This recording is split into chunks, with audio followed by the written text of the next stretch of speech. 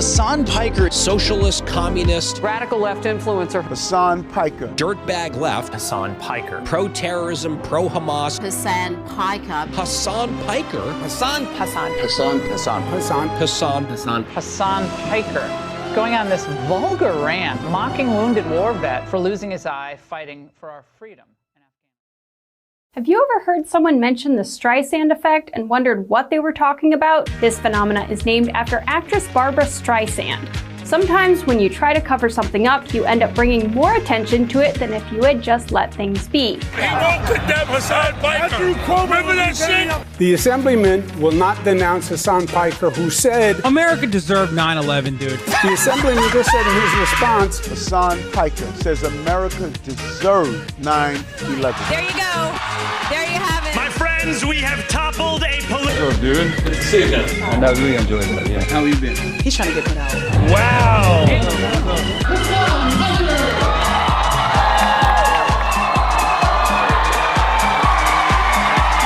What's going on, everybody? I hope everyone's having a fantastic evening, afternoon, pre-noon, no matter where you are in the world. I'm Hasan Piker, and this is Hasanabi broadcast coming to you live from sunny California, Los Angeles, folks. We're alive, and I hope all the boys, girls, and MBs are having a fantastic one because today's a beautiful day. Today's a wonderful day. Today is haircut day. It's Saturday, haircut alert. That's right. Got a haircut. Get it out. Get it out of your system. Read it and weep.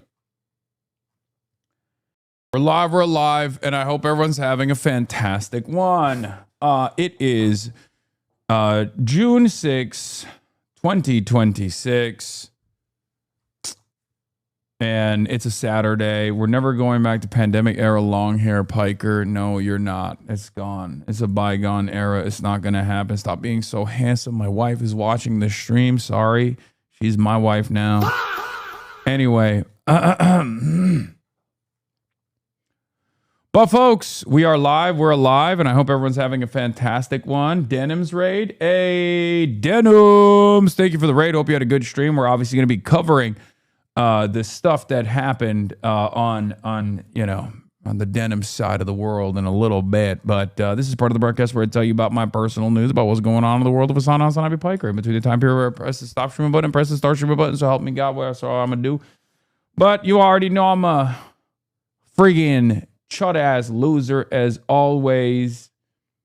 Friggin' chud-ass loser time. Didn't do anything. Watched a little bit of Euphoria. Very weird, very freaky show. They call me the freaky unk, but I'm not as freaky as Euphoria is. Anyway, I watched the game. I thought it was over. I didn't realize that it wasn't over. I had to get a haircut literally at the end. So I was just like stuck refreshing the game on my phone because I don't have any way to like illegally watch it on my phone. I'm not that into basketball, I guess. But basically that's a crazy photo. I mean, that's wow. Okay, what do you say to that? I didn't even realize they brought it back and then they still lost. And by they I mean the Spurs. Okay, what can you say about the Spurs? Well, I'll talk about the Spurs in a second. It's a sad state of affairs, folks. It's a sad state of affairs. The New York Knicks have unlocked weird magic that I didn't know existed. I thought that it's like one of those things where they went into like the Aztec temple or something, and they dusted off the tombs and they opened up a new portal to a different universe. I don't know what they're doing. I'll be honest. It might be the mandate. It might be the mandate of heaven. It might be Bing Bong supremacy. I don't know what the fuck it is, but it's messed up and it's gotta stop.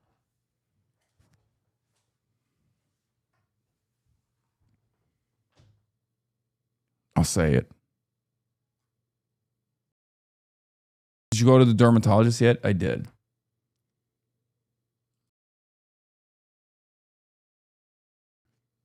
Yeah, Wemby and Stephon Castle at the end of game 2.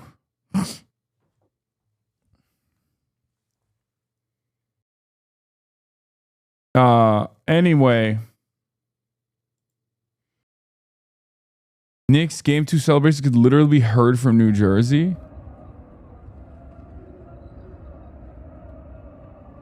That's fucking nuts.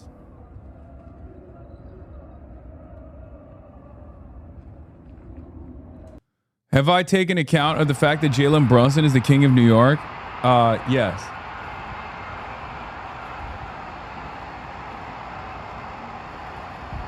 Actually insane. I had the crazy dream last night where Trump and ICE arrested me at a protest because I said Trump was a fascist. I had to text you to ask if you could bail me out.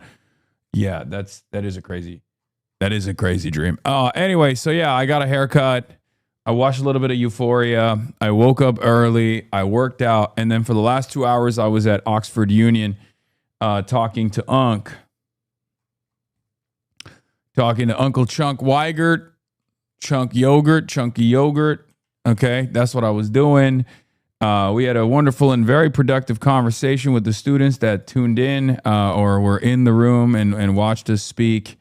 Unfortunately, we had to, our speech was so dangerous that it had to be done from here and not there in Londonistan. But in any case, I did the Oxford Union talk. Drama, California dumps continue. GOP freaks out over Red Mirage. PBD versus Better Hassan. War is just back now. Epstein's Fury, day 99. Platinum allegations and smear job continued. www.twitch.tv/Hasanabi. Hasan, please run in this district. You will instantly win versus Tony Brothers. What? Oh my God. I'm willing to donate $100,000 to his opponent's campaign regardless of political ideology. Tony Brothers making that call. You better get used to being in front of a camera. As we said, it's his 32nd year as an NBA ref. He's going to retire soon, and he's going to run for mayor of Norfolk. He's already stated that. That's where he's from, that area. That's crazy. Dude. I think that is literally... He is going to be the only guy that wins one vote, like only. In the history of the mayoral race, no one has ever gotten less votes. No one has ever gotten less votes than Tony Brothers. Like, who likes him?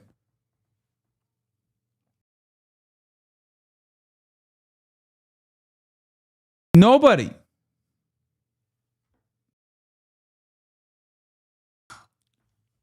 He's been a demon to every team.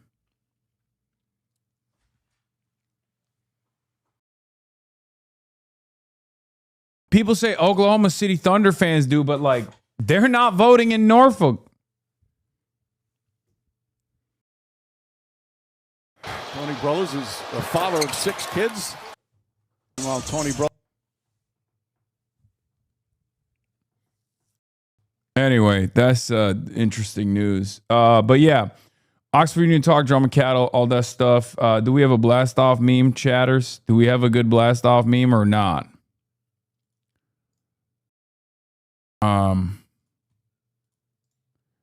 Because if not, I'm just gonna post Spurs memes. And yes, I know Tony Brothers' fun fact is he wants to visit Israel. I don't know what the hell is going on. All right, you know what? I'm blasting off already. All right, too late. Knicks winning, but at what cause? I mean, look, I'm on some fucking serious copium. Okay, I'm on some serious copium. You guys know I'm a dick rider of Wembanyama.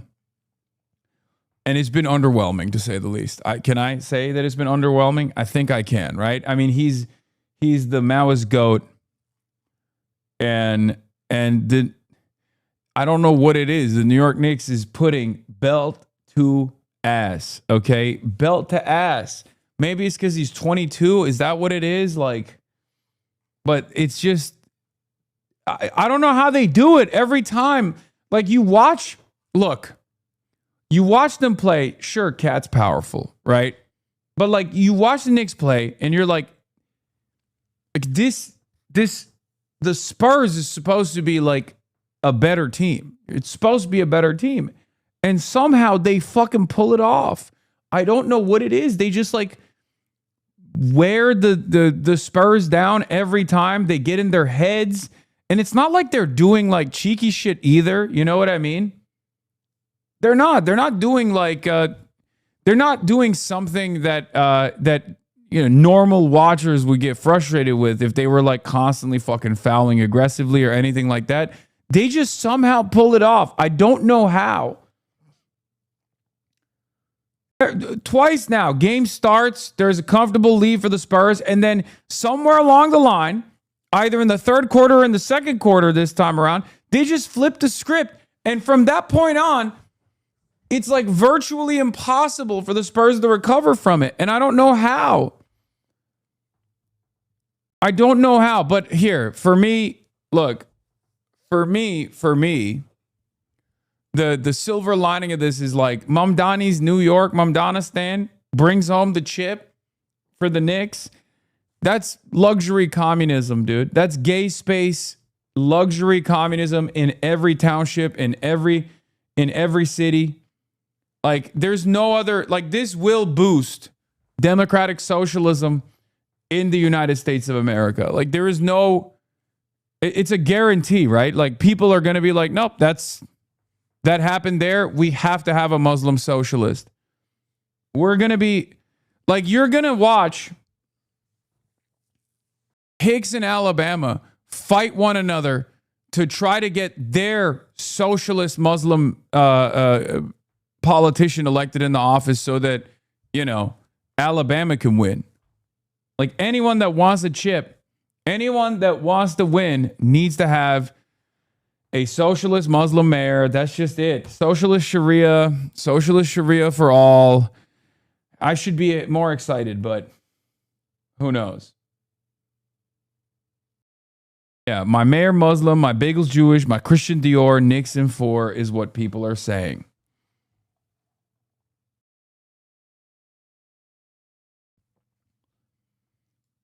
Technically, 310 Spurs players are still rookies. They're a young team ahead of their schedule. Wemby threw the ball twice. Sad alien. You a bandwagoner. Analyze basketball, Hasan. I mean, I'm shameless. I'm a shameless bandwagoner. Yes. I just really like Wemby. I like players. I don't really. It's just city vibes. City vibes are hard to explain right now. There's a guy smoking a cigar, holding a broom, and everyone is shaking his hand as if he's an essential worker during the pandemic. What's the purpose of making this up with AI picture as proof? Your AI detector sucks. We smiled and waved at each other this morning at Fort Washington Park.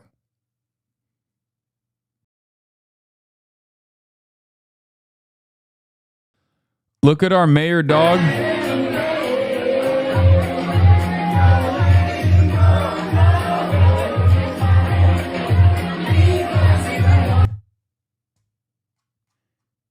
It just sucks because he just implemented the PETA terror tax. And it's like, I'm about to fucking, at this point, I'm about to buy a second home in New York City. We should maybe dial back that second home tax. You know what I'm saying? Like, we should just dial it back. This socialism shit is too much. It's too much. You know what I mean? I'm just kidding. I'm not going to buy a second home in New York City. Okay, that's a joke. That's a joke. I know his still hurt from that Arsenal loss. His ass still hurt from that Arsenal loss. He can't hide behind the Knicks. True. Left his Twitter in shambles over Wemby. Wemby's real revolutionary icon. Oh my God, Wemby is a communist. Yeah, Gorbachev. No, he's a Maoist. He's Mao Zedong. No. Oh no, they're cooking him. When they're slandering your goat, but they're sadly right. Oh no. Oh no. Watching Wemby blow a golden chance at victory by bouncing the ball off his teammate's back was the first time I've ever taken seriously the possibility that he's genuinely a leftist. Oh, they're not only slandering him, but they're slandering all of us, bro. They're slandering the entire left.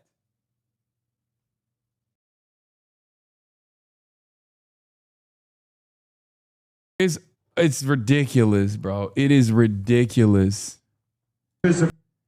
What is this? What the fuck is this? What is happening? The energy, the vibes, the aura in New York is off the charts. You're not going to believe this. So we just got a phone call from the mayor saying because of the Knicks winning, we can keep going until 12:30 instead of 12. So this is fucking amazing. Holy shit.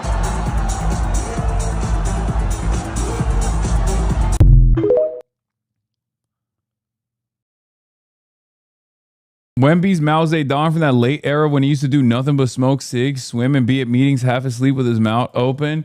He's deeply washed. Stop! Stop! No, dude. No. We're talking peak, dude.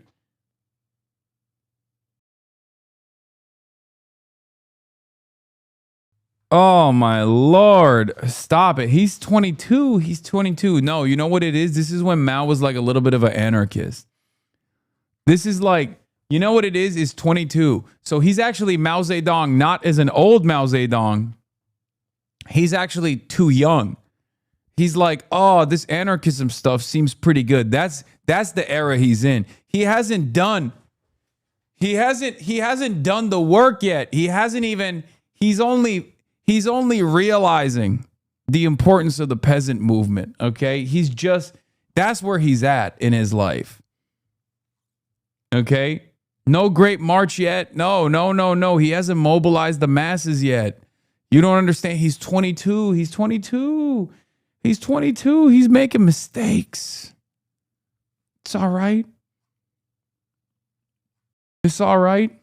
We can't let these fucking revisionist democratic socialists win. We can't. What is happening? What is happening? Reform or revolution?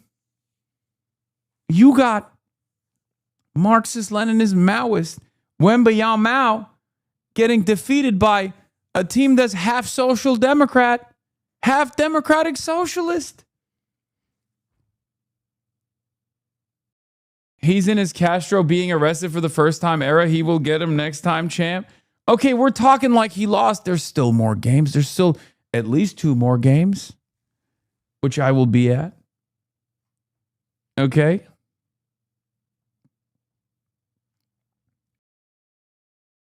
Yeah, he's only at his second dumpling.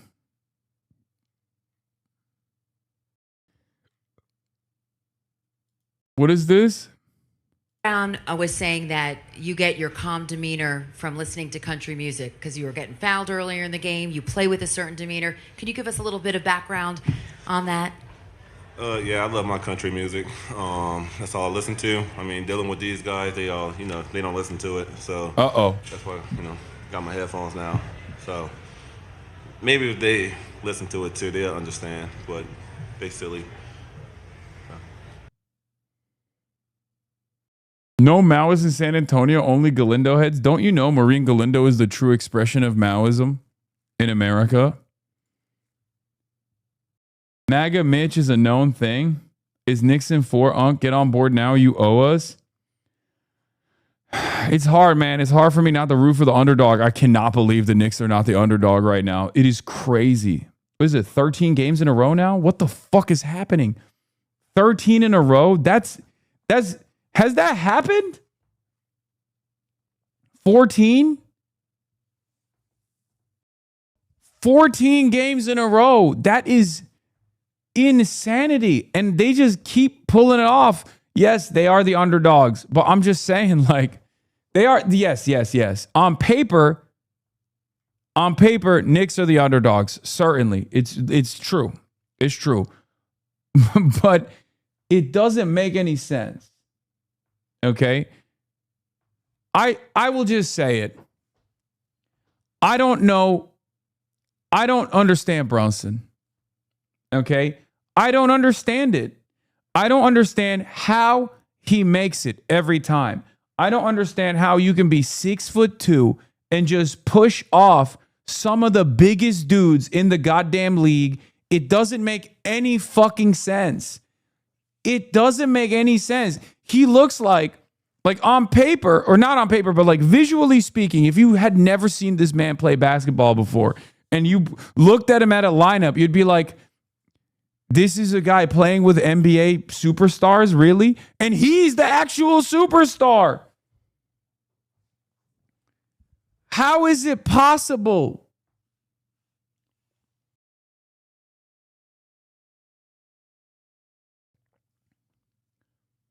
You look blitzed out of your mind right now. Blitzed.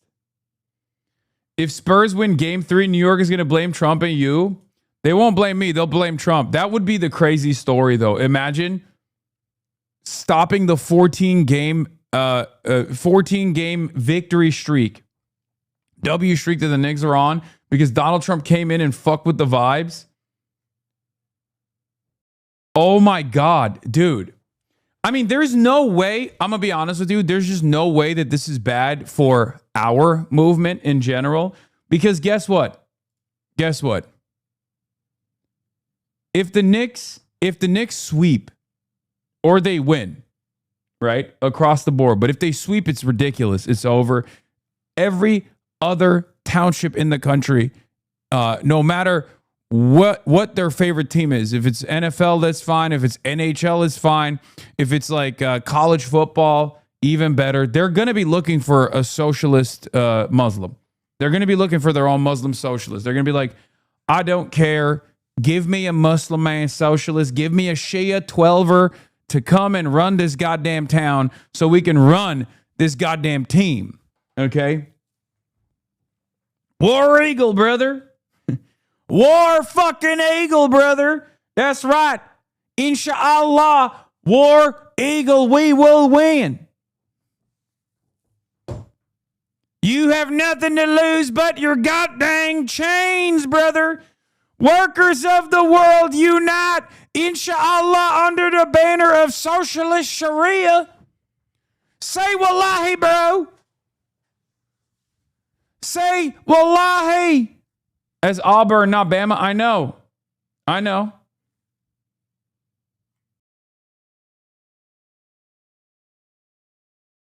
Yeah. Roll, inshallah, the damn tide.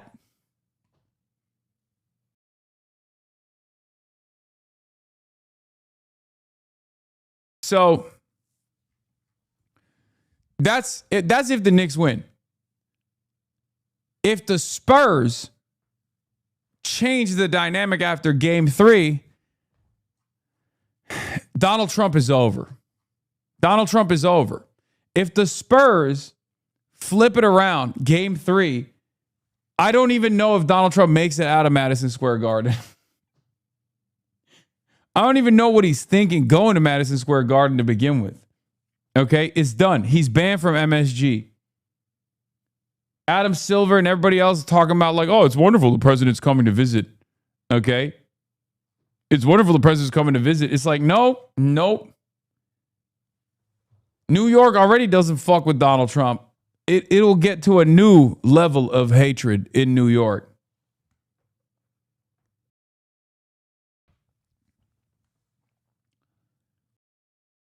In any case,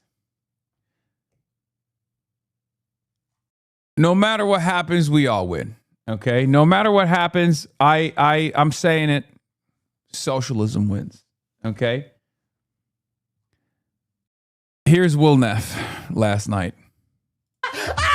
Yeah! Suck my dick! Suck my dick! Suck my dick! Oh, fuck!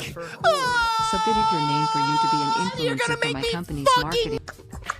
Oh, fuck! Oh, yeah. Oh, yeah. Oh, yeah. You would. Oh, this is game 1. Never mind. This isn't game 2. Jesus Christ, dude.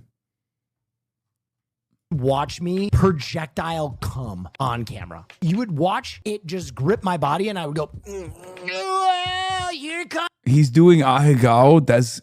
He's such a nasty little slut. You know that? He is such a nasty little slut. It's crazy. Is this your man's? I don't know this guy. I don't know who the fuck this guy is, okay? It's crazy because we're going to go watch in Madison Square Garden. I'm so stoked. I'm so fucking stoked. All right. Anyway, I blasted off already.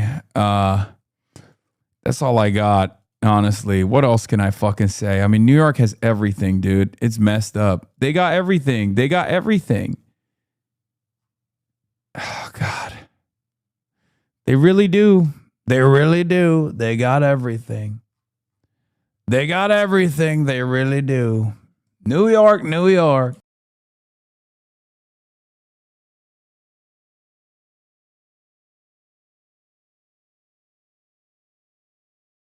They got everything.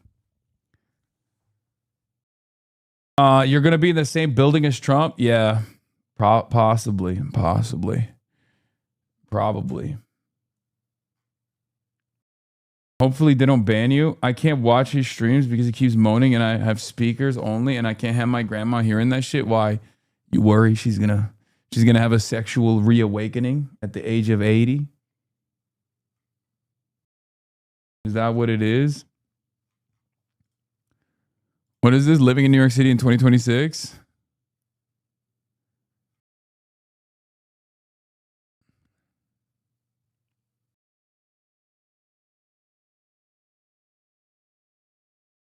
You're going to ask Trump about your blurb at the White House? Yeah, no, I'm not going to do that. Okay. All right, we're blasting off, folks. Yes, I'm on the White House. They put, not me, but somebody else on that White House page. Hasan Piker with 2 S's. I don't know who that guy is. Don't know him. Not me. That ain't me, folks. Click my username. Here you go, Pookie. Oh, thank you. All right, let's get started here. And then we'll talk about Ethan's lawsuit. And then we'll do Patrick Bet David. What? I never. Okay. What? I don't see anything. Hayır gelmedi. Hayır.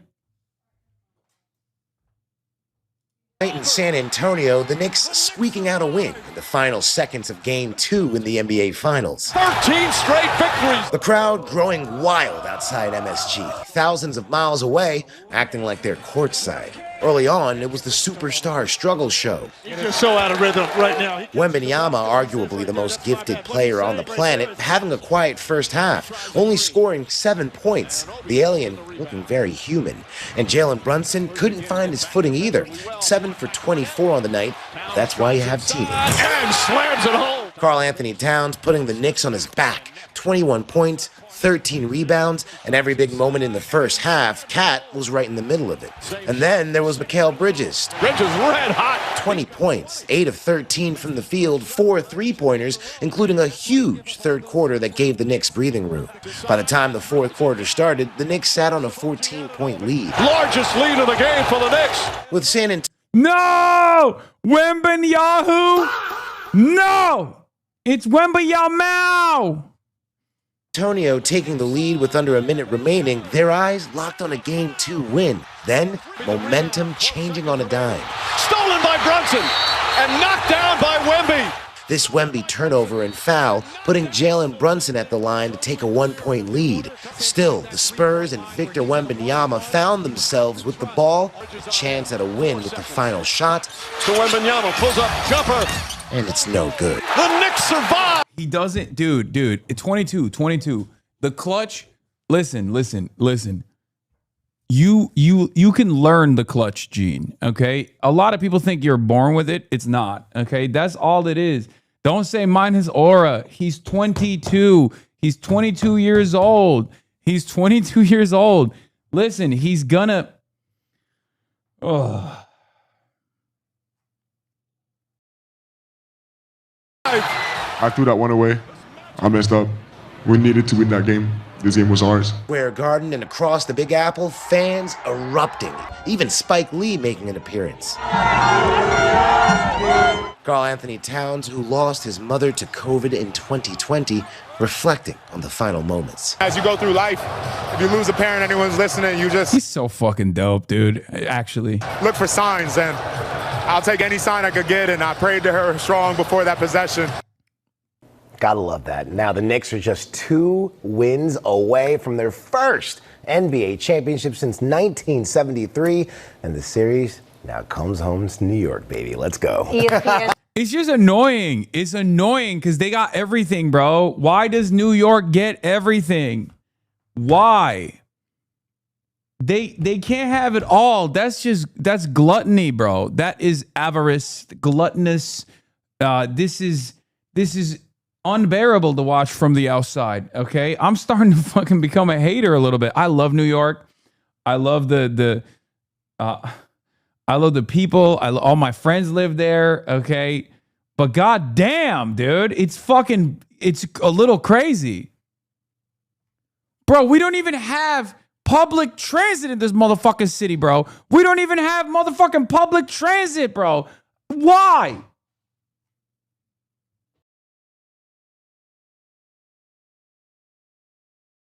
ESPN said last night it's like they're on a magic carpet ride, and I think that seems like the perfect way to sum this up. 13 wins in a row in the playoffs. More games to go, though. More games to go. Yeah, you got it. They haven't won it all yet. Thank you so much, Ike. You got it. That attack on. Anyway, all right, we're gonna get into. Oh, this was funny. I saw these nightclub music last night in Shanghai. China went crazy. China knows ball, everybody.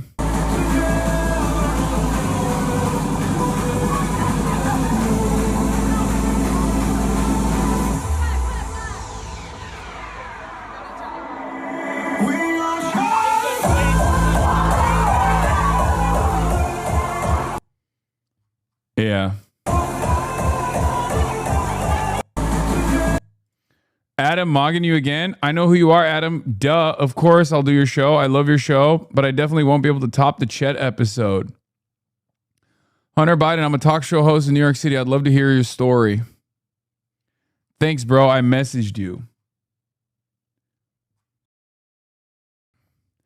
They have it all. I'm done, man. I'm done. They got it all. Adam Friedland has Hunter Biden on his show. I got nothing. I'm fucking washed. I'm chopped, dude. I'm fucking chopped. I'm chopped huzz. I'm chuzz. I'm unk. I'm washed. LA is fucking washed. Dude, New York has Zoran Mamdani. New York has the New York City DSA slate. Okay? New York has the Knicks. What does LA have? We're sitting around waiting for our fucking unbelievably slow vote tabulation process to kick in, making the rest of the goddamn country's Republicans more schizophrenic than ever before. They all believe the election is being stolen currently, by the way. That's what we're doing. That's what we're doing in LA. No aura, no Riz, chopped huzz. New York's got childcare, MTA system. We're out here at California, waiting for the fucking votes to be counted. Maybe in a month or two, we'll find out who actually won. Yeah, we got Spencer fucking Pratt, dude. Even New York's chuds are awesome. Ours is Spencer Pratt. Your Republican on the mayoral ticket is better than half of our fucking Democratic Party politicians. You got Curtis Lewa.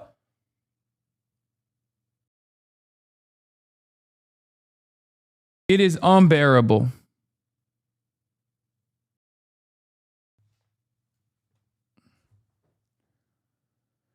Oh, our politics is worse than our Spectrum Wi-Fi. Oh my God, don't even get me started on the internet. All right. Oh, here's another thing. You know what New York doesn't have? Crime. Crime statistics of New York City for 2026 year over year. Robbery. 3,994 incidents, down 10.4%. Felony assault, 9,034, down 3%. Burglary, 3,414, down 20%. Grand larceny, down 3.8%. Grand larceny auto, down 8.3%. Total major crimes, down 7.1%.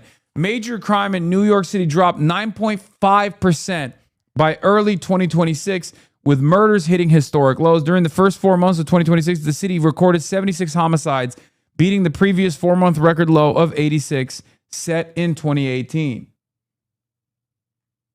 As a pro-crime voter, this worries me. Bro, shit's working so good in New York, people stopped murdering each other. How is that possible? I'm done with this socialism shit. It turns out it breeds envy. Okay?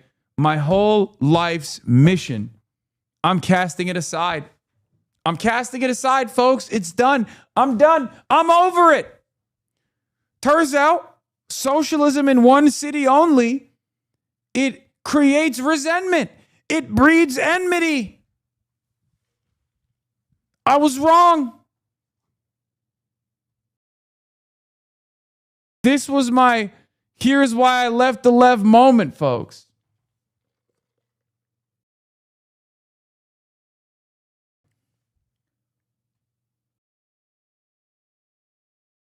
What is this? These guys must be so pissed. Oh, the Lee Zeldin heads? Yeah, you know who's really suffering with these historically low crime numbers? These guys. Crime! Crime! Crime! Crime! Crime! Crime! Crime! Crime! Crime! Crime! Crime! Crime! Crime! Crime! Crime! Crime! Crime! Who could forget, dude? The resilient message of the Lee Zeldin for governor heads that would just go run around and point the finger and go crime. Can't figure out if they're pro or against. Like, are they pro crime? Are they anti crime? No message whatsoever. Just yelling into the fucking wind. Crime, crime, crime. If you left the left, you would be unbearable, dude. I would be the most lethal weapon. I would be the most lethal weapon of the right. The reactionary forces had never seen something like this.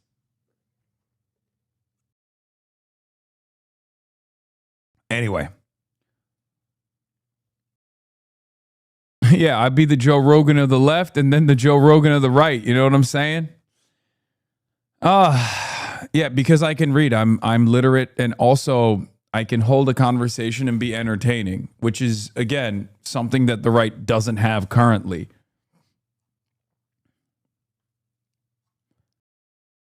The CIA had a right do one good example, and now everybody mad. It's true. In any case, does anyone have some updates on the Denims saga? Because I believe Denims did a show earlier today, a broadcast earlier today.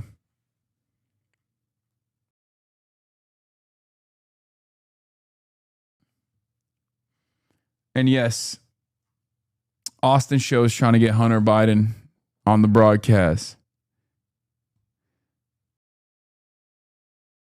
I know you like number.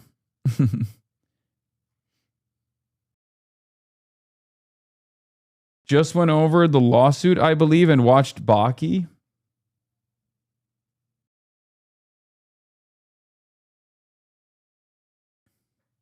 If you went right wing, the Democrats would be trying to court you even harder than before. She read through the tentative judgment, but there was nothing new. Okay, that's it.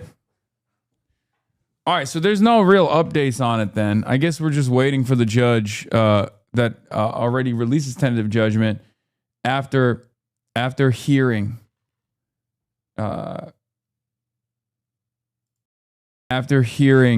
from. Oh, this is sweet, by the way.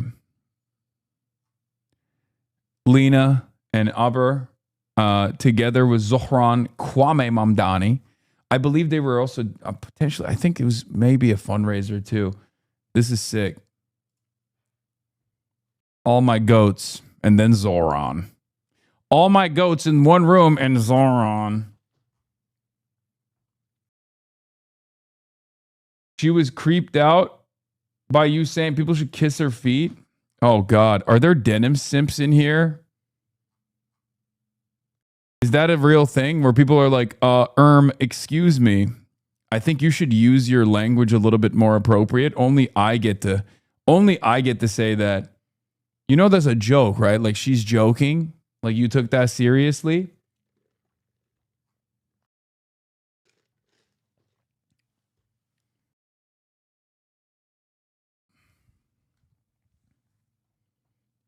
She fucking made it a soundbite? Yeah, but well, this guy didn't get that. This guy is here. He's here. He's here to defend. He's here to defend Denims' honor. Congratulations, chatter. The Fedayeen.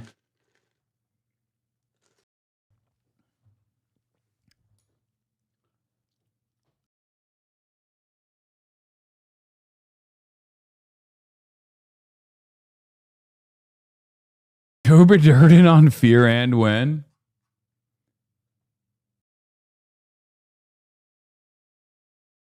Dude left. He came in, he made his impact, and he fucked off, dude. Respect.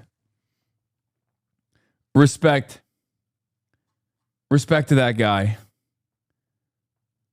What is this? Care to comment? I have proposed that I get Hasan's login.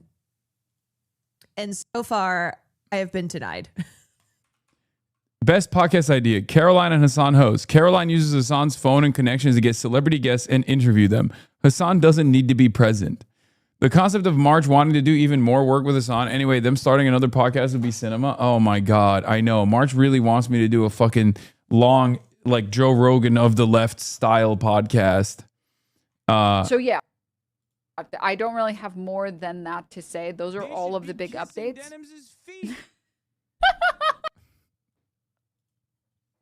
That's the new sub alert. That's so funny. So yeah, I don't really have more than that to say. Those are all of the big updates.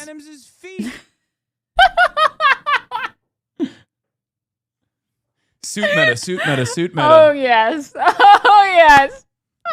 Oh yes, we're getting some valutainment.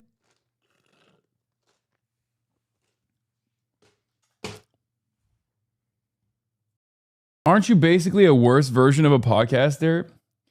I hate that there are motherfuckers in here day in, day out, every single day, okay? Giving me money for 40 plus months. And they are my biggest haters, okay? They are my biggest haters every single damn time. Yes, bro, this is a worse version of a podcast. It's 8 hours long. You want to know why it's the worst version of a podcast? Because you're in here yelling at me, okay? And I find myself unable to stop responding.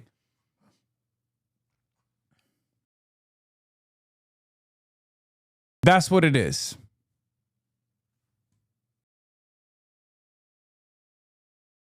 What is this? This is a good take on the Knicks. My mayor Muslim, my bagels Jewish, my Christian Dior, And why do I think this cuts deeper than we're giving it credit for? Because it exemplifies everything New York is and everything that everybody else is scared of. People who hate democratic cities, people who are scared of diversity, who are scared of urban living, who are scared of queer people, Muslim people, brown people, Jews, whatever. As New York gets to celebrate a 13-game win streak, as the Knicks fucking continue to dominate into Game 3, the rest of the world has to watch as the most diverse community in the world shares joy together. It's true. The rest of the world and the rest of the country who questions whether progressive leadership, diverse leadership, human-centric leadership, when they question if it really works, they get to watch a city that is built on a foundation of diversity, of immigration, of mixed races, mixed cultures, mixed sexualities. I do think that there will be celebrate together. Straight up, I do think that there will be positive reverberations from the Knicks winning. For positive aspects of this, like for positive for socialism overall, I can see that happening. I do believe it. You can chat GPT it, you can grok it. I'm a numbers guy. I can see it happening. That's fucking beautiful, dude. I fucking love New York. I love that it's forcing everybody else in the country who questions this kind of living, who's scared of this kind of living, that they have to now see what joy and celebration brought together in the most diverse community in the world looks like. Because I know you like number. Fox News reporter watching Hasan the Hun talk about cock and ball torture. True. We are running out of original sentences. The Spain national football team has arrived in downtown Chattanooga for the FIFA World Cup. That's a brand new sentence. This is a sentence that I never thought I would hear. This is a sentence that I never thought I would read. It's true.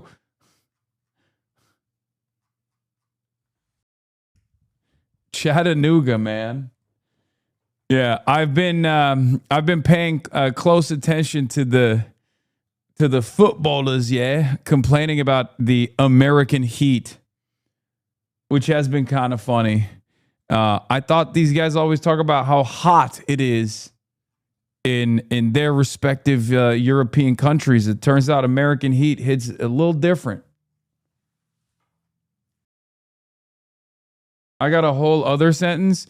Pope Leo acknowledges stiff competition with Bad Bunny in Spain and weighs in on soccer rivalry.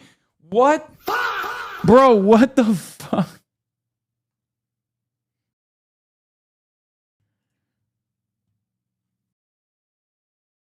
What? There is genuinely a disturbance in the force. I feel like we have disrupted something on the timeline. Our delicate timeline has been disrupted. Seriously, this is not a thing that should happen. This is not, like, the Pope should not acknowledge Bad Bunny. The Pope should not know who Bad Bunny is. Am I wrong for this? The Pope also shouldn't be American in general. I don't know what happened. We are in the weird timeline, man. I know we're trying to make the most of it, but it's pretty crazy. Anyway, speaking of which, let's get to the news. U.S. launches strikes after Iran fires at Bahrain and Kuwait. This happened yesterday while I was being value-tained. I didn't actually cover it, but we're going to get back into it. England's least Islamophobic anchor, Lindsay Hilsum, international editor for Channel 4, reports. Lebanese army vehicle is causing a lot of anger here. Israel says that the Lebanese army vehicle was driving suspiciously towards an Israeli position. Well, hang on. Israel is occupying Lebanese territory, and surely the Lebanese army has the right to drive around its own territory, specifically because there is supposed to be a ceasefire between Israel and Lebanon, Hezbollah to one side. So the government here says this is an assault on their sovereignty, and people say this cannot continue. This Israeli occupation of the south is causing a lot of fury here, even with those who oppose Hezbollah. Trump says he's going to get out of here quickly. What do you make of that? Well, he said that today, or was that yesterday? I can't be sure. I mean, whatever President Trump says from one day to the next, I'm not sure what bearing it has on the situation. There's a James Fenton poem that says, listen to what they did, don't listen to what they said. What's written in blood is set up in lead. In other words, watch what's happening. And you have just outlined that.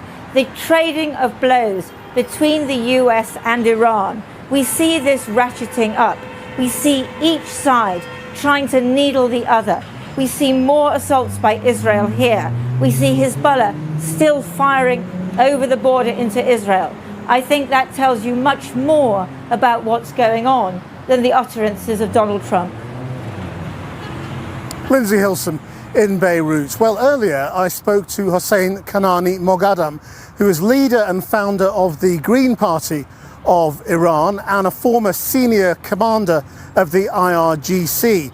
He was one of its founders. I began by asking him his thoughts on the significance of the small exchanges of fire we've seen during this ceasefire in recent days. This is a normal conflict between Iran and United States and Israel. This is one part of ceasefire.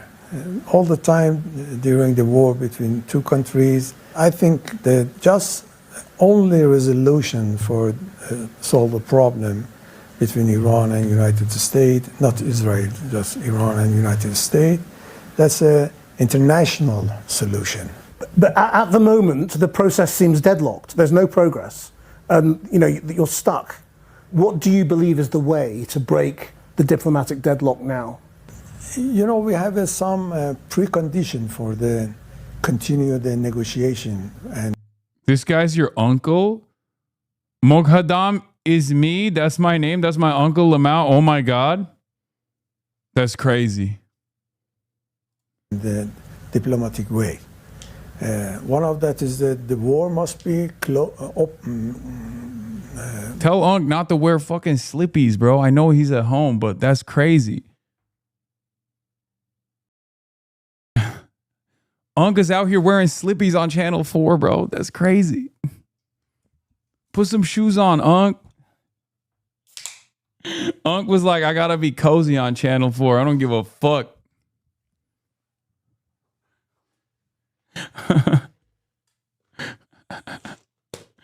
You can't ask an Arab Unc to not wear the slippies, bro. That's true. You probably get hit with the ship.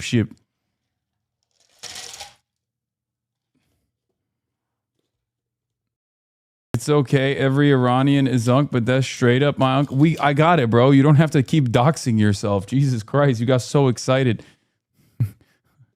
Chatter's like, Uncle mentioned. This is my Unc.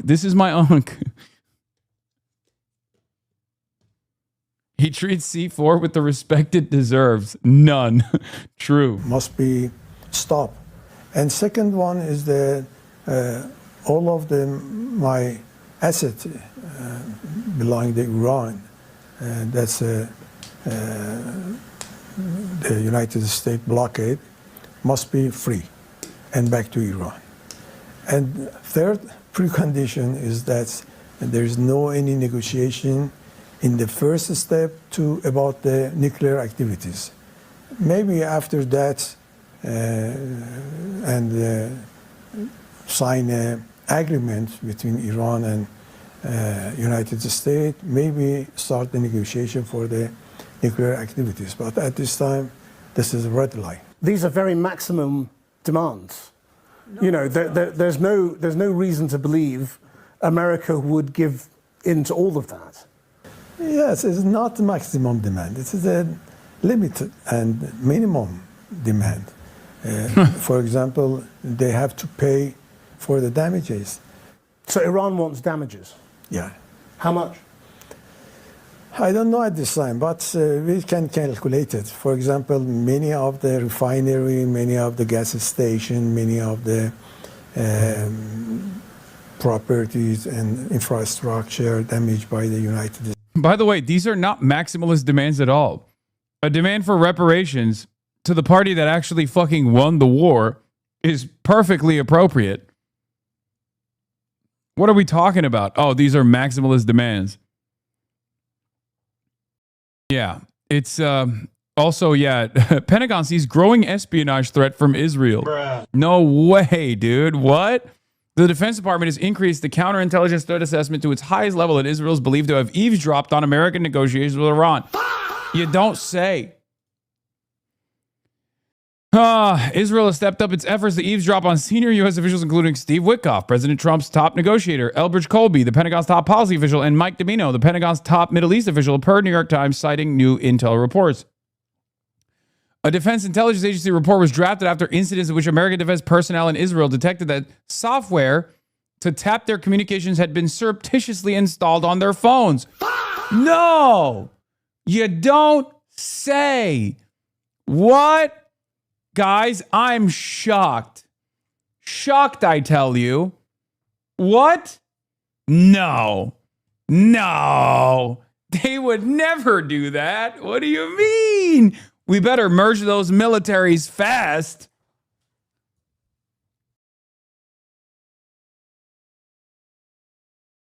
By the way, they're doing this to Steve Witkoff, who's already sympathetic to Israel. They're doing this to administration figures who are already sympathetic to Israel, for the record. And they're doing it so that they're sympathetic appropriately. You know what I mean? Like, oh, God forbid you think out of line, you step out of line in these negotiations processes. Like, these are guys who are already fucking pro-Israel. State. At this time, I think more than $2 trillion. If this deadlock goes on, how long can Iran hold out? You know, according to the defense strategy and doctrine of the Iran, we are ready to continue the war until minimum 10 years. We are ready. We know very well about the United States.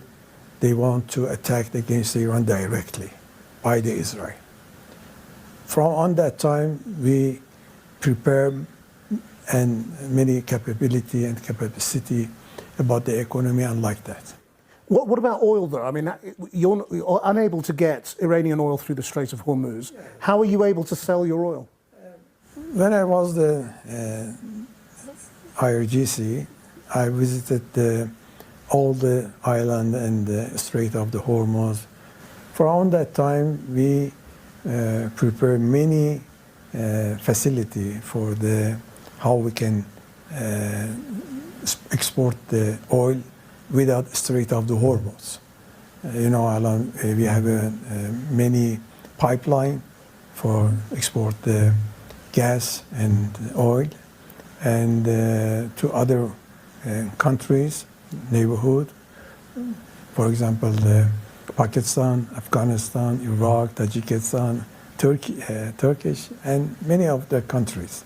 They need the oil, they need the gas, and we can prepare inside the Iran and export it, transfer by the pipeline. Do you think the people will be prepared to wait a long time? He's got a CRT monitor. Yeah, respect. Unk, bro. This is Unk. He's got clogs on. He's got the CRT monitor in the background. He's got books. This is Unk City. This is literally peak Unk status. For peace. Iranian people, they believe if they staying and paid the cost for that, it's better than the white flag surrender. They know very well. Thank you very much. Thank you very much. Right now, there are top Iranian official. Trump and Iran's supreme leader will not meet. So before we get into this,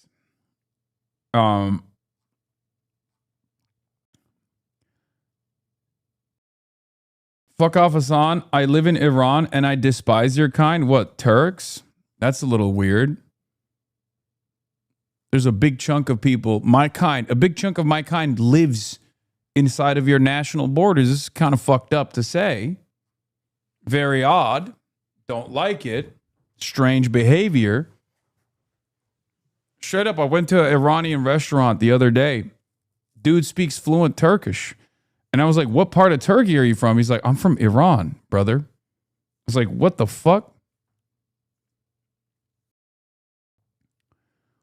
This, of course, is a common meta.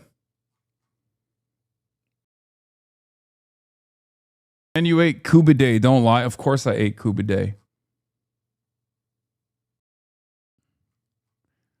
Immediately took the race part. Good job. I mean, you say your kind.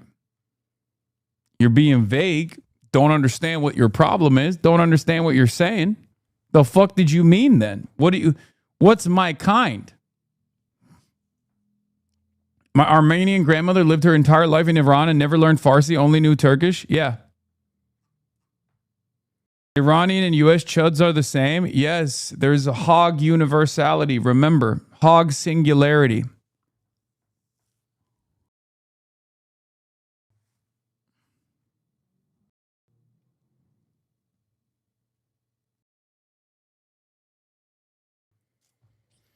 Hog International. This dude is 100% American Iranian, if not in Israel right now. Reveal your IP address, chatter. Yeah, he's not. I mean, we can tell from the way he's posting. I am Persian. I hate your kind. I am Iranian and I love your kind. Thank you, Blacksmith Kaveh.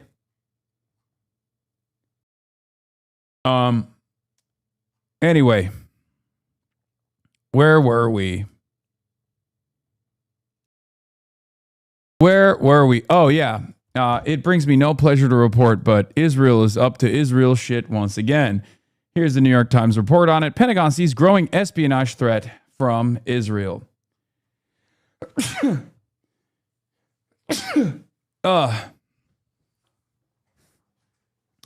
Guys, shocking revelation. I mean, this will shock your conscience. You will be confused. You'll say, what do you mean? Israel, small nation. Is small being Israel? What are you talking about? Israel, greatest ally of the United States. Israel, greatest country on the planet. Israel already has direct access into the Situation Room. Israel already gets to have direct conversations with Donald Trump after every fucking negotiation, every talk that takes place between America and Iran. And yet that's not enough. They want to also have, full-blown 24/7 surveillance. Pentagon is sounding the alarm over the increasing spying threat on American officials from Israel. Meanwhile, Congress is working to give Israel even more access to the U.S. military. Sick.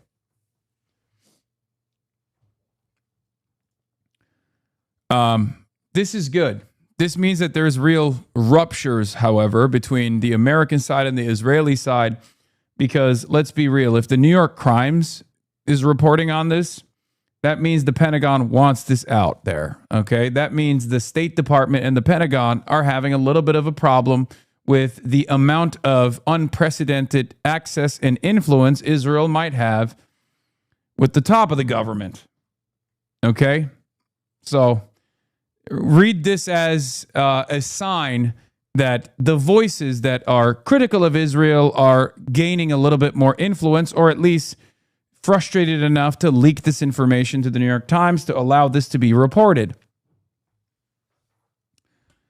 Recent U.S. intelligence reports have raised concerns about Israeli spy agencies eavesdropping on American negotiators working on a peace deal with Iran, amid rising concern over a more general counterintelligence threat by Israel.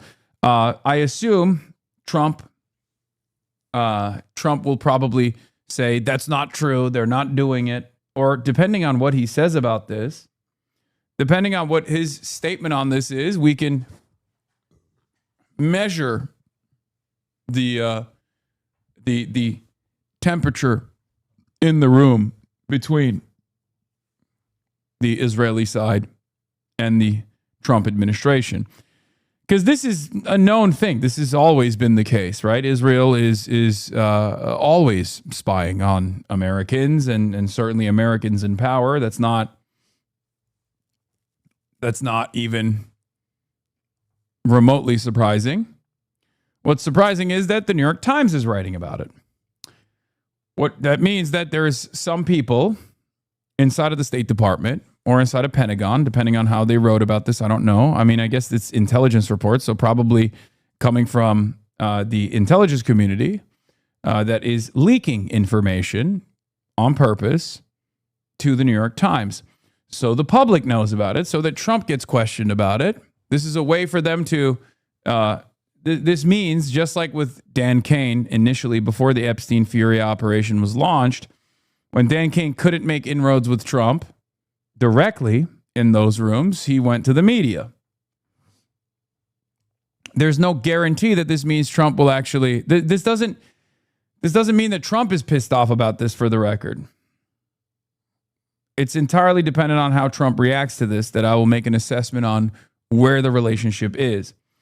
Israel and the United States have long known and tolerated that each was spying on each other, but an intensified Israeli effort to learn about the U.S. positions and talks with Iran has crossed the line, according to some American officials. The reports include concerns that Israel has stepped up its efforts to eavesdropping on senior American officials, including Steve Witkoff, President Trump's top negotiator, Elbert J. Colby, the Pentagon's top policy official, and one of his main deputies, Michael P. Domino. Another report written by the Defense Intelligence Agency and other military intelligence offices and focused on earlier events going back several years said that the counterintelligence threat level posed by Israel had been increased in recent weeks to the top level from high to critical. The report, to which the Defense Counterintelligence Security Agency contributed, outlines various efforts by Israel to spy on American military personnel and government officials. By the way, what's really unsurprising for many of you, I hope, is the fact that it was already at the top level or not the highest level, but it was already at high. Now it's at critical. It probably was critical always, but maybe they were getting the Israel grade, and they were reducing the critical nature of the Israeli espionage. But the very fact that it was already high, and yet American politicians were behaving like Israel is the most important ally that we have, should tell you something.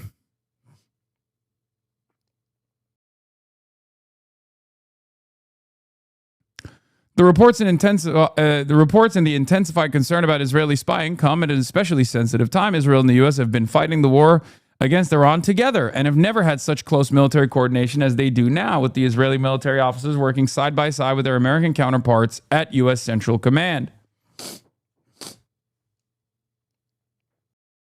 The U.S. military is sharing huge amounts of tactical and operational information with its Israeli counterparts.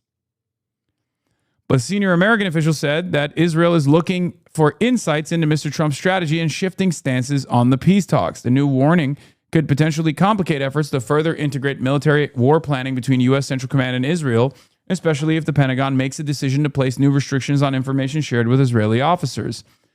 There has already been tension between the two nations as Mr. Trump pursues a peace deal, even as Prime Minister Benjamin Netanyahu, the real president of the United States of America and the leader of Israel, seeks to further degrade Iran's capabilities, weaken or topple its theocratic government, and assault Tehran's proxy in Lebanon, Hezbollah.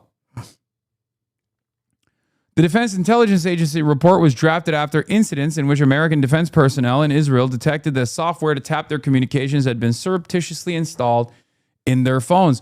Wow. The existence of Defense Intelligence Agency report and the increased threat level were reported earlier by NBC News. The Defense Department declined to comment. A White House official speaking on the condition their name not be used said the account was false. You don't say. Interesting. A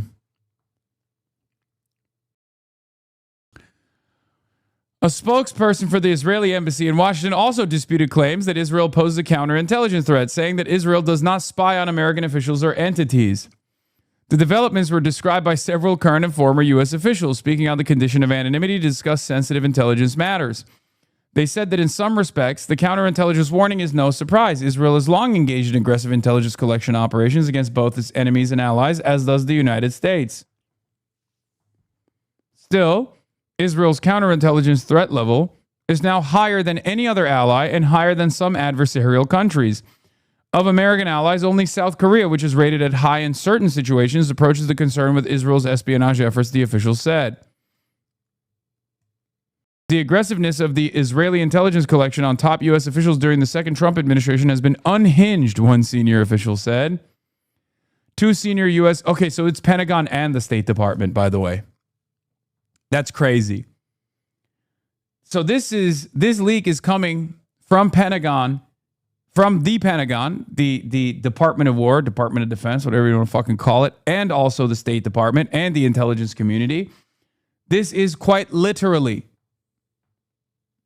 the entire American defense apparatus screaming, both internally and now also externally, about the way that things are going. And the only reason why this is happening, I suspect, is because Trump is just not listening to the warnings.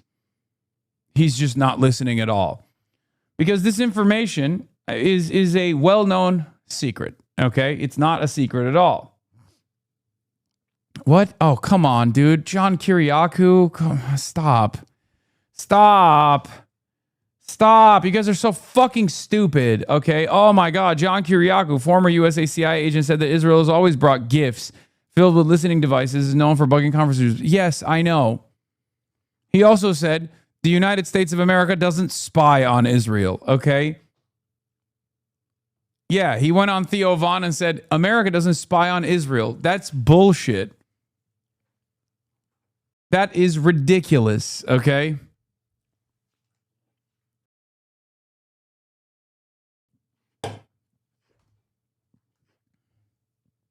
Is he still ducking you? Yeah, he is. I don't know why.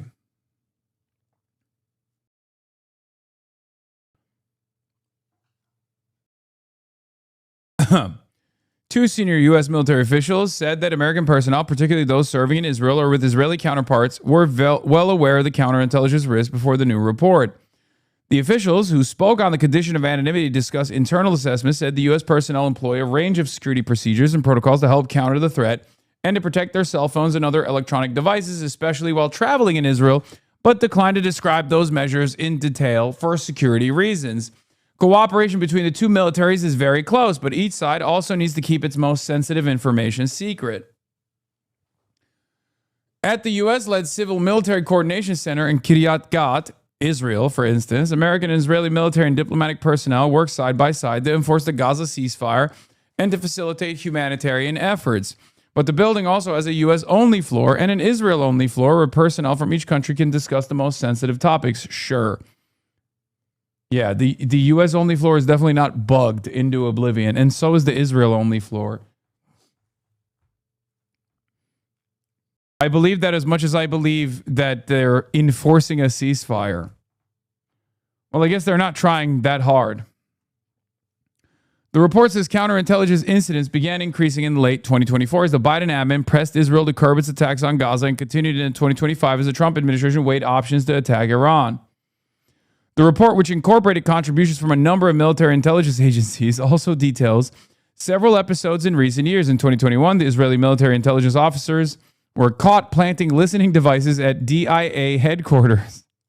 Last year, officers from Shin Bet, Israel's domestic intelligence agency, were discovered to have tried to plant a listening device in a Secret Service vehicle. While the DIA document does not explicitly...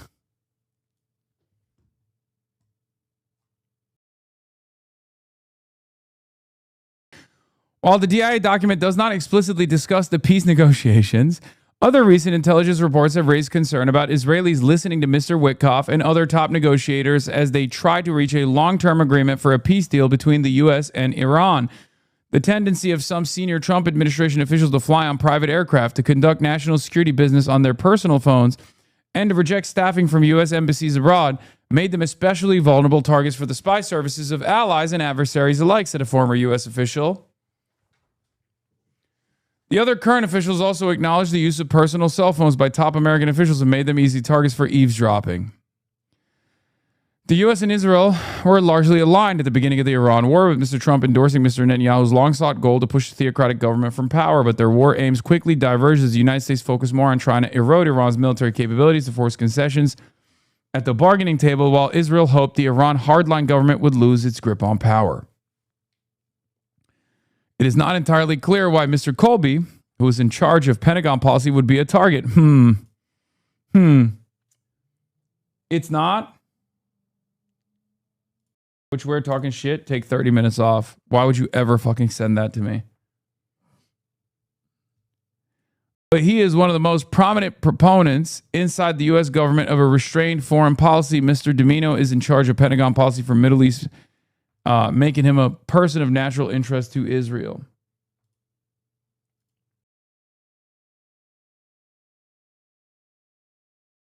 Why the fuck are you reading New York Times articles when it's clear from a while, Graham Plattner articles, that this paper is completely biased? What do you mean? I read Fox News articles as well. It's important to fucking get insight into what is allowed in the paper of record, allowed to be reported. It's an American newspaper. It might be Zionist, but it's still an American newspaper. And this kind of article gives us fresh insight into where the State Department is, where the Pentagon is, as far as their relationship with Israel. Are negotiations going on? What compromises is Iran willing to make? Is Iran willing to compromise on nuclear enrichment? Is Iran willing to compromise on the highly enriched uranium? ما در مسئله غنیسازی کاملا در چارچوب مقررات و قوانین بین المللی و تعهدی که در NPT داریم عمل کردیم. هیچ انحرافی نداشتیم و در مذاکرات برجام هم بین ما و آمریکا و کشورهای بزرگ توافق صورت گرفت. آقای ترامپ اومد اون رو پاره کرد.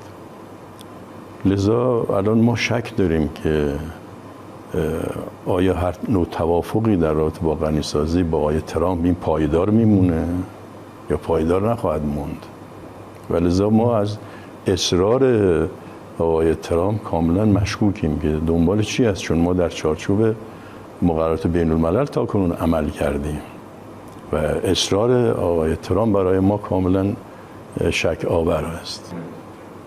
در این مرحله از مذاکرات ایران هیچ صحبتی در ارتباط با غنی‌سازی با آقای ترامپ نداره. این مرحله از مذاکرات باید به نتیجه برسه. This stage of negotiation, though, is taking a long time. The Trump administration says that Iran is going very slow to reach a memorandum of understanding. Is Iran deliberately making this process slow? توپ تو میدان آقای ترامپ. ایشون مذاکرات با بنبست مواجه کرده. اولا که قواعد مذاکره رو رعایت نمیکنه. یعنی در مذاکره باید شفاف. The Plattner article convinced you that his bias, fuck you chatter, socialist supports imperialist war criminal, American chauvinism is truly unbeaten. Yeah, no, you're right. You're right. The New York Times is actually not operating at the behest of Zionist influence when it's disparaging Graham Plattner. They're doing it because they're anti-imperialist and they hate Graham Plattner's Western chauvinism. You're right. Like, Zay Squirrel had a really long back and forth with one of the guys that's constantly chirping in the chat, and I thought it was really interesting because like this has been a turning point for a lot of people who have much smoke for Graham Plattner because they've they realize that like it's obvious like this is happening because of his anti-Israel position. It doesn't matter what his other it doesn't matter what his perspective is at all beyond this. It doesn't matter that he's like, a war criminal who volunteered to be a Blackwater mercenary, all this stuff. It's like very clear that the New York Times is taking on the Graham Plattner initiative aggressively because they don't want another possible anti-Israel vote, right? But this is a fairly decent back and forth that I think offers much insight into the mindset of a lot of people and how, when exhausted to its final conclusions, it shows you that it's like pure reactionary. People on the left that are behaving in like weird conspiratorial manner without thinking critically about it. Zay Squirrel says, I don't like Plattner as the unrepentant war criminal who volunteered to be a Blackwater mercenary, but that New York Times piece is the most transparent Israel lobby Zionist smear piece bullshit. Every part of it, from the fake victim to the authors, is fabricated by rabid Zionist freaks. Ridiculous, almost cartoonish that you don't see that this is how controlled opposition is elevated. Controlled opposition is elevated by Zionists in the New York Times publishing a bullshit fake sexual abuse smear piece? What the fuck are you talking about? Do you seriously think Plattner is anything but? ? And then, do you think that the Zionists at the New York Times would know whether he is or not? Are you 15 years old? I don't know what the fuck you're talking about, and you probably don't know yourself.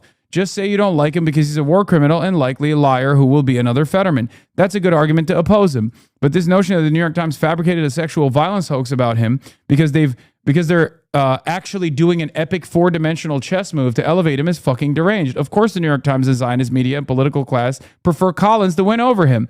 Why wouldn't they? Do you think Collins is some epic anti-Zionist hero or something? It's totally incoherent. It's like saying that the New York Times fabricated the genocidal atrocity propaganda rape hoax about Hamas because they actually want to elevate them as epic resistance heroes. What the fuck does that even mean? I refer to him as obvious controlled opposition, and you refer to him as a war criminal and likely liar who will be another Fetterman. Same shit, different words. You're effectively arguing that the New York Times are being honest in attacking him. Idiotic. Do you think they really want to take him down? Really? What threat is a mass murdering psychopath with a Nazi tattoo going to be to American capital interests? I'm trying to comprehend what your argument is. Do you actually think that these articles saying he's a sexual abuser makes it more likely that he wins or less? Is that the argument? How the fuck does that work? Who knows in this climate whether it makes it makes it less likely he wins or loses. People are seriously entrenched in ways we haven't seen in generations. So your argument is that the New York Times and mainstream legacy media writing articles about you being a violent sexual abuser is actually positive PR. So they're doing it to help candidates they secretly love. That's awesome. No, that's not what I said, and it's not my argument. You've avoided my question again. I did enjoy your account for a very long time now. All good things come to an end. Thumbs up. No, I do not believe that the New York Times is trying to help him as a part of some million-dimensional chess move by calling him a violent sexual abuser in a smear piece source solely to a deranged Zionist lunatic written by two Zionist lunatics. I'm sorry to disappoint you, but I possess object permanence and other faculties allowing basic logical and coherent thought. That's not what I asked. And whilst I don't doubt your intelligence, you know as well as I do that you have blind spots that you have had to reckon with. Like all of us, the enemy may be stupid in some regards, but they're not stupid when it comes to manufacturing dissidents. If the New York Times wanted to help him, they would not do a bizarre million-dimensional chess move calling him a violent Nazi rapist because you think this is actually positive PR. They would endorse him and launder him as an epic populist hero so that he could actually have a higher chance of winning the general election.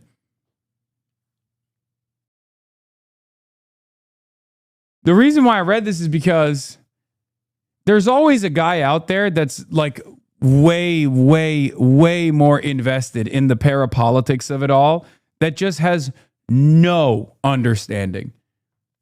Okay? That just that has no like decipherable worldview at all. There's always a guy out there. Okay? In many instances, Squirrel is that guy for me. We're ostensibly on similar sides on the issue of Israel and the malign influence that the pro-Israel lobby has over numerous aspects of American existence, and we diverge on how to fight, right? We diverge on how to fight against that. And sometimes that divergence is so severe that Squirrel, Professor Mohammed Marandi, will come after me with the same intensity that they come after straight up Hasbara operatives, right? Now,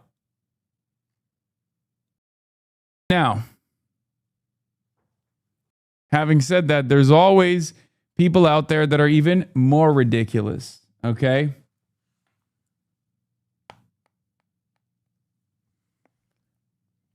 I've said this already.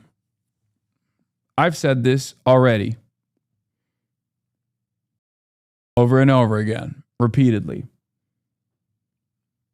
Obviously, a lot of the pro-Israel forces in this country do take Graham Plattner's word on Israel as sincere. Okay? That's it. I have not seen the timeline, the pro-Palestine timeline, unite on the Graham Plattner issue like this ever before. Most of the ultras, with the exception of Bad Empanada and his like weirdo cult that behave like Radlibs from 2016 at this point, that align 100% with the likes of Neera Tanden at this point, by the way.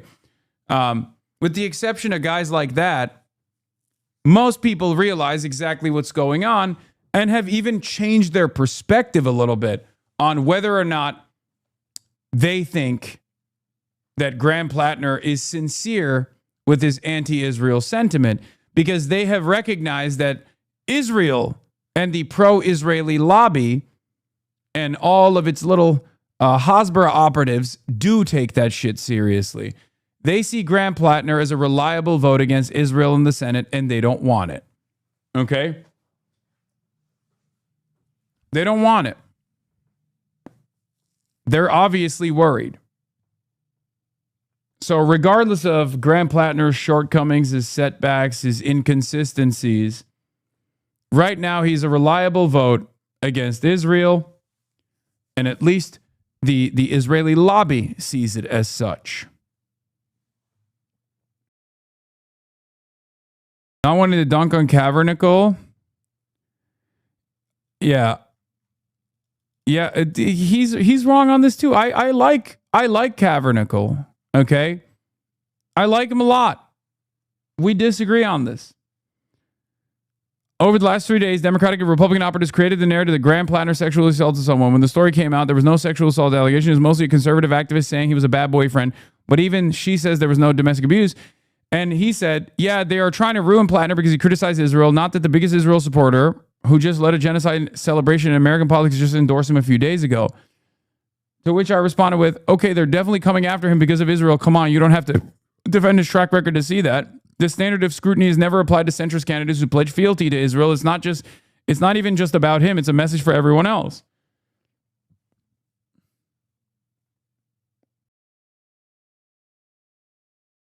Like, it's pretty wild to look at what's going on right now and go, no, this is normal. Hasan, people are defending Plattner like they defend you. What do you mean? Plattner doesn't have inconsistencies. Plattner is ideologically... No, we're talking about his background, man. We're talking about his background. I'm not talking about his inconsistencies now. I say, I have been fairly clear on this. The things...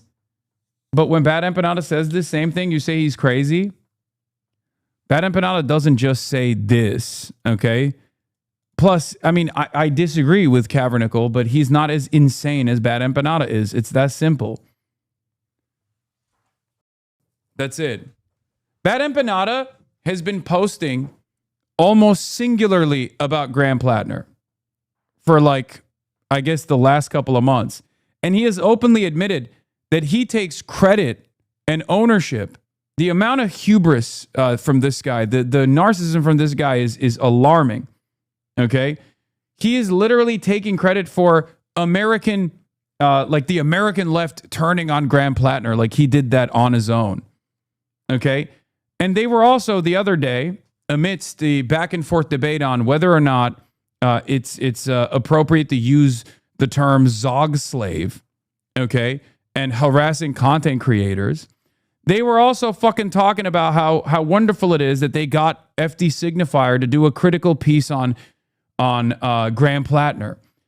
If that's your peak activism, if the peak of your praxis is getting a fucking YouTube commentary person to write a critical article about an American Senate candidate, you're not doing anything. You have already recognized that you're just circle jerking into the fucking wind. You've already recognized your powerlessness.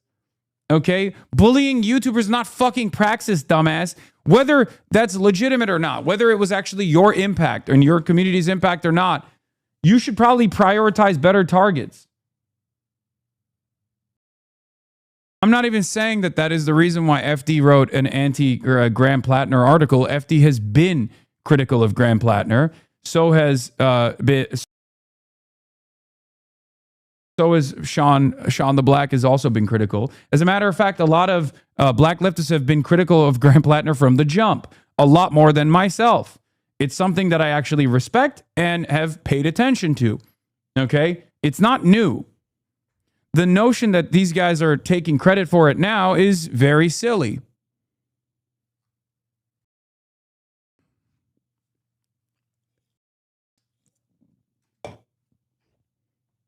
But even if that was true, like, do you understand what I'm trying to say here? Even if it was literally like Bad Empanada and his community that finally got FD Signifier to write an article that was critical of Graham Plattner, that's the peak of your activism. That's the peak of your goals. You've achieved something. You feel like you've achieved something there. You got a YouTuber to make a YouTube video. Wow. Brilliant. You've done it. You've done it.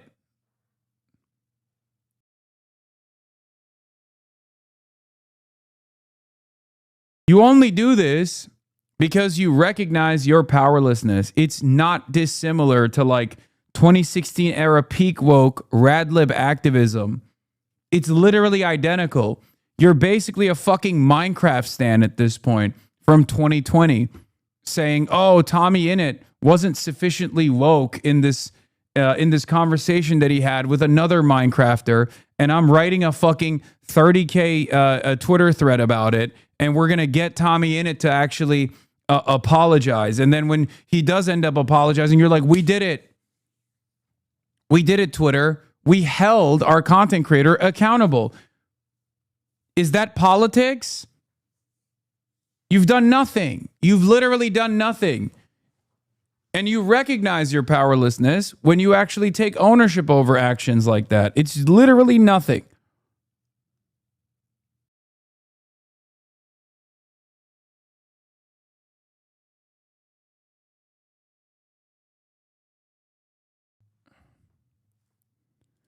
I think that if in response to what have you accomplished, the first thing that comes to mind is internet beef, you have to have better priorities, 100%. If you don't rock the boat, you get way more fucking views. Noah Samson does not criticize people on the left, even though I know for a fact he thinks way less of way many of them than he will ever say. It's because he does not want to compromise his audience. Sorry, Noah, you know it's true. No, I don't think so. I disagree. I think it is. Well, the reason I don't do that is I know that because you agree with me on tons of things that you will never say publicly. You will never make comments. Empanada, It's fine. Listen, no. Like I didn't wade into this drama and shit because I think it's like the most unserious, the most unproductive, dumbass bullshit of all time. Okay? It's not even the racism conversation or you know, it's just like you have to pull yourself out of the content that you're consuming for a brief moment if you're watching shit like this and think to yourself, like, what does this accomplish? Like, is this actual politics? Am I watching actual politics right now? Am I learning anything right now? Is this in any way, shape, or form productive? Or is this the exact same dog shit that we rail on Hutch for, that we rail on Sexpestany for? Okay? Why do we rail on these fucking neoliberal losers? Not just because of their ideological predisposition, the fact that they're rudderless, the fact that they're reactionary.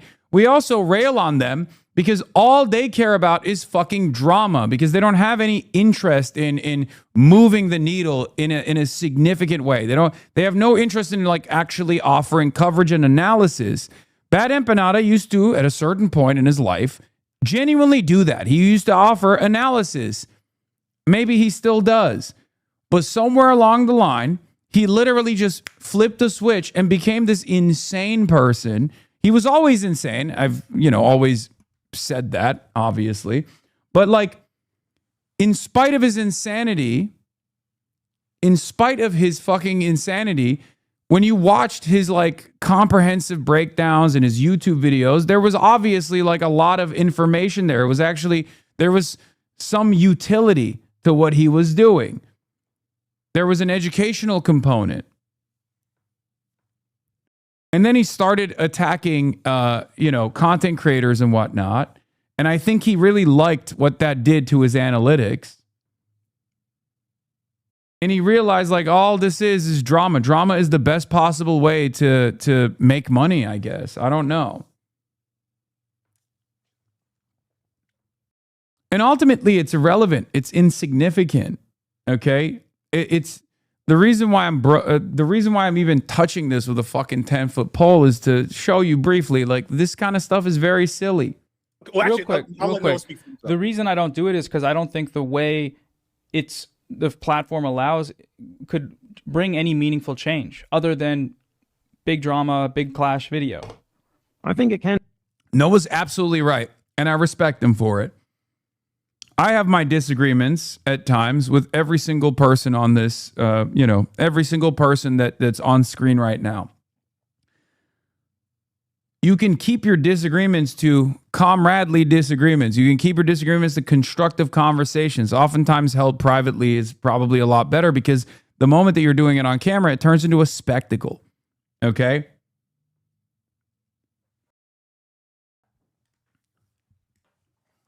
If that's the only thing you have, if that's the only type of output that you engage in, then all of a sudden you're just nothing but a wrecker. You're just making money off of being a wrecker.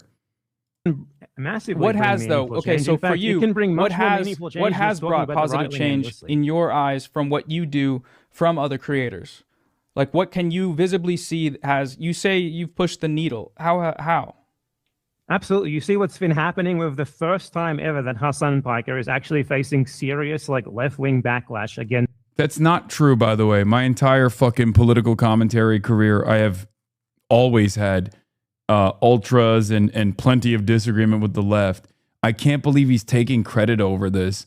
And even if that was the case, even if that literally was the case, if this was all because of him, what a delusional statement, by the way.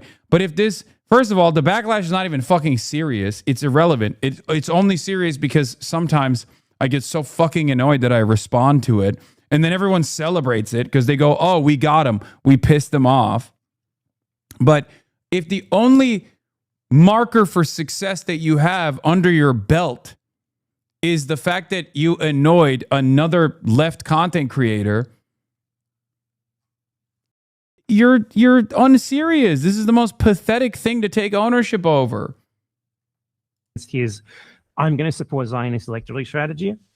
Guess who started that? Deal with you. That has everything to do with Hasan's behavior in the moment. How do you know it was you? Pointing this out. The entire reason why anyone even knows anything about Graham Plattner in this sphere is because of me, for example.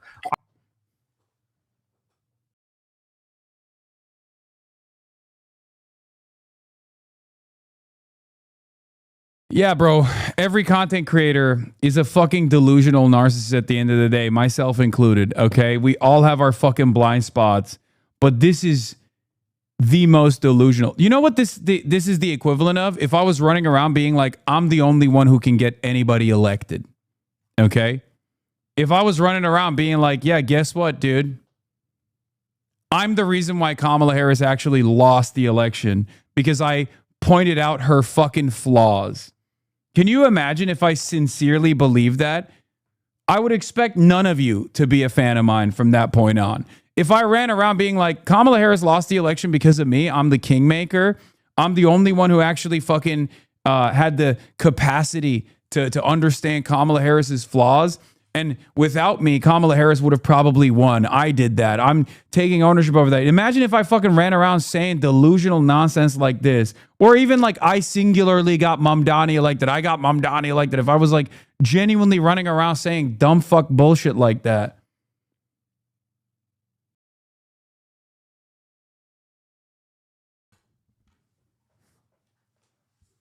Ridiculous. Is totally ridiculous. I was talking about that from the very fucking beginning. Yeah, I will all the shit that people is spreading about that comes from fucking me. Now, I don't care about taking credit. And you say from I this, have right? a big Oh, you don't take about taking credit. You don't care about taking credit for ego. it. No, this isn't ego. This is insane levels of ego.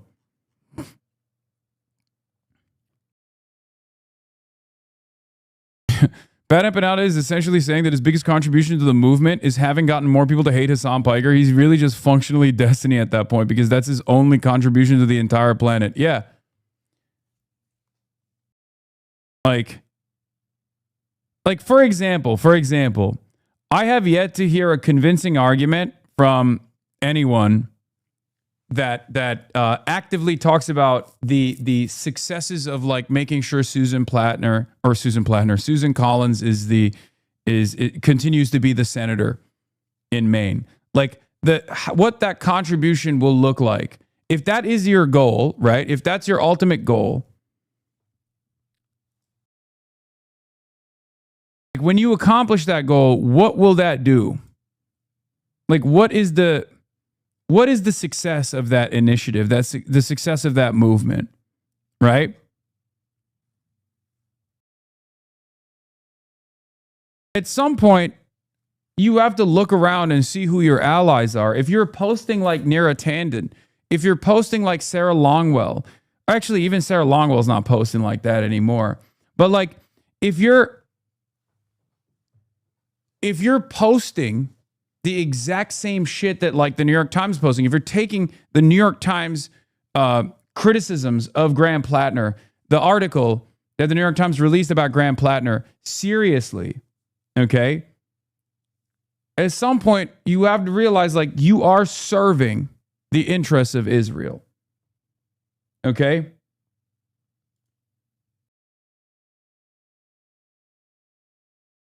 Yeah, you're going to be agreeing. Another bad empanada head, David Frum. Cut Plattner loose. Just a few years ago, Republicans sacrificed an Alabama Senate seat rather than endure an unacceptable colleague. Will Democrats do the same in Maine? Either you are possibly getting paid to do this because it's so unhinged that I assume like at a certain point, there's got to be a turning point, right? There's got to be a turning point where you find yourself in coalition with some of the biggest dick riders of Israel against this guy. It's understandable to be skeptical of his background. It's understandable to scrutinize his background. It's understandable to say maybe he's going to be like a pro-Israel guy initially, right? Where'd this guy come from? He's an oyster farmer, he says. He's an oyster fisherman, he says. 4 tours in Iraq. And then a Blackwater stint. That freaks me out, right? Those are massive red flags, okay? Those are massive red flags. That's fine. But at some point, you have to realize that you're aligned with some of the biggest Israel dick riders. You have to ask yourself how that happened. How did that happen? How are you in line with the biggest defenders of Israel? How did that happen?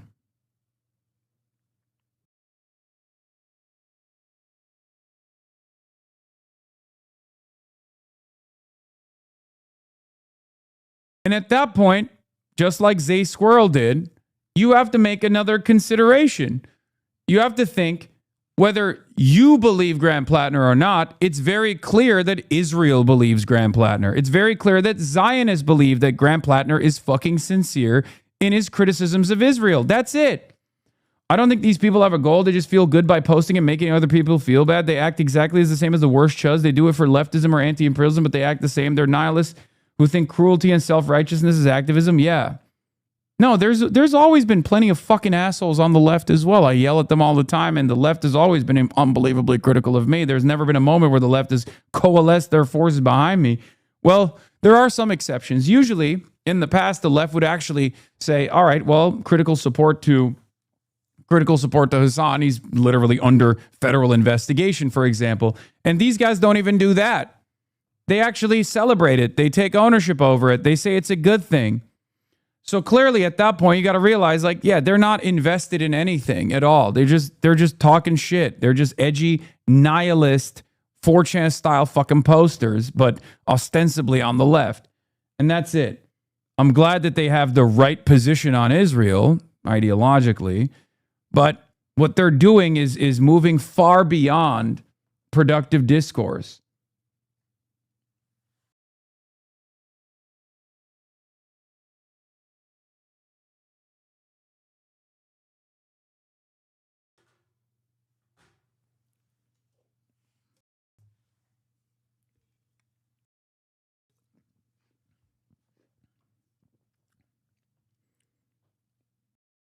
Yeah, they might not personally. A lot of people, and by a lot of people, I mean like this is a tiny fucking minuscule, insignificant number of Twitter posters. That's pretty much all it is. So any kind of reflection on what they're saying as though it's a serious mover or shaker is already utterly preposterous. But like these guys, like their whole smoke is with like the DSA or anyone that even dares to engage in electoralism and nothing else. There is a fucking massive sea of unbelievably powerful Zionists out there. And instead of fucking attacking those people, they literally exclusively hit people that are closest to them ideologically. Okay?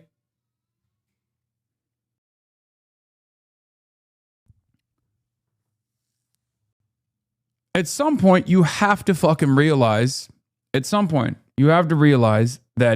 Your disagreements are not constructive. Like they're not. There's no real investment here beyond just personally losing your shit. So should you stop attacking people that the Israel lobby hates, like Tucker Carlson too, on the issue of Israel? Do you see, how do I talk about Tucker Carlson on the issue of Israel? I'm critical. I scrutinize it. But at the end of the day, I welcome it. I welcome his criticism of Israel. When have I not welcomed it? Hello? You think that's a good own? Is that what you think? You think that was a good, like, gotcha?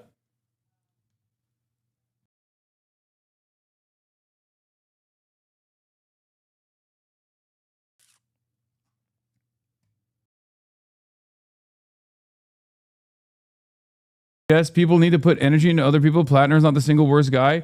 No, that's what I mean. If you're like, we have a finite amount. What do I always say? We have a finite amount of time on God's green earth, okay?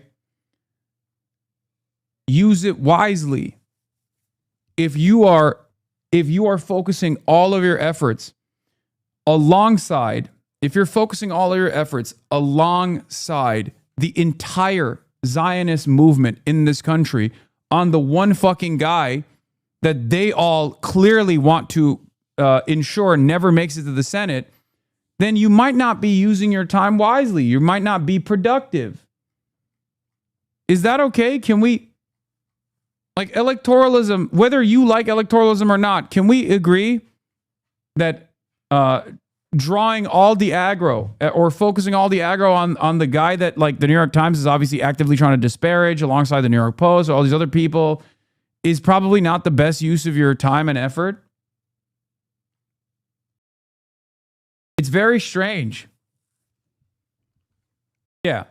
Here's another Oppo piece. Graham Plattner was an asshole extraordinaire as DC bartender, troubled and dark. Turns out, here's another regular citizen who says Graham Plattner is mean. Oops, my bad. He's actually a known conservative activist, media figure, and Zionist lunatic. The New York Post does this all the time. His name is Wayne Leguzin. Plattner was just kind of dark. You try to turn up a little conversation, he wouldn't give anything back. No smile, no acknowledgement. There's just nothing coming back that was friendly and warm. He's an independent journalist and strategic communications and policy consultant. Wayne Leguzin is a conservative American writer, video producer, school choice advocate, the former editorial pages editor for The Gazette, National Catholic Register, Faith and Family Magazine, the other national and international publications. By the way, this is the peak of opposition research, that Graham Plattner was a fucking asshole as a bartender. Wow, you did it. He was mean as a bartender? No way.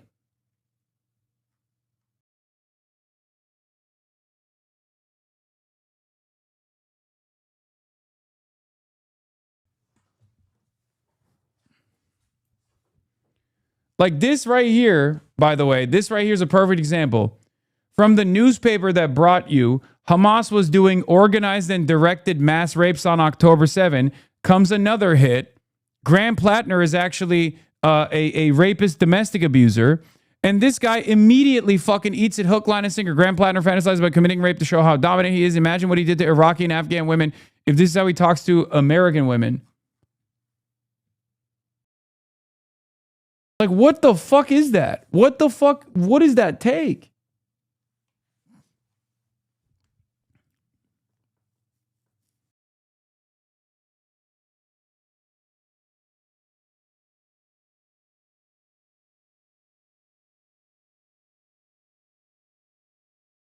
Not everyone has to work on the same project. You don't have to support Plattner. You don't have to support electoralism. No, that's what I'm saying. Exactly. Fuck it. Who cares? You don't. I mean, you're a Cypriot. You're a Cypriot Australian living in Argentina, making American dollars in Argentina, a much poorer country. Okay, and you're farming as many of that as many dollars as you possibly can by just attacking, only hitting left at this point, only hitting people closest to you. It's very clear that you're not really invested in a political project or even advancing a political ideology. It's just pure nihilistic. It's pure self-interested, right?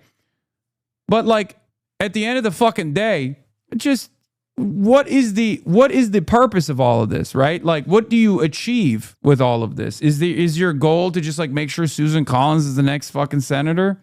Is that what it is? Republican majority? Because like, I'm willing to entertain that argument. Maybe the argument is you're an accelerationist and you do believe that the MAGA fascist movement will actually crumble or will accelerate the American empire's demise, and you want that to happen. And perhaps that's the reason why you're doing it, right? At least there's something there at least there's some meat that I could put my teeth on, right?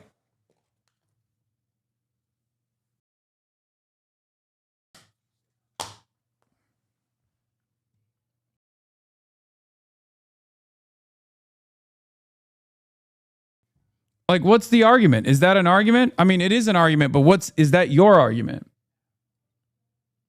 Yeah, these chatters can't distinguish between choosing not to support Plattner actively and making your entire online persona opposition to him. Yeah, that's it. I understand people being like, I disagree, but I at least understand people being like, I can't see myself endorsing a person that is a war criminal. I suspect that he did war crimes. He doesn't seem repentant about his service, all this stuff, right? I can't endorse this person. I can't trust this person. And there are plenty who have said that in the pro-Palestine movement, right? But even those people see the New York Times article and all the other fucking, opposition, all the manufactured outrage that's coming out on the Plattner side, and even they realize like, okay, something indecent is happening here, right? But I don't even expect that. I don't even expect you to recognize that you probably shouldn't be aligned with the New York Times on someone that you have declared as insufficiently anti-Zionist, right? But what you could do is, let your arguments exist in the world, and that's fine. And then fucking move on to more productive shit. You know what I mean? Talk about Israel's impact in Latin American elections and Latin American countries, if you want to cover that. There are a million different things that you could be working on right now that's South America related, or even the United States of America related. There's plenty of fucking things happening here. But if all of your focus is literally constantly posting about Graham Plattner, and you're posting in an identical manner to like some of the craziest fucking pro-Israel posters out there, right? At a certain point, I'm like, are you getting fucking paid? What's happening? Are you getting paid by the same exact the Hasbara agents? Like, what the fuck? What the absolute fuck? You look like and you sound like a Fed. You look like and sound like a wrecker. Dr. Adam Hamawi is also a vet, so anti-vet stuff is not even consistent. No. I've heard people fucking shit on Adam Hamawi as well. Yes, for being a combat surgeon. Yes. There are people who are just objectively insane. You have to understand, we have this tendency on the left to assume that just because people say the right things or use the right language or say that they're leftist, that they're always going to be on the right side of every issue, and that they all have their fucking same like ideological boundaries, and they have the same fundamentals. Their worldview is anchored around the same like moral compass. It's not the case. Some people are just fucking insane. You can be an insane socialist, okay?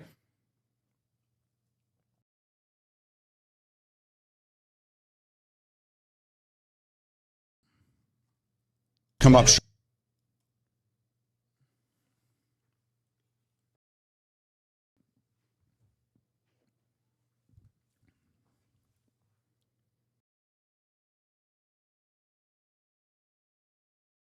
What the fuck? Being anti-vet is now considered insane? Grumpy Iraqi, if you're literally talking about Adam Hamawi, a combat surgeon who was just a medic, so he didn't just patch up the American troops, he patched up Iraqis as well, okay, who literally went to Gaza to serve the children of Gaza. Yes, you're a fucking psychopath. I can say that. I do, yes. Yeah, you're a psychopath. Like, literally, you're a psychopath at that point. He's a fucking medic, dude. He's not even... Like, what are we talking about? What the fuck are we talking about? His entire purpose on the field is to save lives. It doesn't matter if they are the lives of Iraqi civilians, the lives of literally fucking like ISIS militants, the lives of American soldiers. It does not matter. He is a fucking medic. What the fuck? Hello?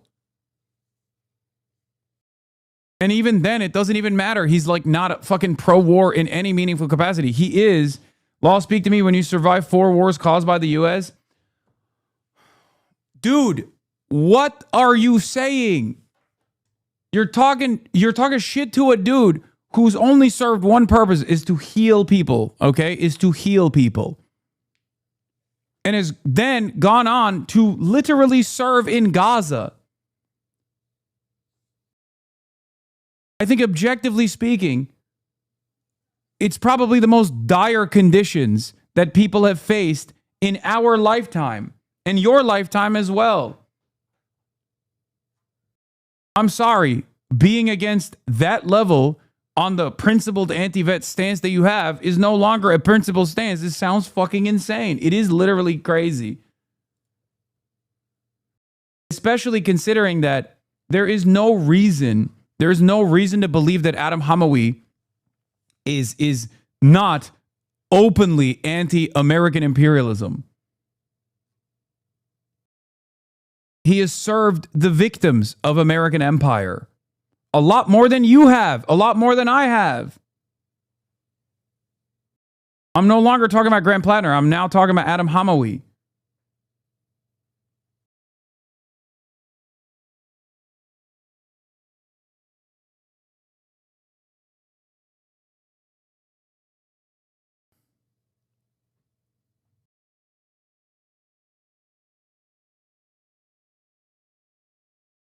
Dude, if your pro-Palestine advocacy revolves around literally saying a doctor that went to Gaza and risked his life to save the children of Gaza is bad, you have lost your fucking mind.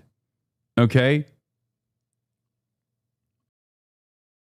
I will never understand this personally, because it's fundamentally at odds with my worldview. I've talked about it as well. A million times over, and I will always fucking repeat it. No one is completely irredeemable, okay? Obviously, the bigger the crime, the harder it is for you to redeem yourself. But everyone's on their fucking personal journey. And we don't have the numbers to turn around.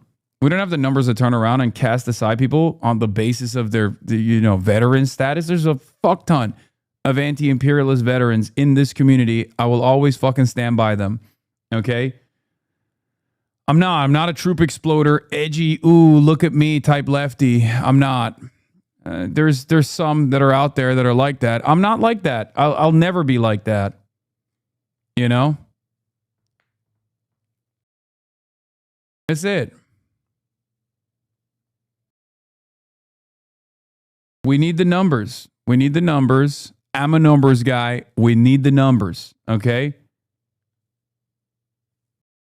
You like the number. I'm a numbers guy. At the end of the day, regardless of someone's veteran status, if they're an anti-imperialist now, if they're trying to stop others from fucking joining the military, because like, I'm not one of those people that'll be like, no, joining the military is good. I don't think it is. I always say that it's not, right? And this freaks people out when I say this, because their understanding of the American military is very different than mine. Okay? But if you're a veteran and you're running around and you're urging others not to serve, okay, then fucking awesome. Great. I'm not one of these like, hoorah, the American military is fighting for our freedoms out there type people either. But it is totally ridiculous and unbelievably unproductive to it's totally ridiculous and unbelievably unproductive that should be like every veteran has murdered children and they're completely fucking irredeemable and fuck them all, because like you don't got the numbers, you don't know how to fight, you don't have anything, you're just chirping. How are you going to fucking build a broad coalition Point to any singular instance where there's been any kind of successful organized movement, whether it be labor militancy or an outright revolution that has not actually had a robust number of fucking veterans, robust number of military officials, people in the military, people that have served in the Tsarist army in Russia, people who have served in the KMT forces in China. It just never happened. It's literally never happened.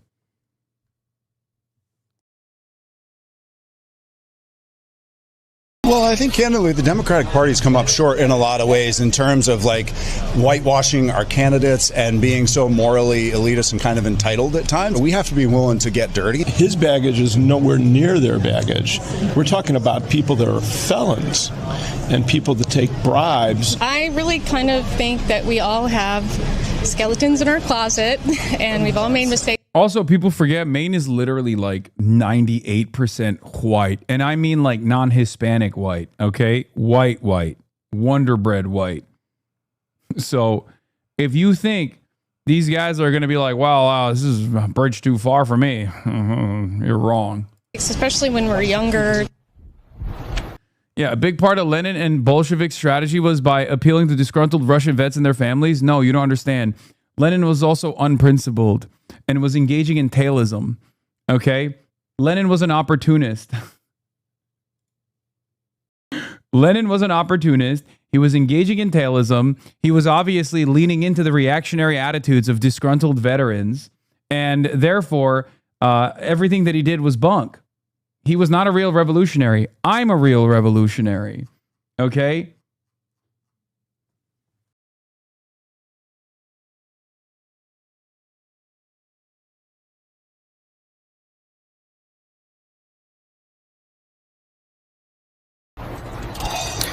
And that was really a refrain we heard time and time again, this kind of redemption arc. We can, have faith and forgiveness, given that he might have changed his ways or improved his life. Well, I think candidly.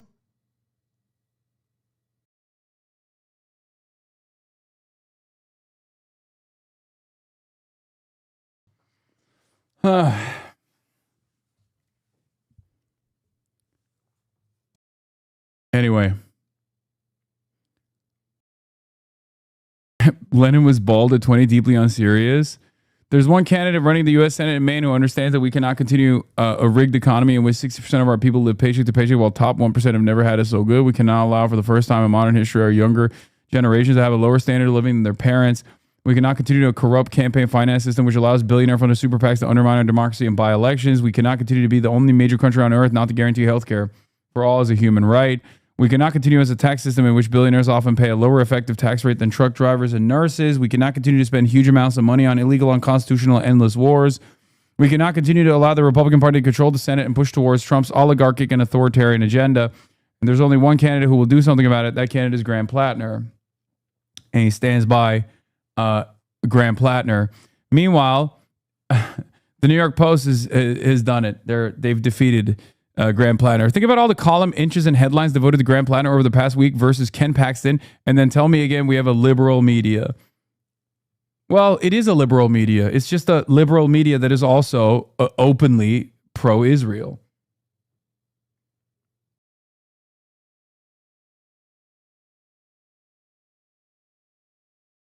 I'm sorry, but you're comparing dirt poor conscripts that have fought for 4 years in one of the most brutal and pointless imperialist wars to U.S. professional army soldiers that by joining the military automatically become middle class. I have tried not to chime in because it doesn't matter, but people are delusional. Yeah, the impact is still the same. Okay, you're not adjusting to their material conditions. Okay, they could have been a dirt farmer instead of joining the Tsarist army. Like, it doesn't matter. We're literally you have to adjust it to modern day American material conditions. Like, that's it.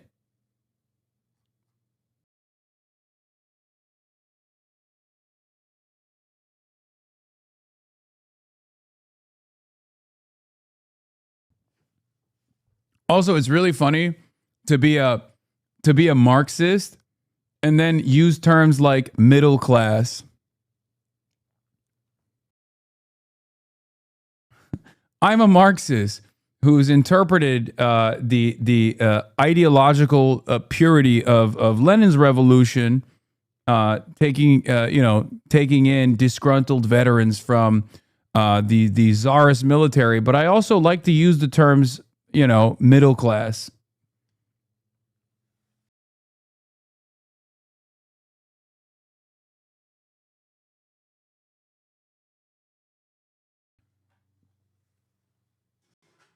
I think it will help Plattner that he's younger than the majority of Maine voters. The average age in Maine is 45, but among voters, 68% are over 45. So voters will see him as a young man who made mistakes.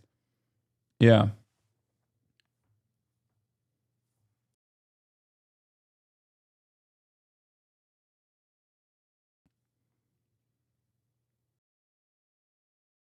And if you don't want to use the czarist forces, which were obviously conscripted, you can use the example of the KMT.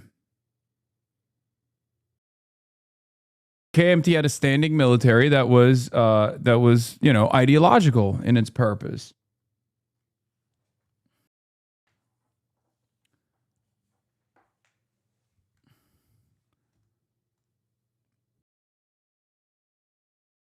Plattner is advocating for their interests. Collins isn't. That's why they like him. It's not more complicated than that. Yeah, no, that's... Wait, what? Plattner is advocating for their interests? Collins isn't... Oh, you mean the Mainers. Yeah.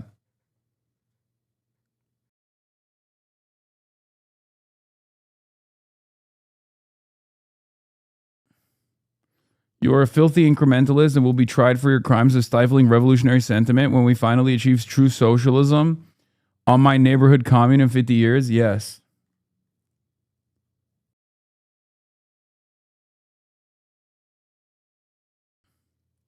Tsarist officers were not conscripts, and 70% of early Red Army officers were officers in the Imperial Army during World War I.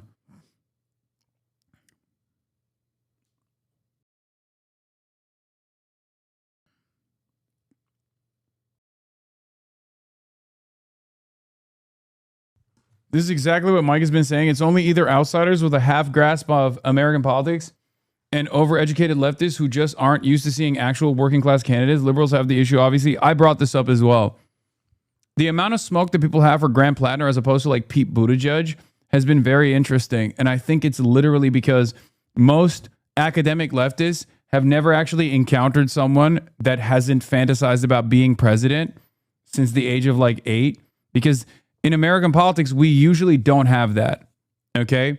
So all of the edges of living like a normal life in comparison to the classic sociopathic politician is frustrating people, or where they're like highlighting all of those they're highlighting all of those blemishes that most people have either destroyed because they're establishment cronies, or never even entertained because they were fantasizing about being president since the age of 8.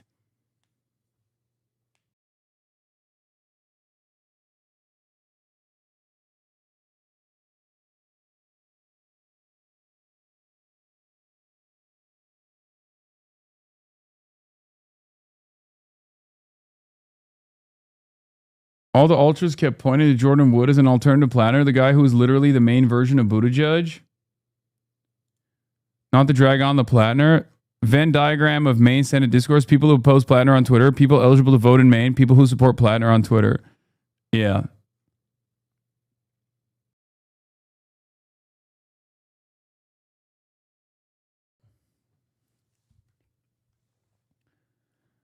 I don't know, man. Like, sometimes it's appropriate. Sometimes it's appropriate to look at like who our biggest enemies are in American politics, and maybe reconsider our stances if they are literally identical to them. You catch me posting like fucking Neera Tanden, I'm going to have to second guess what I'm doing, okay? I'm going to have to reconsider. You catch me saying shit like David Frum, I'm going to be like, okay, this is a little fucked up. Has David Frum actually had a noticeable shift in his worldview? Or am I accidentally doing propaganda for the Zionist lobby?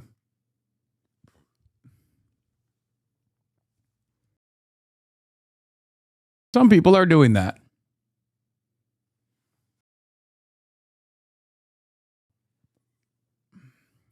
I think there's also a little bit of a sunk cost fallacy, which is interesting because they say I'm doing that, even though my support for Graham Plattner has been far from unwavering or far from uncritical. Like I'm looking at the trend lines and securing any kind of positive impact from this potential victory. That's it.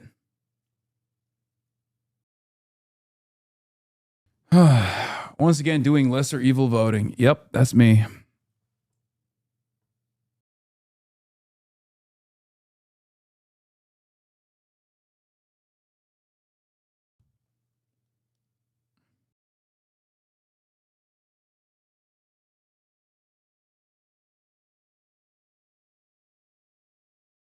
Anyway.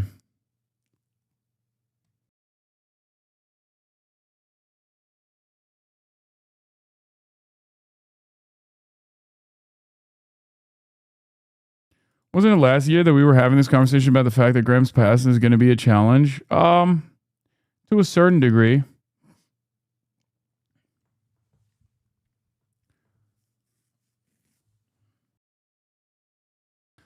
Like, a lot of people think this is the same as like criticizing Kamala Harris, and I've said it over and over again. If Kamala Harris had the same policy platform as Graham Plattner, I would have been door knocking for her, and I would have been ecstatic at voting for Kamala Harris.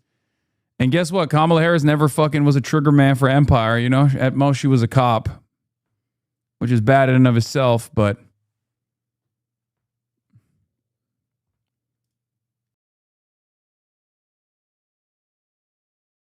All right, I'm skipping this.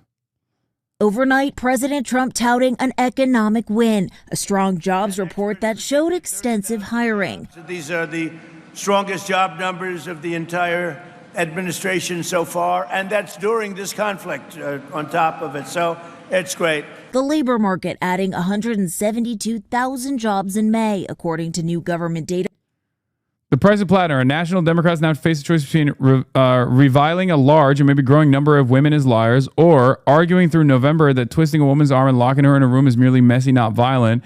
Plattner's most fervent supporters are gambling that the number of men sick and tired of women's belly aching is greater than the number of women who will identify Plattner as the abuser in their own lives. Seems a long bet. Yeah, David Frum, shut the fuck up. That's all I have to say. More than double what economists expected. The unemployment rate holding steady at 4.3%. The president highlighting those numbers to voters in Wisconsin just months before the midterms, where the economy is likely to be a top issue. Your fertilizer's down, your energy's down, your oil, your gas is all coming way down. And frankly, I thought it would go much higher than it did. But broadly, Americans say they're overwhelmingly down on Trump. By the way, Plattner's doing better with women in Maine than Susan Collins is. Just wanted to point that out real quick. I believe Plattner has a 54%. So yeah, David Frum is just a fucking delusional warmonger, and he's just mad that Graham Plattner is a reliable anti-Israel voice in the Senate. If he wins, that's it. And these guys don't want that. That's it. Because the Senate is different than the House. You can have like 10 anti-Israel voices in the House. That is still a smaller percentage than having 4 anti-Israel voices or 5 anti-Israel voices in the Senate. Okay? Doors open.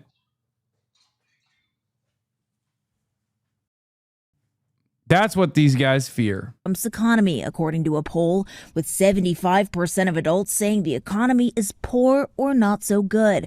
Just 30% approving of the president's handling. It comes as Americans are facing surging inflation, rising at the fastest pace in 3 years to 3.8%. And their paychecks just aren't keeping up, rising slower at 3.4% in the past year. And heading into the summer, Americans also facing about a 40% price increase at the pump due to the war in Iran. I have to be very careful, very cautious on how and where I go throughout my day to make sure I'm not overusing my gas. The average gallon of gas now $4.22, according to AAA, an increase of $1.26 per gallon since the war began.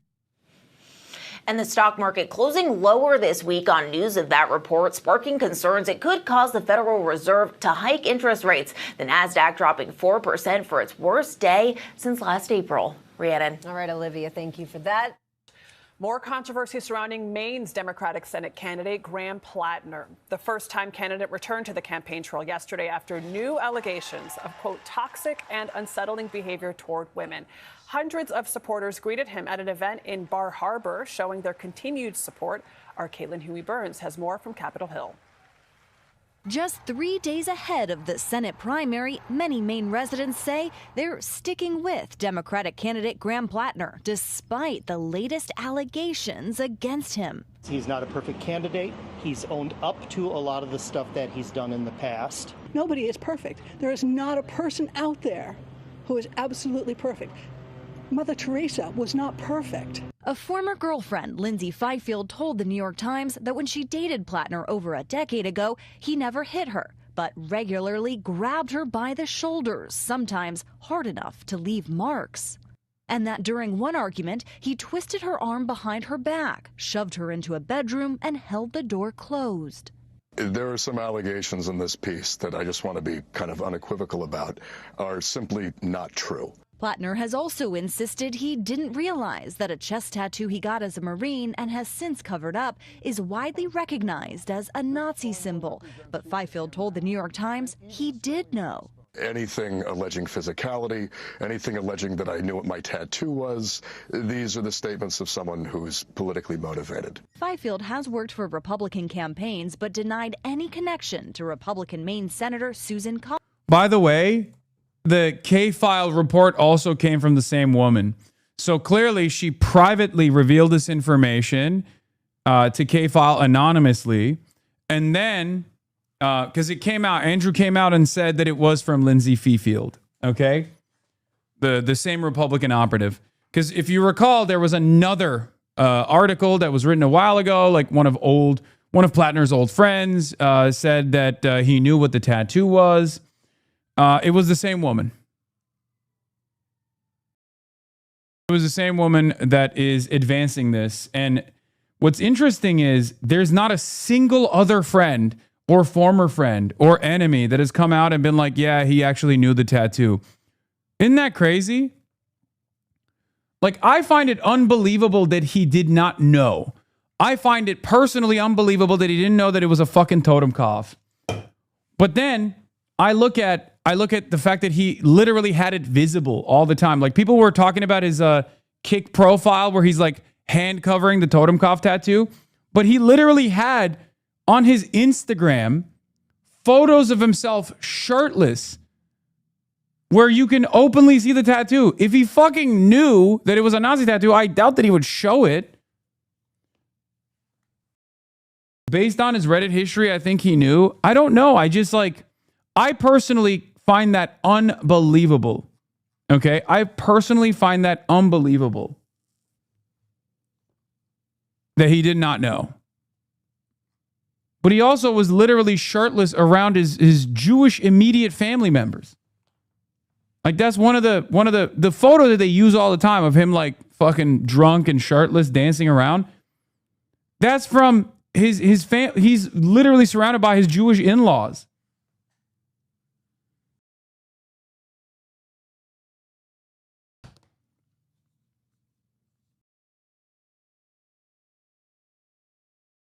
He knew. How did they not tell him? I don't think they knew either. Sam Cedar apparently didn't know. If I saw it, I would be like, that's a totem cough. What the fuck are you doing?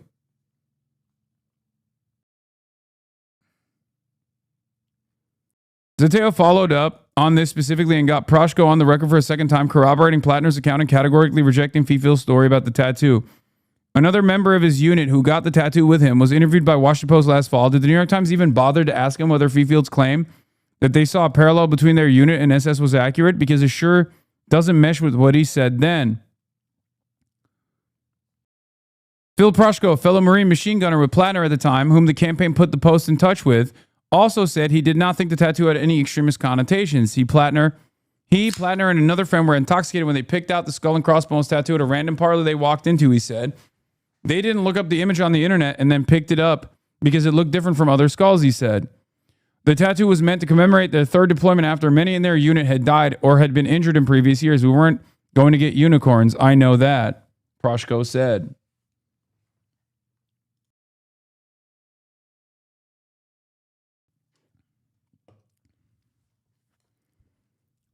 The Times, Zateo followed up with Proshko again, the other guy in his unit that has the same tattoo, or maybe had the same tattoo. I don't know if he still does.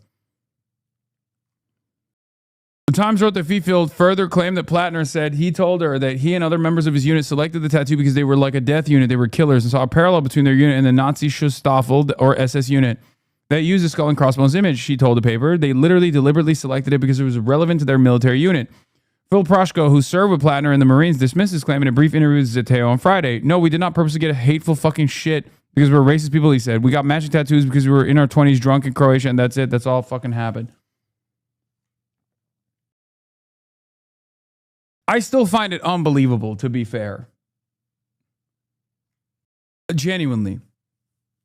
But I know the depth of knowledge that I have on Nazi symbolism is clearly not the same as the average American. And even in my community, right? So that's why it's like, I find it unbelievable because, again, we looked up the Wikipedia page. It was the third most popular Nazi symbol on the planet. Okay? The swastika being number 1, the double lightning bolts being number 3, and the 2, and Totenkopf being number 3. You and the brainless chatters can't accept... No, I can. I objectively am accepting the reality that 98% of the United States have no idea what a fucking Totenkopf is, okay? I am saying that. I'm literally recognizing my own depth of knowledge in this that is probably causing me to find his story unbelievable. That's it.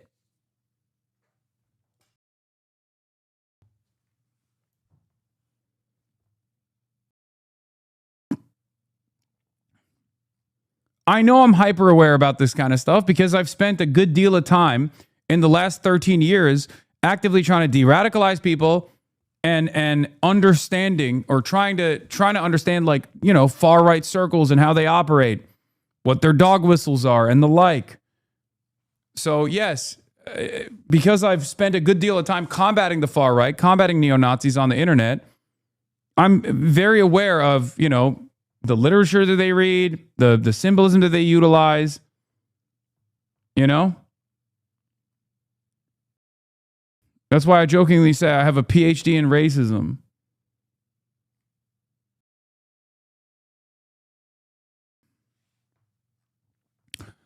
But yeah. Collins, who Plattner would face this fall if he wins Tuesday's primary. But a second woman, a Maine Democrat, who also said she dated Plattner, told the New York Times she found some of his behavior, quote, reckless. Do you believe you deserve to represent Maine? Plattner is also facing criticism within his own party. Some Democrats will defend that mess. Yeah, the people that are criticizing Graham Plattner in the Democratic Party, by the way, the depths that Jake Tapper will sink to is expected, okay? Is totally expected. Did you guys see Jake Tapper had a Democrat on to unendorse Graham Plattner? Yeah, the motherfucking Democrat that Jake Tapper had on to unendorse Graham Plattner, her claim to fame is getting fifth place in a fucking Democratic primary one time. That's it. They can't even... They don't even have like a deep enough talent pool here to get quotes from. The only one that it will openly, like the highest profile person that will openly oppose Graham Plattner and call for a majority Republican Senate is this fucking dumb ogre. I will not.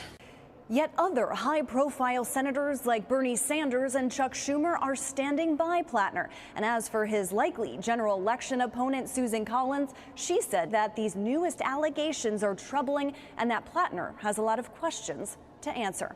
For CBS Saturday Morning, Caitlin Huey-Burns, Washington.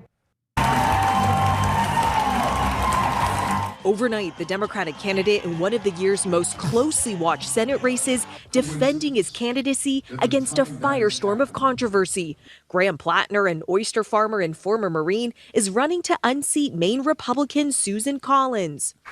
When hurtful things I said on the internet a decade ago came out into the public, as I shared my personal journey through PTSD and darkness, of recovery and accountability and growth, Maine had my back. Now, as every single piece of that past and journey gets dug up, litigated, and weaponized, you have my back.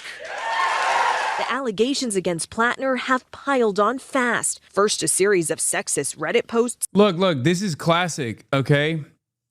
This is a classic media smear job, okay? I will give you the autopsy of how this works. First, they'll do a full spectrum opposition research on every single thing. They'll find old social media profiles, stuff like that. That's classic. That happens all the time. That happens for all candidates, by the way. So Graham Plattner is not unique in that sense. And they'll try to find anything and everything they can that has meat on it, right? Has there ever been, has he ever said something that is at least without the proper context, seemingly irredeemable, right? Has he said things in context that are irredeemable? So they'll do that, okay? And then they'll start reporting on it, okay? And then they'll report on the reporting on it, and they'll say, oh, it's piling on. Then they'll go out and try to find people on the opposition that will obviously be critical of it. There will be plenty of people in the opposition on the Republican side that will be critical of it. And then they'll go to the Democrats and they'll try to find a high-profile Democrat that will oppose Graham Plattner or oppose the figure that we're talking about. Not just Graham Plattner. I'm using this as a jump-off point to explain to you how the media operates, how they manufacture outrage. Okay? So then the hits keep coming. If they find a specific angle in the opposition research, they'll try to needle on that angle to the best of their ability, right? If the fishing expedition comes back with anything, which there was plenty for Graham Plattner, they'll start hitting every angle they possibly can, one by one, okay? For him, it's the fact that as a veteran, he came back, he had PTSD, he had alcohol issues, and they found enough in his mountains of Reddit posts. They found a couple choice lines that they could use to say he's a sexist, he's anti-women, he's misogynistic. So once the opposition sets in and you can angle Graham Plattner as a woman hater, and they can hit him on that angle over and over again, they go to work. They scour through all of the relationships that he has had. Okay? They'll go and investigate all of his relationships. They'll go out to the ex-girlfriends and ask them, did you have a bad experience? All this stuff. And we're at that stage in the New York Times, with the New York Times piece that came out, right? And there wasn't really a lot there to really throw an anchor around his neck to basically strangle him with, right? So when that doesn't happen, when there isn't enough there, the story then becomes there's a lot of scandal around this guy, okay? There's a lot of scandal around this person.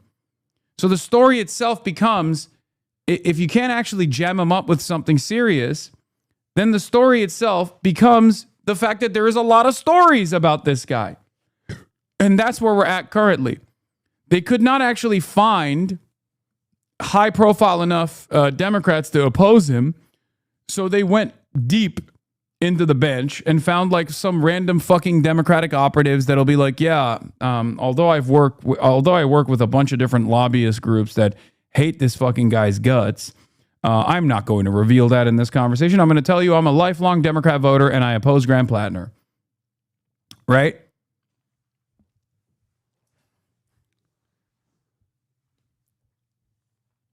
And then for Jake Tapper, he'll go to any lengths, obviously, and then the story itself becomes there's a lot of stories about Graham Plattner. This guy is too scandal ridden. Now deleted, Or then scandal reports he riddled. exchanged sexual text messages with at least 6 women shortly after he was married in 2023. Plattner's wife, Amy, standing by him. I want my marriage, and I want to be married to Graham. The New York Times reporting several of Plattner's ex-girlfriends describe, quote, unsettling behavior. One reportedly claiming Plattner regularly grabbed her. What do you think the reason is for the Dems to not say anything to disavow internal fracturing? No.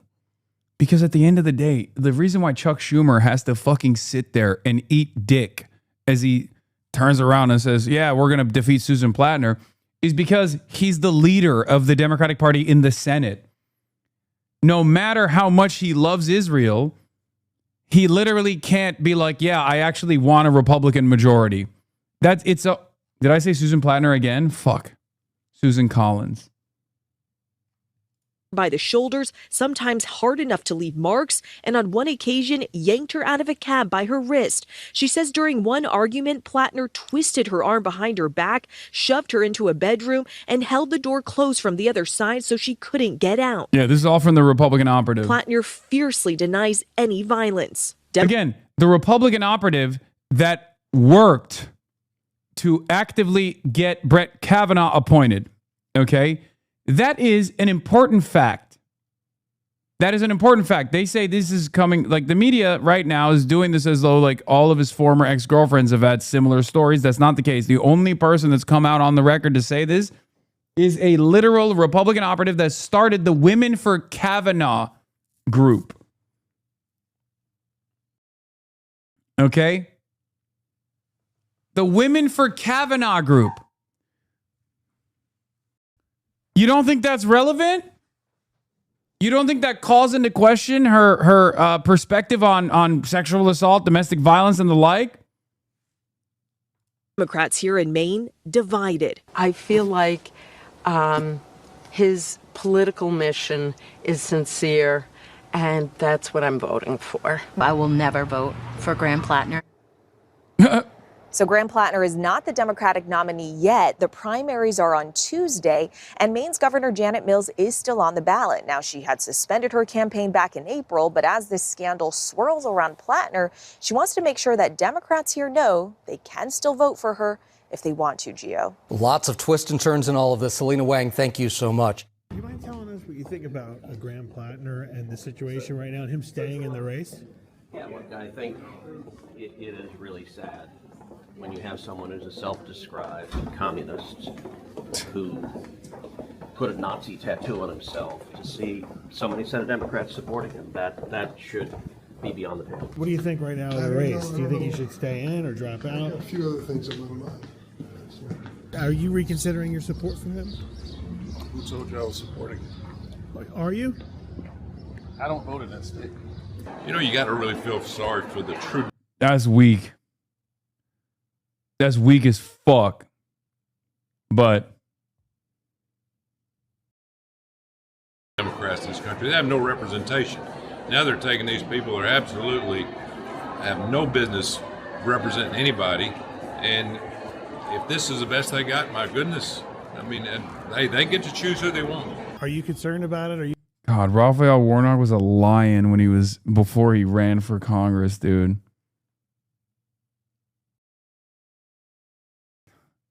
Literally. Radical liberal Raphael Warnock, man. Ugh. You're going to still support him? Just anything you could say about it would be great. No, man, please. Thank you. People of his state are going to have to make up their minds what they want in their Like Raphael Warnock was a liberation theologist. I guess I can't really shit on him too much because, like, I'm not gonna sit here and literally be like, you have to fucking endorse him, you know? I don't expect that.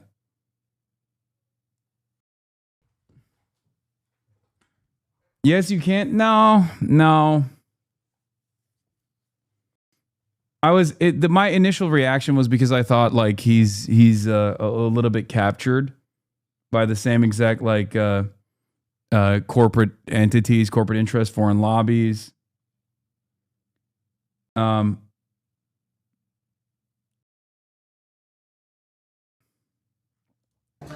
I think it's going to be interesting. But that might not to be see the if case. Voters of Maine are able to see through the lies that Graham Plattner is planting.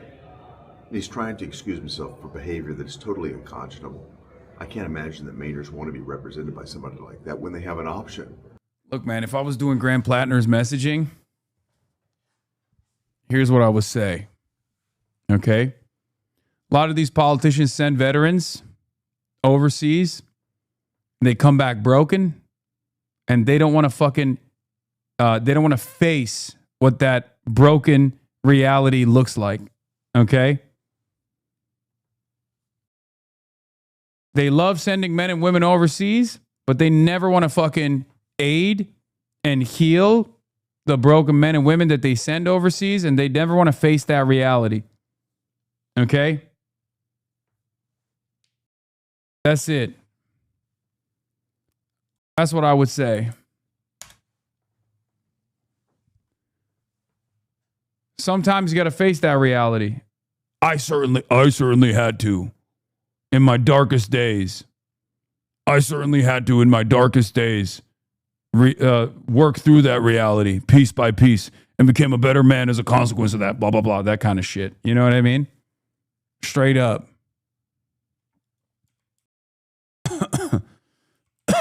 Because Graham Plattner's story, I mean, look, 9% of Mainers are fucking vets. And Graham Plattner's story is not that different from many others. You know what I mean? As far as like being a hoorah kind of guy, thinking like, oh, I can't wait to join the military. It's going to be awesome. And then, you know, going out there, being deployed, and then that becoming your entire life, not knowing anything else. And doing untold amounts of unspeakable violence, and destroying your brain as a consequence of that, right? And then coming back totally broken, being in horrible relationships, self-medicating, all this shit. I respect Raphael for staying out of white people's shit, to be honest. You should take notes. I know. The Graham Plattner is white people business. Straight up. To continue working with Susan Collins, who is working her heart out to represent Maine every day. I think at the end of the day, the voters in Maine are going to see the right answer here, and Susan Collins will be our senator. I'm going to take a look at the race. I hadn't paid any attention. We've been busy on other fronts, so. But I will look at it now. I got no dog in that hunt. You look at the guy in Texas, running against Paxton. Look at the guy running for Congress in New Jersey. He was affiliated to terrorists. Affiliated with terror? Can't beat Susan Collins, number one. Her. That's right. I ain't got no dog in that hunt. Look at the guy. Look at the guy running in Texas. This is the OG Toby Durden, okay? Toby Tubadoo. That's right. I'm Toby Tubadoo. Herby Daddy. Is this who you were talking about? Susan Plattner? Fuck. Yes. To even have him in the race is embarrassing to me, for Maine and for our country. Is that like a warning sign, do you think, to the Republicans that they could put up candidates like this who actually get Heaven support and could win? forbids that happens, that they win. I don't, surely It's just so funny because, like, again, there's another Senate seat that's in question right now in Texas, which he brought up. And Ken Paxton is literally a worse person than Graham Plattner. Okay? Straight up. Ken Paxton is unironically a worse person than Graham Plattner. And there is no coverage over it. Ken Paxton literally releases pedophiles back to the fucking streets, man, without even getting them to be registered on the sex offenders list. And we're over here being like, oh yeah, fucking Graham Plattner was a bad boy. He was toxic, dude. What the fuck? It's crazy. The media has focused on Ken Paxton this much. Okay? Goodness, they're not going to put these people in a public office.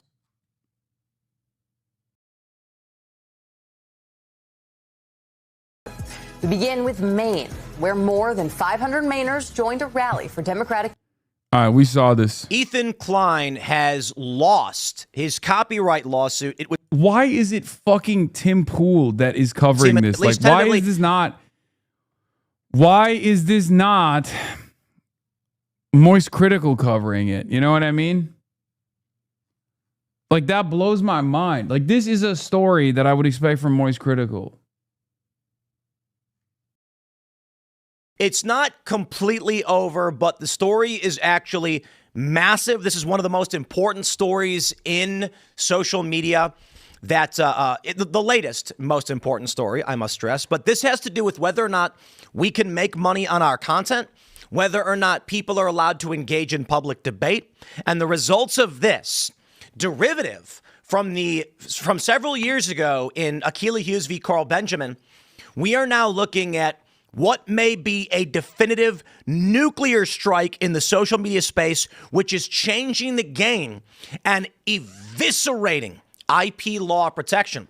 So before everybody jumps out and just cheers and celebrates, Ethan Klein filed a frivolous lawsuit, so he's losing. We got to talk about what the ramifications of this will be. Now, admittedly... Oh, he's taking the side of Ethan Klein on this. He's taking the side of IP protection. Yeah, no, the literal opposite took place, where the pre-established precedent on fair use was relitigated and defended. It's not a bad thing. It's actually a good thing. Straight up.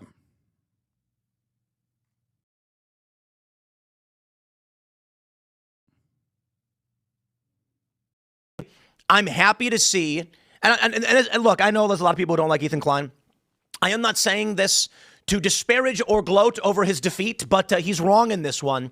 And we can look back at the results from Akilah Hughes versus Carl Benjamin, for which is now being cited as precedent in this case, to see why he was wrong to file this lawsuit. But there is a major consideration as to what this means moving forward. And I warn you all of this. The ramifications will be pronounced as it pertains to AI content, taking away your right to own the work you produce. It is eroding and getting crazy. There's a great philosophical discussion here. But first, let's start with the story. For those that are not familiar with what's going on, Ethan Klein sued several ladies because they reacted to a documentary he made, I guess, attacking Hasan Piker, which, funny, I guess. Anyway, take a look at this. We've got this from r/Hasan Piker. Based on a tentative ruling, Ethan Klein has lost his copyright lawsuit to Denims. This is big news, big news. And the gist of it is, you are allowed to react to content. It's fair use. In fact, it is the spirit of fair use, even if you explicitly state you are doing this to infringe his copyright, even if your audience explicitly states they intend to watch this instead of your content to infringe upon your market. This is a nuclear bomb. And I'm going to tell you why, my friends, because on this channel, the Tim Pool Show, subscribe, please, if you have not already subscribed. I have been hit with copyright after copyright after copyright claim, and not on my other channels. So I've got what we got Timcast IRL with like 2.7 million or something. I got Timcast News at 2 million, and I got Timcast at like 1.5. With all of these millions of subscribers, never have my fair use videos been copyright claimed. But on this channel, which is newer and smaller and more just about kind of the whatever I feel like talking about, less important, more drama, more fun, whatever, copyright claims every single day, despite the fact I am legally allowed and protected. This is why this story is so massive.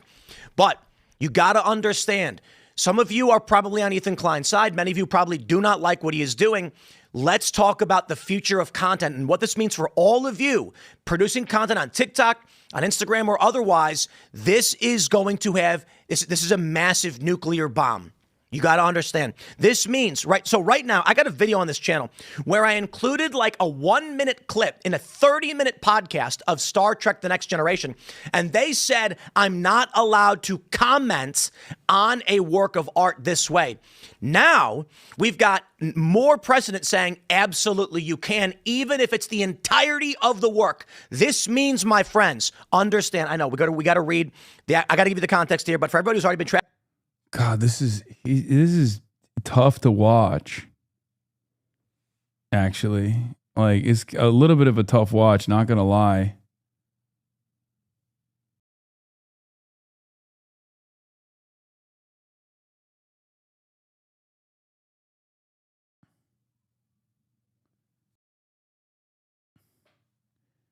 All right, I'm skipping this. And I'm not gonna. I can't watch the Michael from Pennsylvania 1 hour piece on this either. Maggie. That's right. We're moving on. We're back to Patrick Bet David. Ladies and gentlemen, it's valuetainment time. Are you valuetained? You're the only big YouTuber that has covered it properly? That's crazy. Not a single other YouTuber has covered this landmark fucking copyright. Like, am I crazy? Am I overestimating? Maybe I'm overestimating the significance of the story, but this is a genuinely impactful story that no one has covered at all.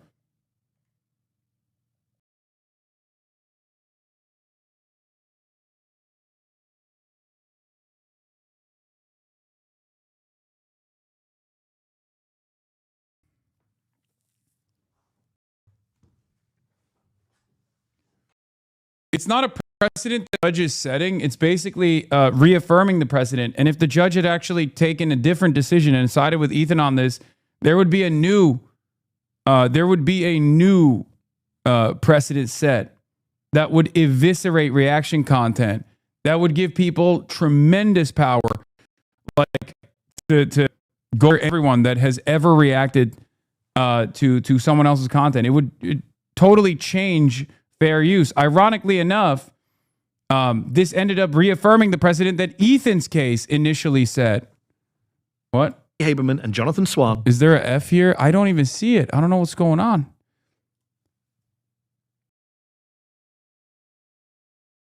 Also, I'd be scared of Ethan Klein doing dumb lawsuits? No, I don't think so. So it is a little bit of a strange situation. Do you see this clip? Oh yeah, I saw. When I see a clip like this, I immediately like it. I didn't even watch it. What's crazy is that you have a lawyer who's explaining to you how shit works. These armchair lawyers are so stupid. I will say, there is something very funny about the number of like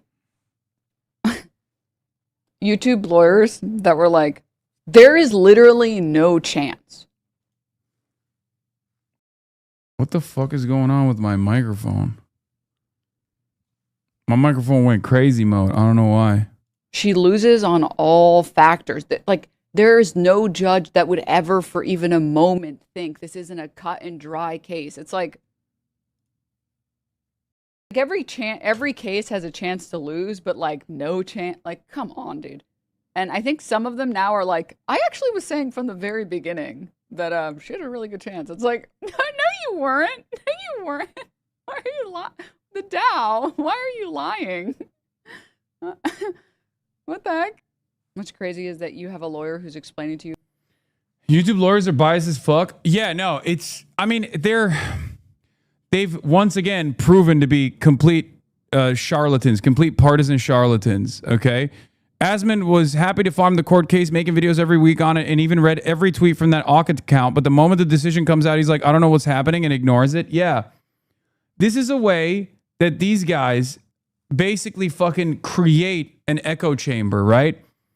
When things are seemingly going their way, when it's not even a guarantee that it's going their way, but like they constantly reassert the idea that like, this case is done. They're all going to fucking lose. They're all going to lose all their money. They don't even think about like what kind of precedent this would set for them even.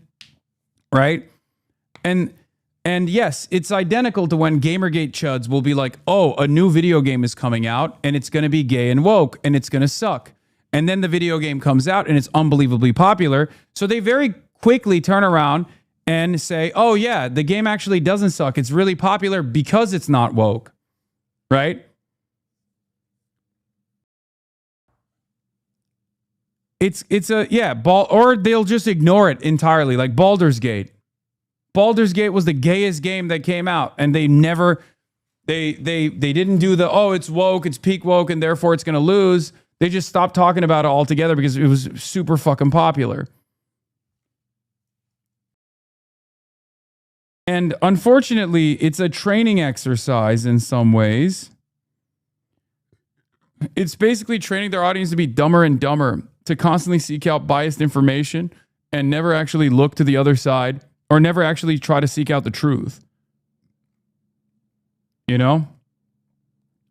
Legal Eagle did a video on it, apparently. No. Legal Eagle did a video on reaction content many, many moons ago about XQC and Ethan Klein talking about it. I don't think Legal Eagle did a new fair use video. Yeah.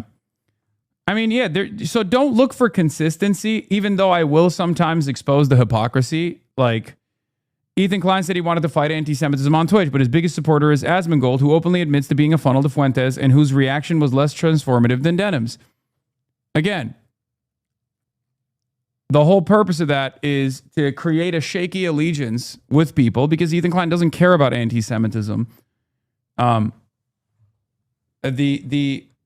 whole point he did. Wait, Legal Eagle actually did a video on it? Show me.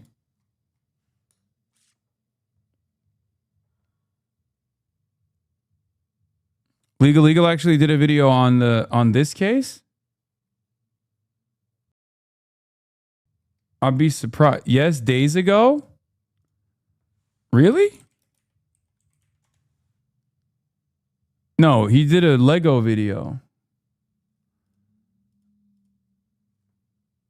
I'm looking at it.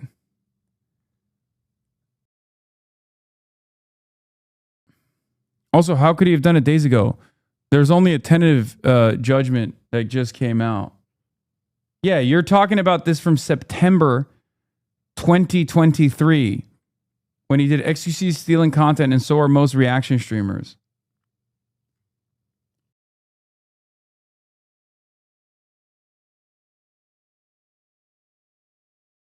One of the YouTubers that Ethan was hyping up for months recently called him a slimy Jew, and he completely ignored it. Yeah, he has to eat that shit all day, every day. He has to coalesce around like some of the most reactionary forces on the internet because he knows that those are the only people that will participate in his attacks, right? Like he'll never bring shit like that up. I mean, Epstein literally said straight up, Epstein literally disrespected him in a way that no one that Ethan has attacked has ever dared to disrespect him as. Like what was it? He like accused him of like sexually assaulting his own children and being a pedophile or something. That's what it was, right? And then instead of suing Epstein for slander, okay, instead of suing Epstein for defamation, he turned around and tried to fucking sue iDubbbz for showing that tweet from Epstein. It makes no fucking sense. He didn't say a goddamn word about what Destiny was saying about him, and instead wanted to sue iDubbbz for showing that fucking tweet, or not tweet, the message.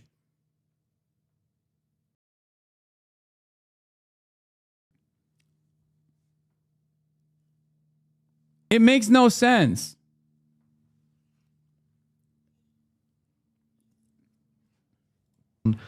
That Benjamin Netanyahu went to the Situation Room and made the case to Trump with Mossad joining via Zoom or wherever it was, and he persuaded Trump that this will be a walk in the park, cakewalk, all of that shit. That happened in private. What's your percentage that happened? That happened in private. What's your percentage high, that high happened? percentage. Give me a number, 80%? 80%. I'm 50-50 that happened. Okay. You think Trump did it on his own without Netanyahu? No. I said I'm 50-50, meaning I believe there's a 50% chance because... but you don't deny that behind the scenes, the Israelis are putting pressure on the U.S. Of course I know. Okay. So then to come back to your broader I don't think he's Bush. I don't think he's Obama. I don't think he's Biden. I don't think he's those guys. In many ways, he's worse. No. I don't think he doesn't have any independent views. The one thing I know with you, Mehdi, is the fact that no matter what he does, he's not going to get victory from you. We have to put those two. Again, you can go back on YouTube, rewind an hour. I said if he restrains Netanyahu in Gaza and Lebanon. You said if. He won't. I know he won't. No, I understand. But have you ever given him any credit for anything he's done? When we set out to create a shoe that blends comfort, function. Ain't no way, dog. Ain't no fucking way that Patrick Bet-David has a shoe. Okay, we got to watch this ad. I'm sorry. He has a shoe that says future Luxury. looks bright. We had the choice to make it fast. We had the choice to make it cheap. We chose neither. Instead, we chose Tuscany, Italy. We chose true Italian craftsmanship, each pair touched by 50 skilled hands. We chose patience, spending 2 years perfecting every detail, and we chose the finest quality at every step. Introducing the Future Looks Bright collection. Not rushed, not disposable, not ordinary. Rather, intentional, luxurious, timeless.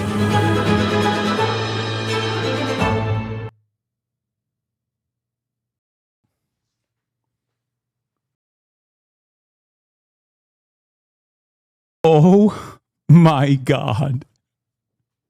What the fuck is this, bro? Oh my God. It looks so bad. Oh, what do you do? What do you do when the homie rolls up in them Patrick Bet-Davids?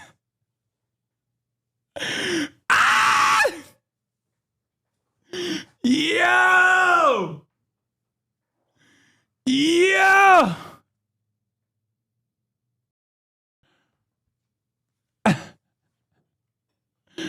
What the hell is this? It's like, is it casual? Is it supposed to be dressy? He made these shoes. First of all, there's no laces, but he wants to have the appearance of laces. And it's supposed to be like a casual shoe that you can wear under a suit. Nah, Loki, get a pair. Ain't no fucking... Wait, what? $600? $600? $600. Ain't no fucking way. Oh my God.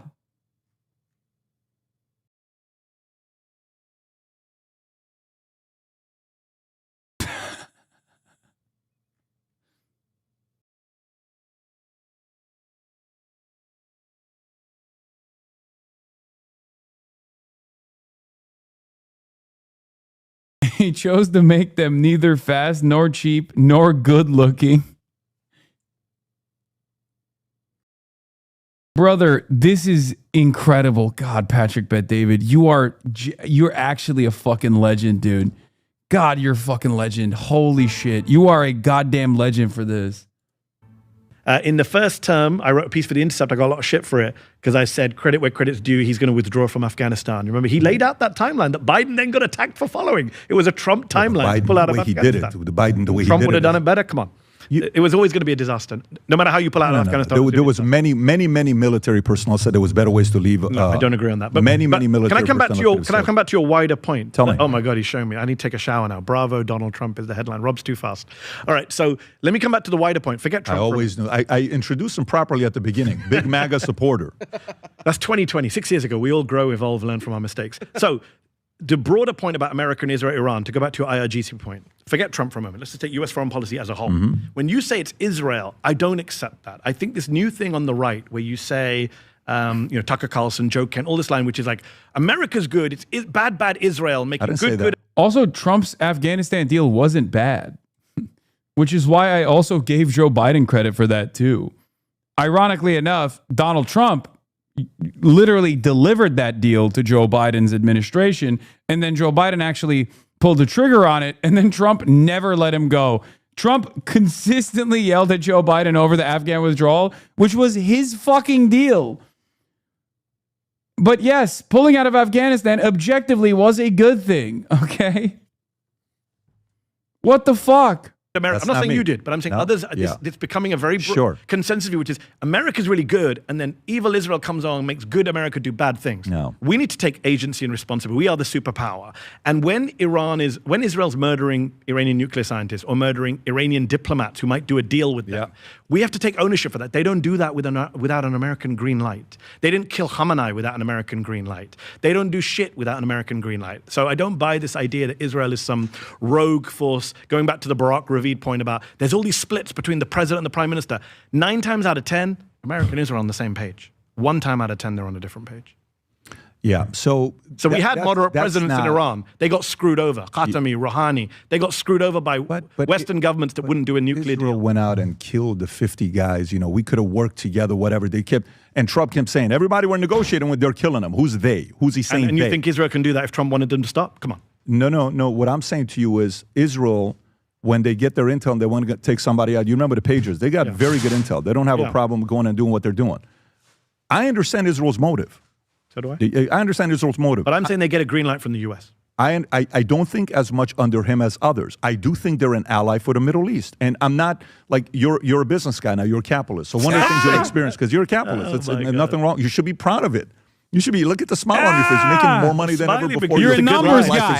It's a good line. Are you making more money? I'm a numbers guy. You're a business guy. Okay? And I know business. I'm a numbers guy, but I'm a business guy.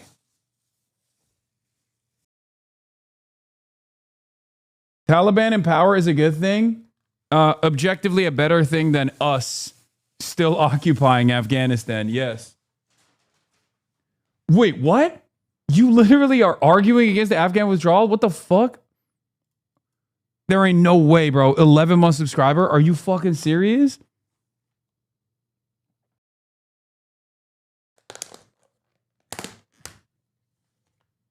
Wait, you... What? I know you like a number. What the fuck?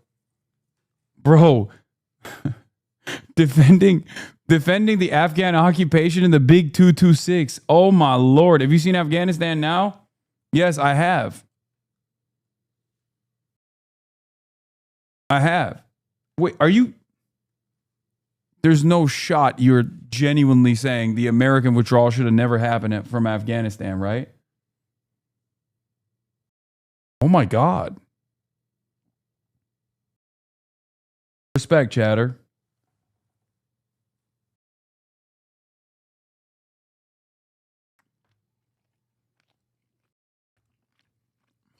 Chatter's like, hey,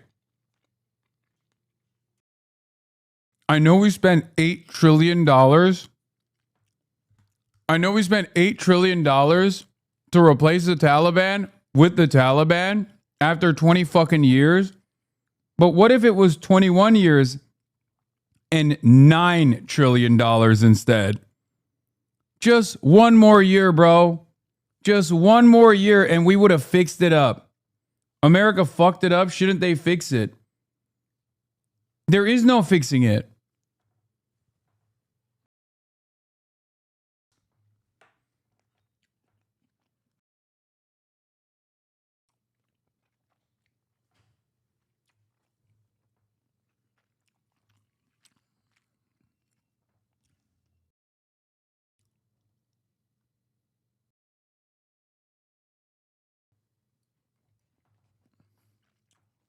or less money right now. I'm making more money. That's good. There's nothing wrong. We should be proud of it. Did I say that? That's not my definition But of here's where I'm capitalism. going with this.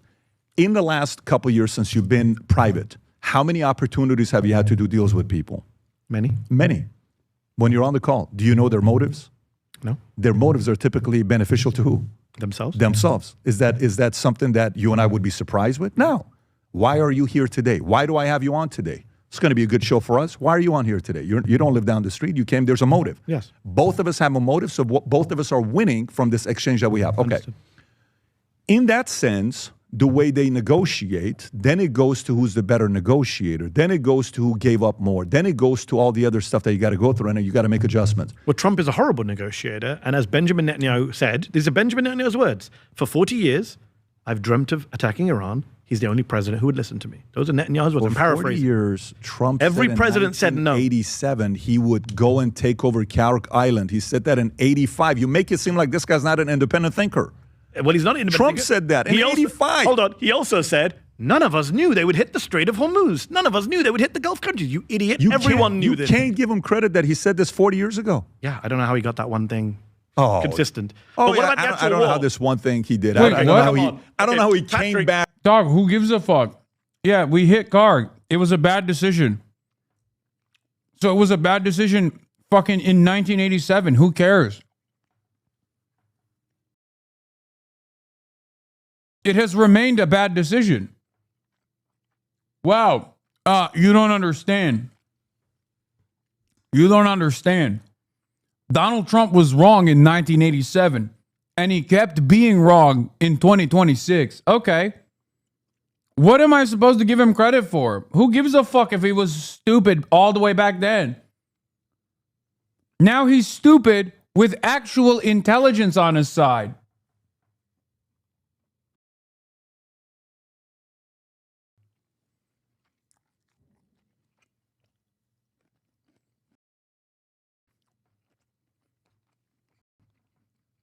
Patrick, you keep asking me to give him credit. The Iran war, you praised him. Here's the thing. Also, Donald Trump himself said voting for Kamala Harris would mean going to war with Iran. Like waging unnecessary wars. So expecting consistency from him is unbelievably stupid. So yeah, if you're trying to claim that this is like his decision because he's consistently wanted to wage war with Iran since 1987, well, okay, he's either consistently stupid and wrong, and we're currently living through that, or if you want to recognize the reality that he's not an independent decision maker in this situation and he totally got goaded into it, in large part by Benjamin Netanyahu, if you don't want to recognize that reality, rather, then you have to still recognize that he either independently made this bad and stupid decision, but that's not exactly a good thing for Trump, or he got goaded into it by Benjamin Netanyahu. Neither outcome is good.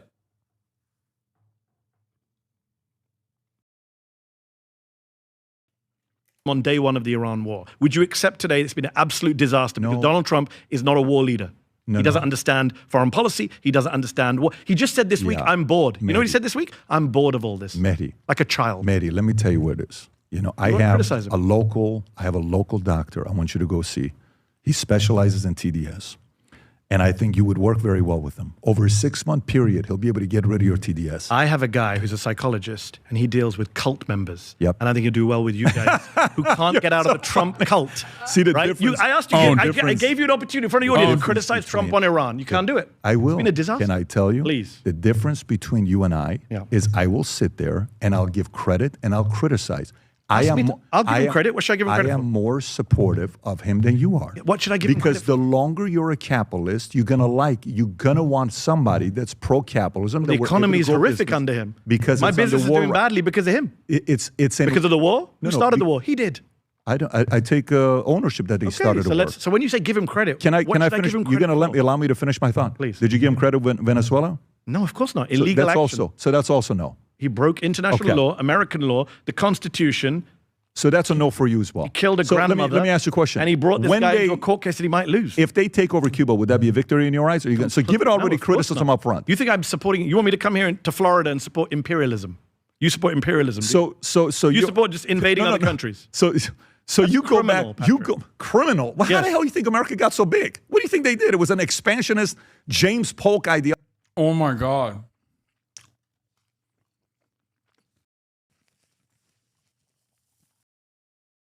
It's so funny. He's literally like, dude, this is why Republicans win, though, straight up. Because, like, a lot of people are just very dumb and they're like, what do you mean? If you got it, you got to use it, man. It's good.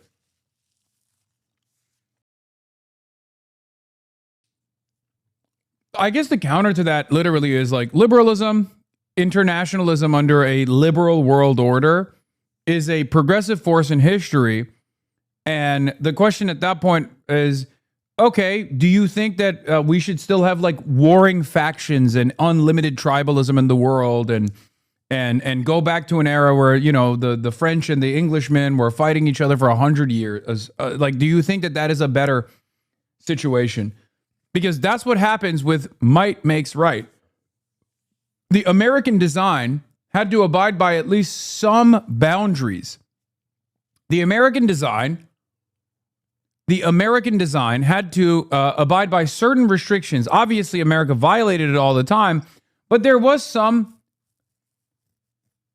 at least like some kind of lip service offered to the international rule-based order at times, and that kind of kept things fucking intact. Might makes right is the reason why currently America's getting its shit pushed in by Iran. Because Iran was like, all right, if you don't play by the rules, we can't play by the rules either. And that's the reason why we're fucking going to close the Strait of Hormuz.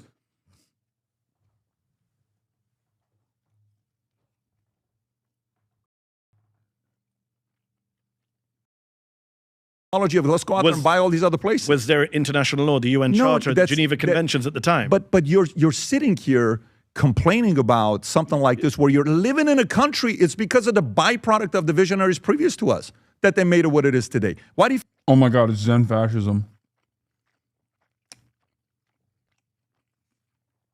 He's doing it. Mehdi, you don't understand. You're also a beneficiary of American imperialism. You're a part of the labor aristocracy, my friend. Don't you realize that this American bounty that inevitably comes back to you is the reason why we have such a robust system?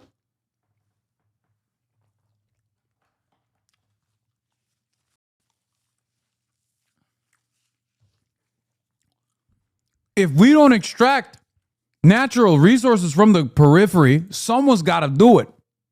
I just spat out a piece of rice from my mouth. I don't even know where it went. I'm a numbers guy.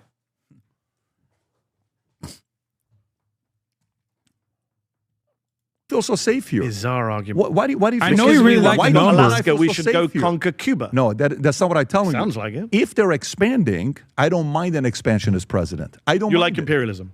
So how are you different to the IRGC? I don't mind an expansionist. How are you different to the IRGC? Everyone says what? Everyone says Islamic Revolutionary Guard. They're accused. Everything is about. Wait, what? Man, dude.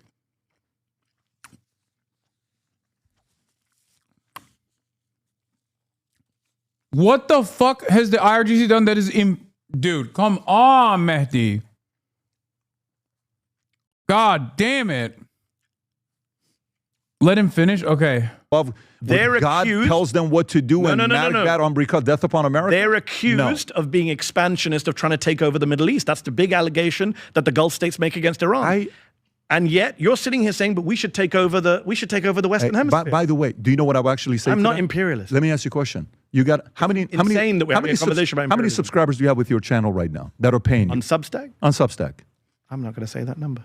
Let's say it's 100,000 people. Okay, there you go. It's not. Wait.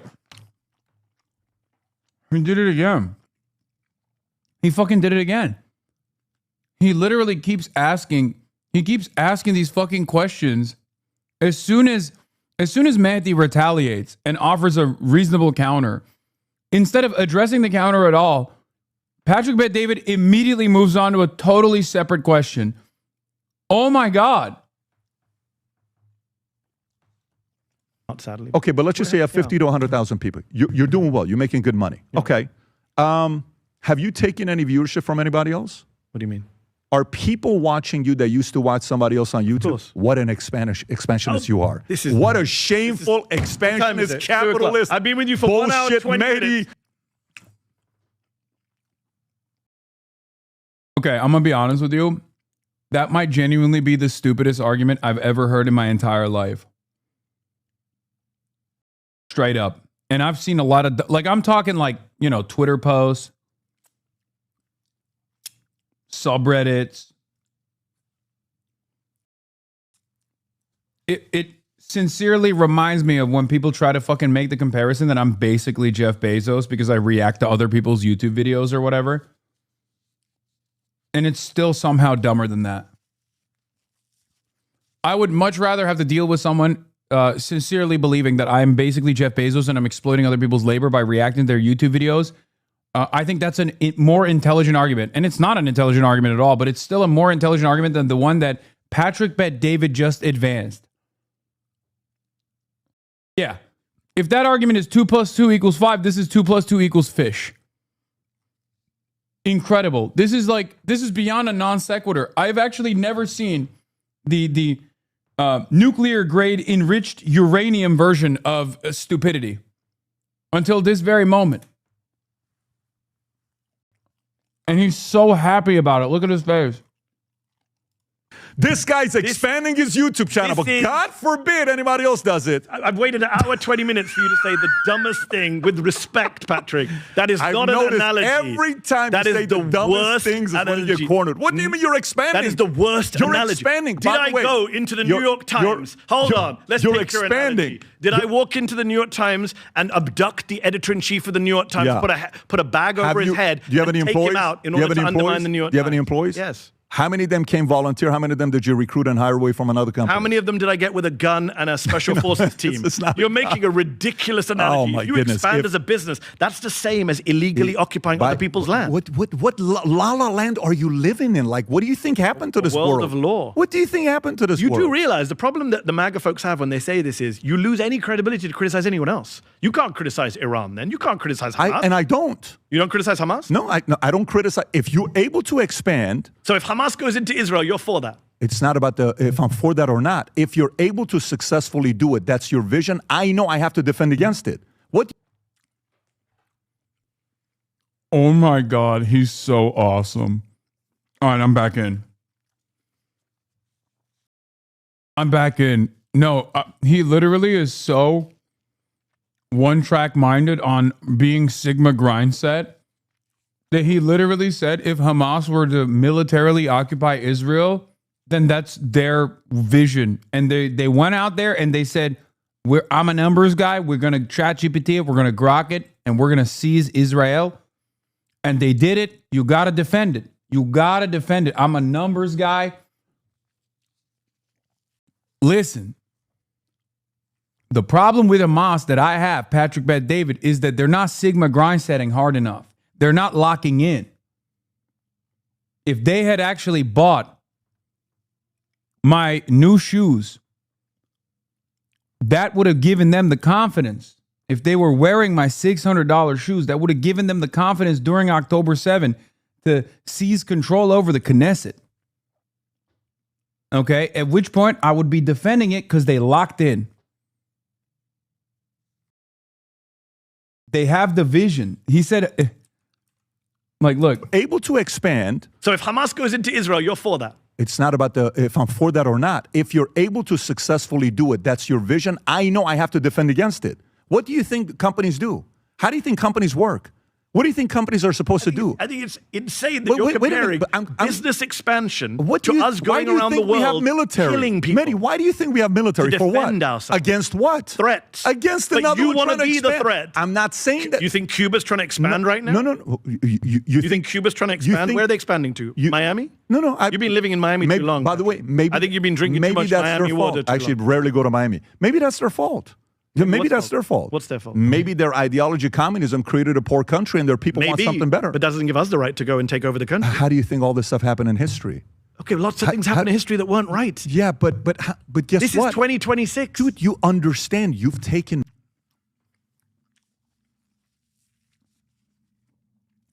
Dude, it's actually shocking.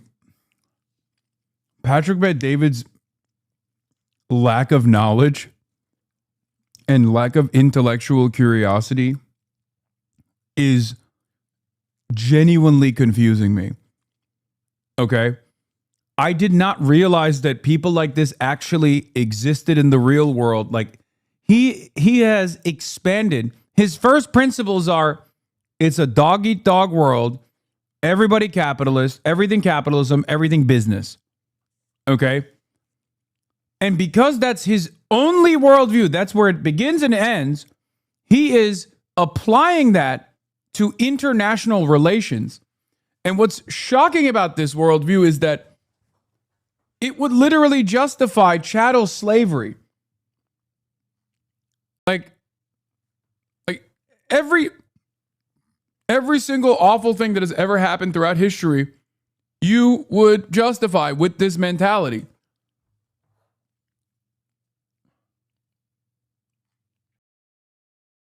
It's fucking awesome. Market share from other people.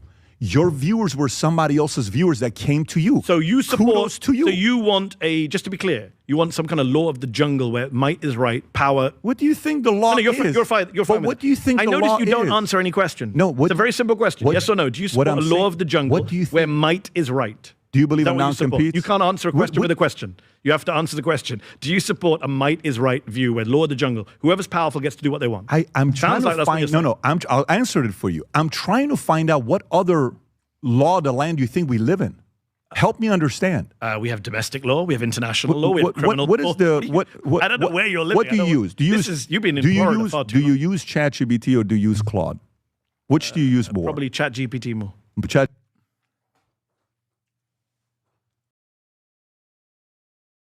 No, I can't. No, I'm sorry.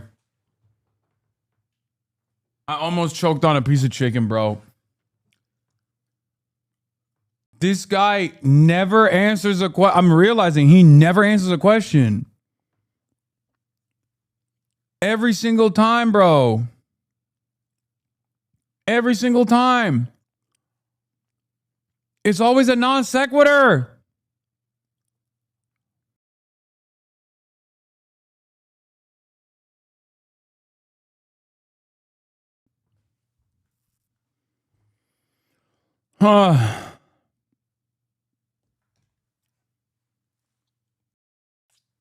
GPT more than Claude? Okay.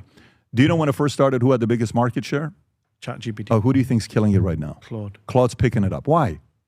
Because they invaded another country, kidnapped the president. Because they produced a better product. And this is why. Did Amade? What's the guy's name? Dario Amade. What's his name? Yeah. The guy who runs Claude. Did he go into Sam Altman's house in the middle of the night, take Sam Altman and his wife, put bags on their heads, and fly them back to his compound, and kill a grandmother in the process? The only difference is that, but war is never. That is the big difference, Patrick. I can't believe you don't see it. No. I understand what you're saying in the argument of that, but the reality of it is, which is what? A law of the jungle where the might is right.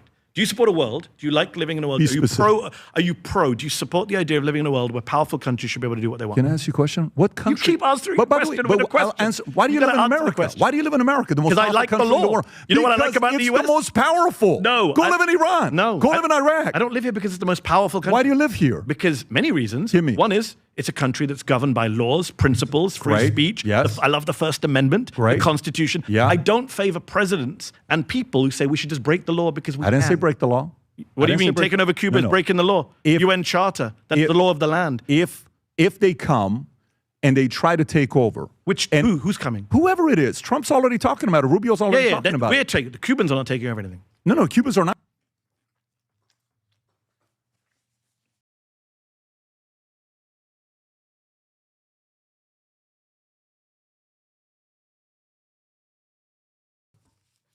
I'm going to keep it $1.50. I get why millions, tens of millions voted for Donald Trump. Yeah. Like, this guy's an intellectual giant on the right. Think about that. Like, we're over here dunking on him. We're like, he's so profoundly stupid, right? Meanwhile, there's motherfuckers out there who not only watch this guy, hang on every word of his, think he's fucking brilliant. They buy his $600 shoes. Those guys vote. And you bet your ass they're voting for Donald Trump. Okay? Yeah. We were wondering why they keep saying like Cuba is going to do an attack. There's an imminent threat from Cuba. It turns out Patrick bet David.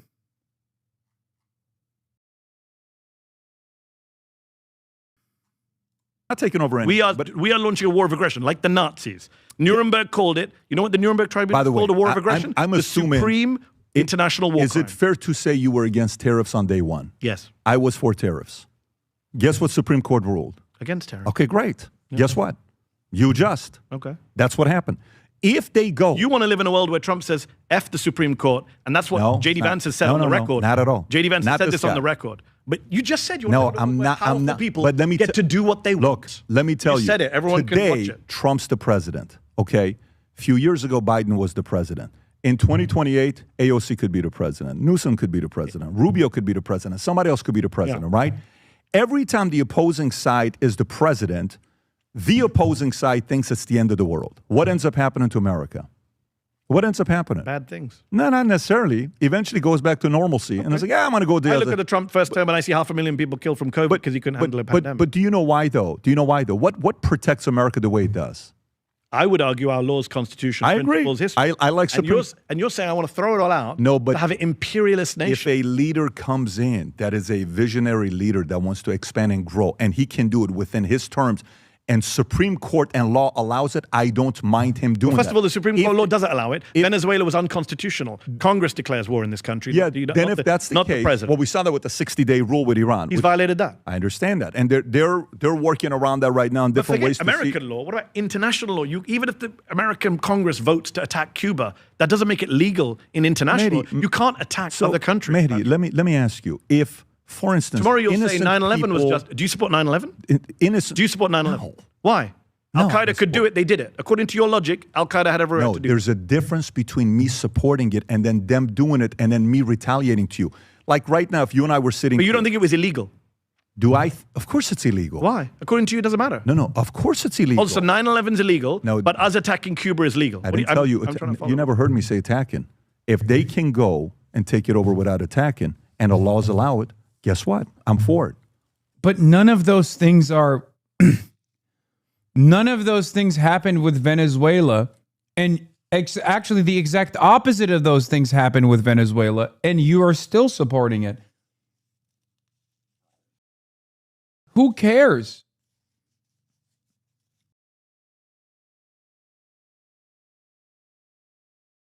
I genuinely think he's like flailing around here to try to hold on to some kind of counter position because he has nothing.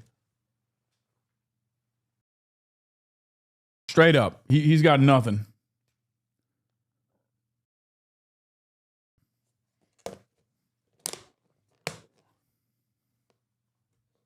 Like, there is no real disagreement here because there is no argument here. He's just being, he's just operating off of vibes and being a pure contrarian because Mehdi is woke and a libtard. And he has to, like, defend Donald Trump. That's it.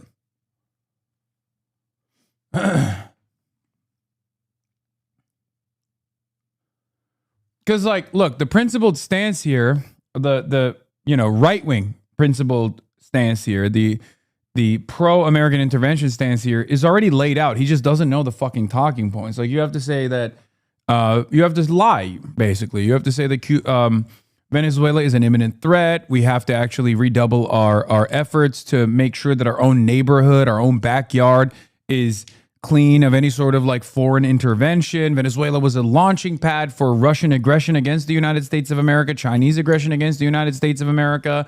Venezuela also happens to be a major oil provider to Cuba, which is, again, 90 miles off of our coastline, imminent security threat. Like, There are talking points that you could advance, but he hasn't even read the talking points. He doesn't even care. By the way, I'm not saying these are correct, okay? I'm simply saying he hasn't even dignified Mehdi Hasan with a clear-cut, agenda-driven worldview as to why what Trump is doing is good. He is just a pure reactionary. He is a pure reactionary that is simply going, no, Trump did it and is good because he's got the power, he's got the bitches.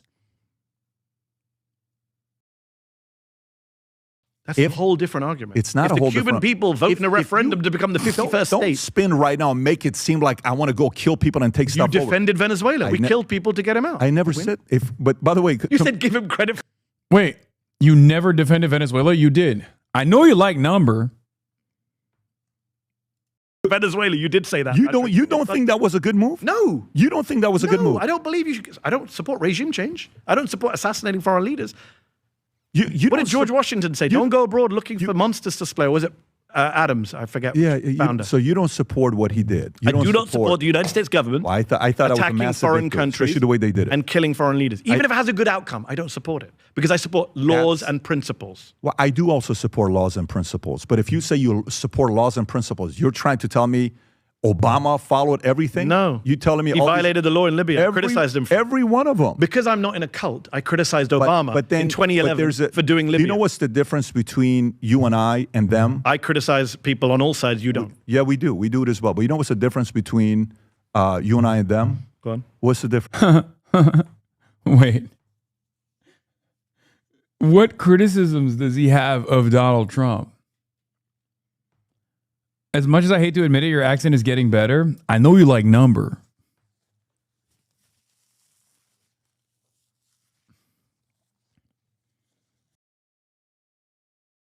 Moving to another question. Yeah, it's actually crazy. He's genuinely asking because he doesn't know. We do it as well. But you know what's the difference between you and I and them? Go on. What's the difference? You and I and who? You and I talking, giving our opinions, and Obama and Trump. What's the difference between you and I and them? We're not politicians. They made it into the White House. Okay. And so they're going to be able to do whatever they're going to do. You and I can talk about it, give our opinions. We don't have an imperial presidency. We Dude, shouldn't have what? He's like a child. He literally, okay. I think this is his actual worldview. I don't, like, a lot of chatters initially were saying, oh, he's like, acting aloof.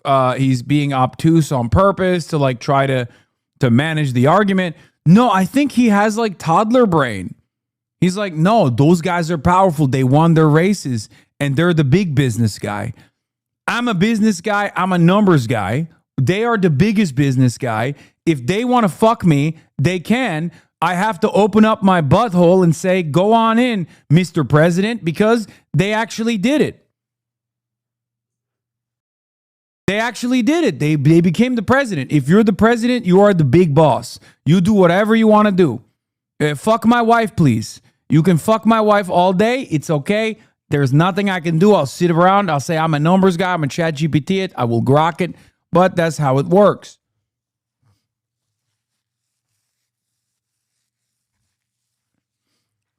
Like everything is a business. Everything is a business.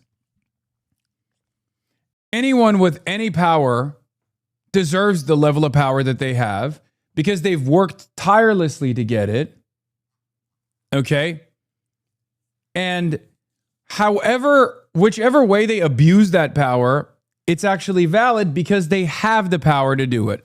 If it's successful. If it's unsuccessful, well, then maybe we can have a different conversation. But of course, if it's Donald Trump doing it, I'll still act like it is successful, as is the case with Iran. Imperial president. We did. That's why we have the freedom of speech of giving. Hi, Hasan. I really like your PBD impression very much. Is there a way to rewatch it? Yes. Subscribe to Valuetainment. If you subscribe to the broadcast, Piker Broadcasting Service, it's not as good as Valuetainment PBD. Okay? But this isn't PBD. This is PBS. Okay? I'm a numbers guy. And if you subscribe to the People's Broadcasting Service, independent media, you will get Valuetained more than you ever have gotten Valuetained.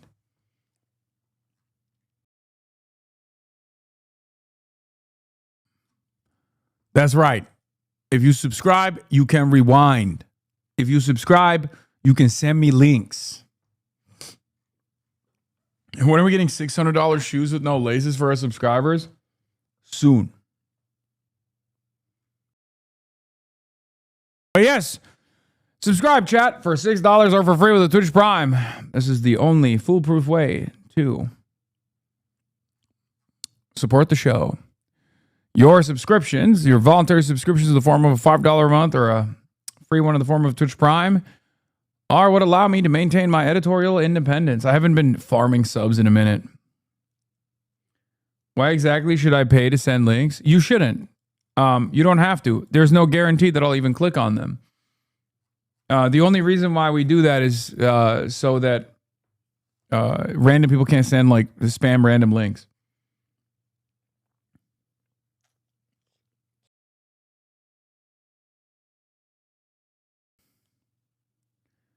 Do a level 10 reward again? No, I don't think we're going to do it. Kill me if I ever give money to a Twitch streamer. I don't think you should be killed if you ever give money to a Twitch streamer. You're pretty cool though. I'll be honest. We all think you're cool. Cuz like it's a little bit, it's a little bit cooler if you were to say that on Twitter, cuz most people do that on Twitter, which is, again, at least it's not literally on Twitch. But you're currently on Twitch. On what I assume is a sock account created and following at the same date. So I think you are a far bigger loser than the way you perceive a mega donor to, a tier 3 subscriber to Pokimane. By the way, your mods banned me for saying your beard was going gray. Okay. I don't know why they did that, but you've proven once again that it was a worthy ban by doing this, creating a sock account. And you're now a subscriber, by the way, so you've de facto given me money.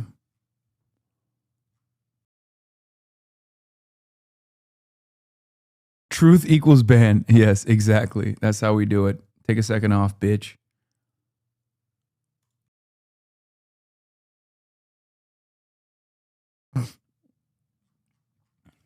Given our opinions, we also have a vision of America, which is supposed to be a restrained commander-in-chief. The founders came to. We're celebrating 250 years of American history. They came to this country, where? From my old country, the UK, to get away from a mad king, not to recreate a mad king. Okay, so we can get past this. I mean, when maybe the next time we'll do the podcast, we'll do it in Cuba or Venezuela, just for the sake of what we'll enjoy ourselves with. Anyways, let me get to the next story with you. By the way, Mamdani Spencer.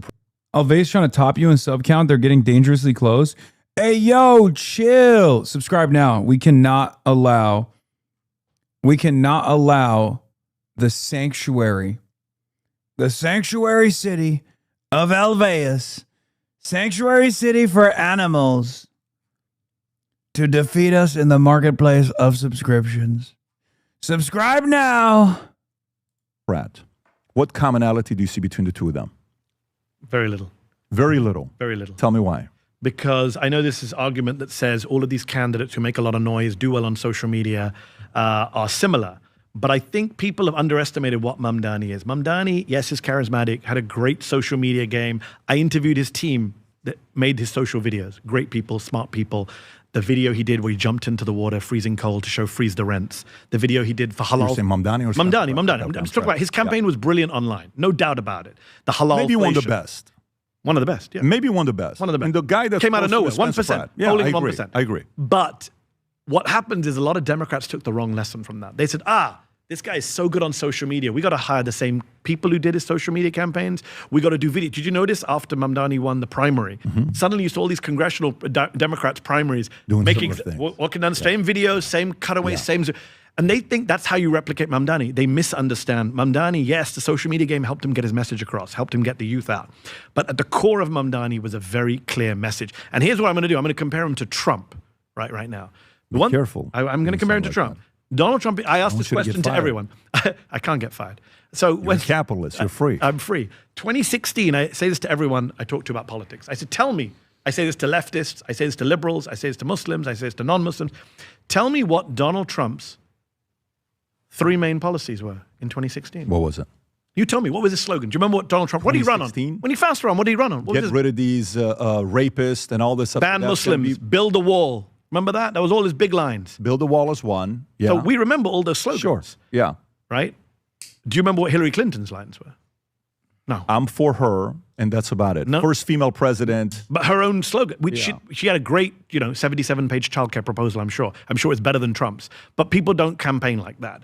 And I think what Mamdani did is, even now, you ask me, what does our Mamdani run on? Okay, freeze the rents, free buses, free childcare. It was message discipline around a set of policies that people identified with, that helped with this ridiculous affordability crisis, that made him seem like he was in touch. And I think this is what I try. This is why I try to force candidates into doing this. if Democrats only take away, or people in the media only take away from Mamdani that, the guy's slick, he smiles well, Trump loves him, he does great social videos. You don't That's think a Pratt mistake. has that? I don't think, what's Pratt's main policy platform that's going to get people out for him? Kill the homeless. Melt the homeless. Melt the homeless, throw them in a vat of acid. And anyone that might look homeless even. Did I win that? Did I get it right? The fires, homelessness. Everyone says they want to deal with that. That's Yeah, but that's because that's the what's guy is a happening in reality LA. TV star. I'm not a fan of reality TV stars running for president. I wrote a piece saying Oprah should not run for president years ago. Although I have said Jon Stewart should run in a Do primary. you think just for Spencer fun. Pratt stands a chance? Yes. He does. Because America's fucked up right now. You think Spencer Pratt stands a chance? Donald Trump is president of the United States twice. I'm never going to rule out anything in this country. I thought Trump wouldn't win in 2016. That's how dumb I was in 2016. That's why Let I alone don't do predictions anymore. No, 24. I said he would win, and I said he's going to win, and he's going to be a fascist. When did you say he'd win in 24? When All of 24, I spent. Patrick Bet David posted a video excited about the numbers from Backrooms and even knows how it started. He had the Grocket. Some film criticism from Patrick Bet David. Just got done watching the Backrooms. Budget $10 million. Gross $140 million. 14x. Director Kim Parsons, 20-year-old. Obsession. Budget $750K. Gross $150 million. Director Curry Barker, 26-year-old. Mandalorian. So we just got done watching the movie Backrooms. What a weird movie. Crazy movie. For 2 hours, I'm thinking, what happened? Oh my God. Oh my God. This is a joke. This is a joke. He doesn't make this. He makes this to fuck with people, right? Like it says the future looks bright under the brim too. And in reverse. Oh my God. Stop. Stop. There's no way. There's no way this is real. Bro, this is elite satire. This is fucking elite satire. Please stop.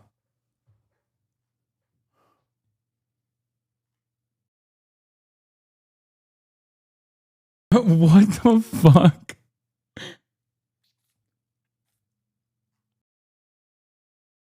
I have never seen uglier merchandise.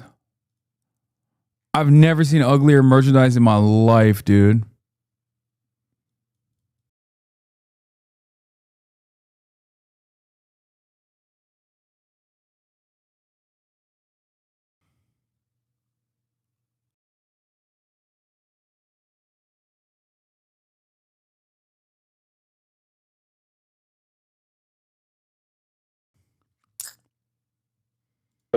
Why is this lady glitching? You go through that wall. All these hotels I've stayed at, you're now thinking about. No, I'm gonna be honest. Like, I mean, I slandered Teddy Fresh, but this is worse than Teddy Fresh. We have officially found merchandise that's literally worse than fucking Teddy Fresh. Okay, straight up. It's not saying much because this is the worst thing I've ever laid eyes on. So it is remarkable in and of itself. About these rooms. And this guy, Kane Parsons, 20 years old as a director, $10 million is what the movie costs. It makes $150 million. Then you have Obsession. This guy, 26-year-old director with $750,000 makes a movie that does $150 million. 200x on your money. And in Mandalorian, that's supposed to be this big project, $300 million investment, doesn't even make $300 million. 2 weeks later, it's at 240 right now. So amateurs built the Ark, professionals built the Titanic, and Hollywood's got massive disruption, and it's being done by young, ambitious creatives. Can you imagine what the future of Hollywood could look like? I think Kane was the one that, based on a meme that came out in late 2019, 2020, takes that, makes a video on his own, gets 7.9 million views. That same video today has 79 million views. And if you've seen Backrooms, I don't know if maybe you got the entire theme and you know what the story's all about. It is a horror movie, but a very, very weird movie. Very weird movie.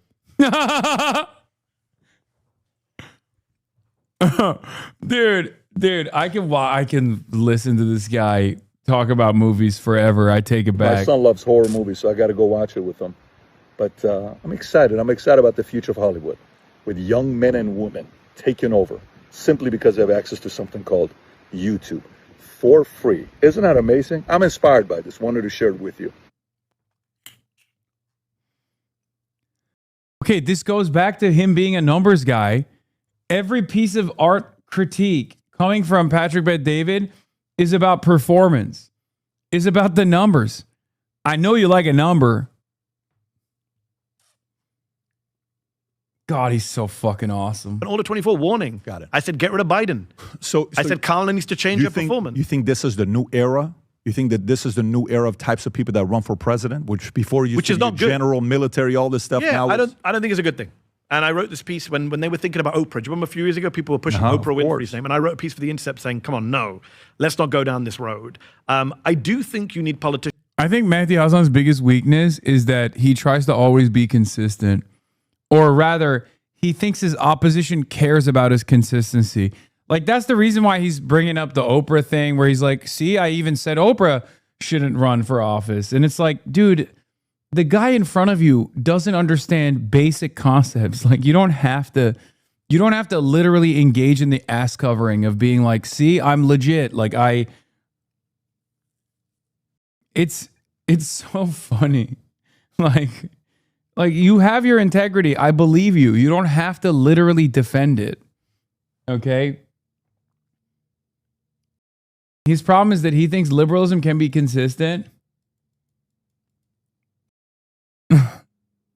Yeah, Patrick Bet-David doesn't understand object permanence.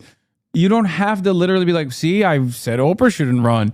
And then he even qualifies and says, well, maybe I thought Jon Stewart should run. It's like, that's too much. That's too much. You with anti-Semitism, though, unironically, no, that's not the same at all. Because hyper-focusing on, or rather, casting aside anti-Semitism as a non-issue gives ground to people on our side to believe that, yes, it is Jews potentially. Okay? That's the problem. I don't do it because I think my opposition will be like, well, he said he's not an anti-Semite, so he's actually fucking, now I'm going to actually think whether or not he's an anti-Semite or not. Why question marks is the repetition I'm talking about? No. The reason why I bring up anti-Semitism as a separate issue is literally because if I don't do that, I worry that other people will then hyper-focus on it because it's a much easier argument to understand. It's a much easier argument for the average American to believe that like Jews are magical money people that are literally dominating the financial sector, dominating Hollywood, and dominating the American media, and dominating fucking the American government, and they're doing this for their Jewish purposes and all this shit. Okay?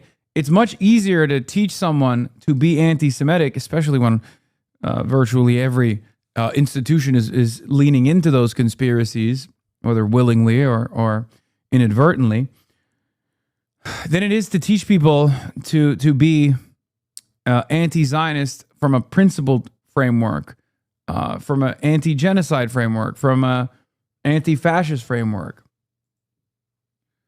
Will you talk about the elephant in the room? What's the elephant in the room? With charisma. And that's why people think of Hollywood stars. That's why someone like, I love Jon Stewart. I would love Jon Stewart to run in a primary just to shake things up. He'd be fun. I don't think he'd be a great president, but I think him running would just add to the race.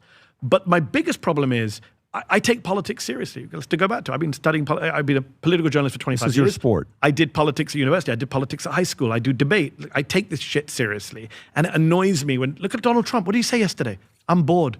I'm bored of the Iran negotiations, like a freaking child, right? You cannot have people who are unserious you can't people. help yourself, can you, with Trump? I can't. Unserious people in charge of our countries. Have you ever met him, by the way? No.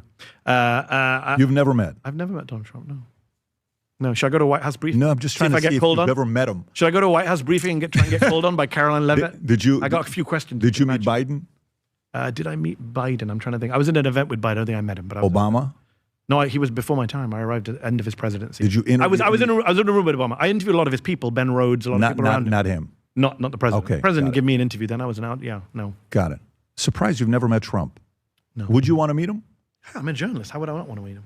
I'd love to interview. What would you ask him? What 3 questions would you ask him? You sat with him. What do you ask him?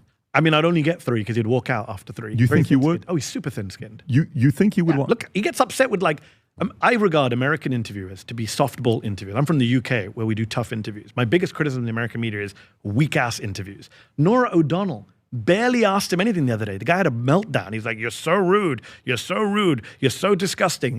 He just can't handle. He's got such a thin skin. He's the whiniest leader we've ever had. Asked about, if I'm not mistaken, he asked about the guy's letter. Yes. That had to do with rape and pedophilia and something like that. Yeah. She started with, and you could tell she was nervous when she asked the question. This is CBS. This is now in the can for Trump. Let's not forget. Sure. This is the guy who says, be quiet, piggy, to reporters. He can't handle tough questions. So what do you questions. ask him? You got 3 questions. What do you ask him? I would ask him, I wouldn't ask him opinion questions. It annoys me when people say, what do you think, mister? He loves that shit. I would ask him fact questions about what is happening in the world. I would ask him, it depends on the day, right? If I'm interviewing him right now, I would say to him, you said, my opening question would be, you said a few weeks ago that people say Donald Trump's going to get bored of this war. I don't get bored, you said. And yesterday you said, I'm bored of this war. How do you explain that? That would be my first question later on. What else? I would say to him, are you out of your depth in this conflict? And I would give it the evidence as to why he's out of his depth and ask him to deal with each of those examples. For example, the Strait of Hormuz. For example, the Gulf countries. I also wouldn't be able to resist having some fun. I always think someone should ask Donald Trump. I would love for someone at a White House briefing to stand up and ask something that completely exposes this man's pig ignorance of the world. I would love someone to stand up and say, Mr. President, when will you be going to Wakanda? They are building a Trump Tower there and they love you in Africa. And he would say, I love them too. Because he doesn't know that Wakanda is a fictional country. You think he would say that? Oh my God. Not only is Mehdi right, Patrick loved it. God damn it. God damn it. You know he's stupid. Patrick, you know your boy is dumb as bricks, bro. That's crazy. 110%. You think it would say that? I would pay money to any White House correspondent watching. They get fired on the spot by the network. It's obvious. Do you put him as an intelligent man? You put him What's as your depends how you define intelligence. Well, how do you, like street smart, getting ahead, getting his way? Yeah. Sure. Like he wouldn't be able to get where he got to. He's probably not a well-read guy in your eyes. That's an understatement. I think he's one of the most ignorant people I've ever come across. You seen the latest stuff? He keeps being like, I call them dumbocrats. You have to take the B off of dumb. Most people don't know that dumb has B on it. No, most people do know that. You probably just discovered that there's a B on dumb. You know, there's a Trump tick. I watch him so much. Whenever he says most people didn't know this, it means he just discovered something himself 2 minutes ago. You literally think he just discovered how to spell dumb? I know it. And talk to the people who worked with him. We're second-term Trump, Patrick. I don't have to make this stuff up. Yeah. Dozens of people have now left the administration, have told their stories, and it's all the same thing. The guy is an egomaniac. The guy is vain. The guy is dumb. The guy changes his opinion based on the last person he spoke to. This is a guy that won in business. This is a guy that he didn't won win in media. business. 5 bankruptcies in a row. You're more successful than he is. This is a guy that took a show from 0 to 1, Steve 15 Jobs, years. for God's sake. Dude, the guy won presidency 2 times. I give you Apprentice. 2 times. I give you Apprentice. See? I'm telling you. Oh my God. We are peeling the layers of the onion of his mind. And yes, much like an onion, it might be a little smooth, but it's like he genuinely is like, no, you're a business guy. Everything is business. Everybody casino. everything computer, Donald Trump business. And when you're the big business guy, when you win the biggest business of all, which is the American presidency, you get to do whatever the fuck you want. I wonder how he treats his employees, honestly. With that mentality, holy shit. It's awesome. He truly is like, the presidency is the biggest business, and you've won that. You've won that seat of power, which means you can do whatever you want.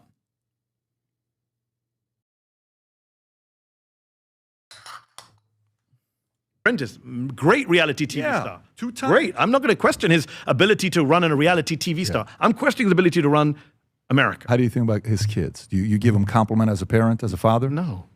Have you read the stories about You don't his think he's a children? good father? Why do you think his kids love him? You think the kids love him? You don't think they do? I mean, Why if do you think read they wanna be some of around him all the the if you time? read some of the tabloids, well, money and power can be You think that's great. the only reason? I know Well, if a you lot read- of billionaires again, that kids don't want to be around him. if you read the New York tabloid press that Trump was very friendly with, the kids didn't like him when he was young. They were annoyed that he was cheating on their parents, his respective mothers. Things changed. There's stories about him allegedly. It's denied. There we There's go. stories about allegedly him, slapping Don Jr. at college in front of his friends, and all sorts of stories. I don't know if they're true or not, but this is what's reported. Tiffany Trump, he never Coming talks about. from a Muslim and a Middle Eastern dude, what did our parents do to us when we were kids? Did you ever get slapped? Of course. Dude, are you like, you and I don't have the permission to say anything with that. No, so that's fair. we got to change the That's fair. I subject. withdraw that. Yeah, withdraw He didn't go to his son's. He didn't go to his son's wedding so he could do troll posts about Ro Khanna.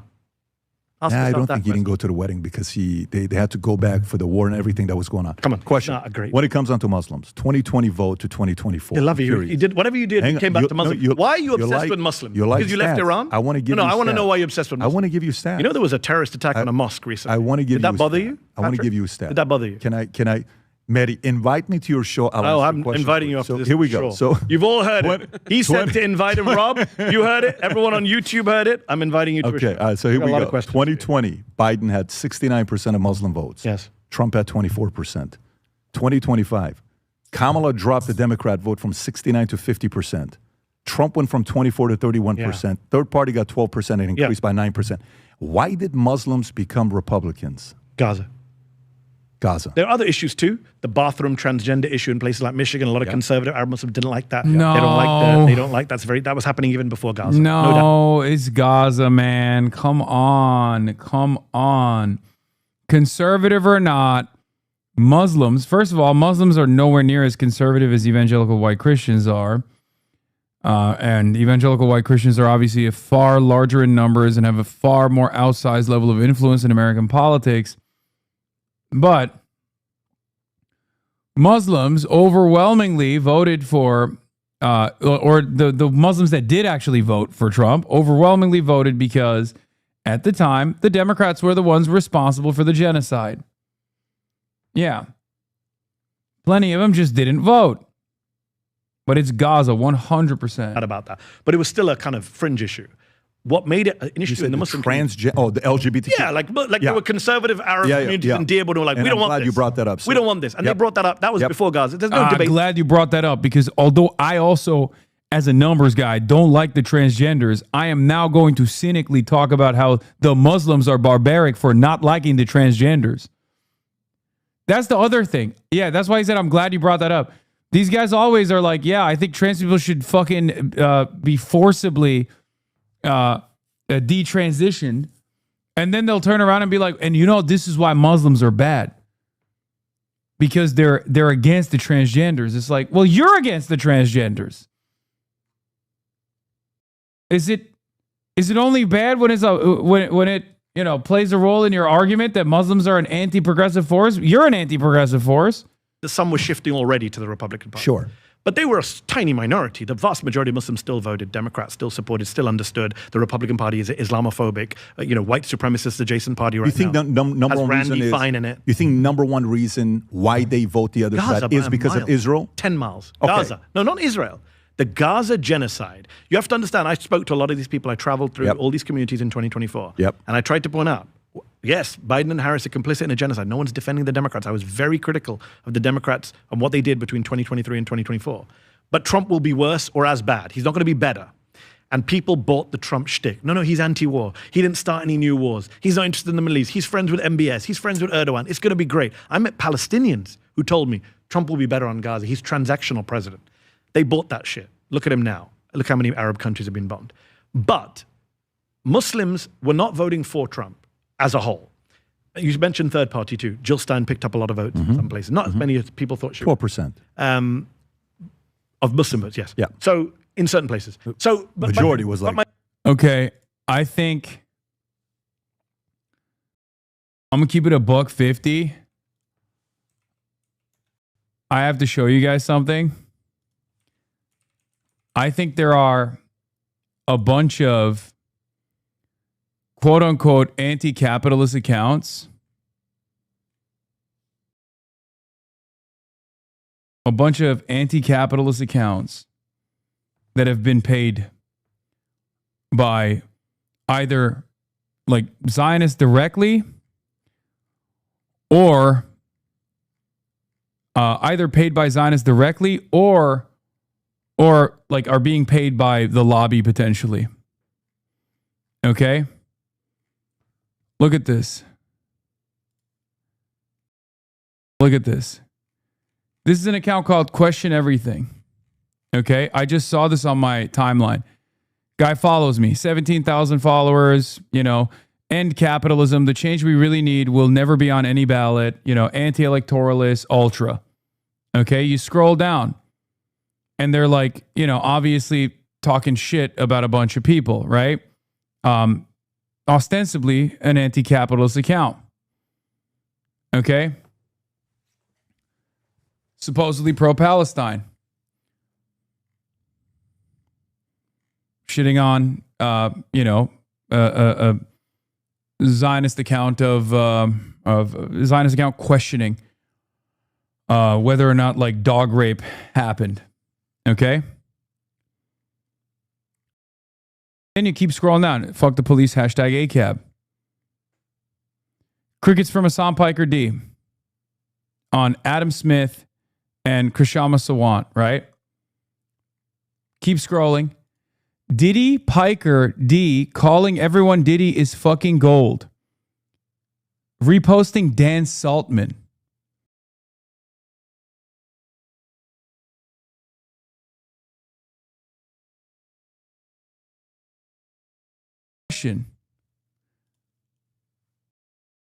Question everything.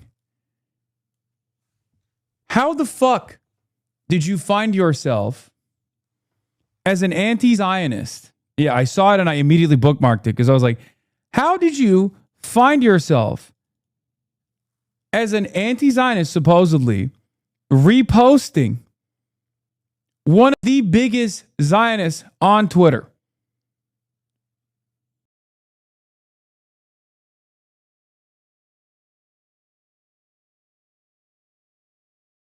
The ultras are aligning with Stalkman and the Latin American food. Very strange. The enemy of my enemy is my friend. No. There's no way. This guy's highest priority is supposed to be like shitting on people who are. This guy's highest priority is supposed to be shitting on people who are pro-Israel. Look. Reposting. Now that Hasan himself has been subpoenaed and banned from the UK, he sure likes to fantasize about suing others and limit free speech. His understanding of defamation and the law is kind of childish too. Reposting some guy who's like responding to Awk 2000.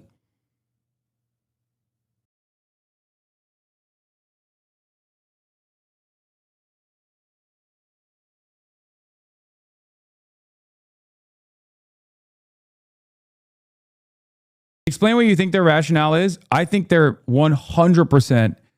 I think they're getting either paid, either they're like unbelievably delusional, or they're just straight up getting paid to go after prominent critics of Israel, but as an anti-Zionist, positioning themselves as an anti-Zionist and then straight up getting paid by maybe Dan Saltman or maybe other Zionist groups to make it seem like there's a better method of combating the Israeli influence in the United States of America. And that's what it is.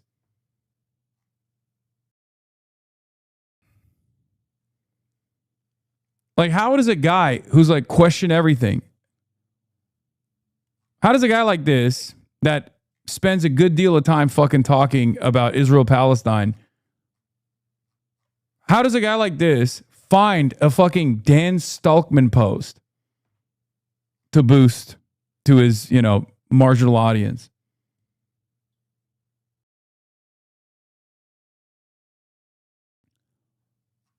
With the Palestinian flag in his profile. Could be a bad empanada fan, but again, a bad empanada fan, what has bad empanada been fucking focusing on?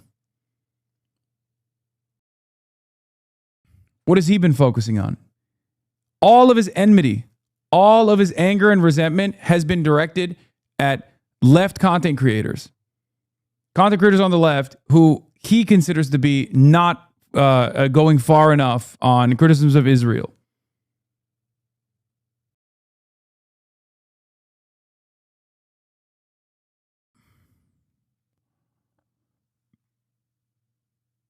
What is this? Yeah, his mom scolded him for being big time for being mean to Joe Biden.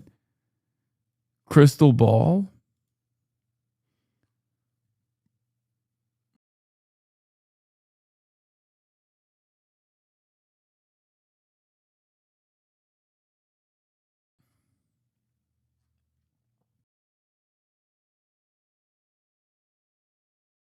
I think guys like this have to be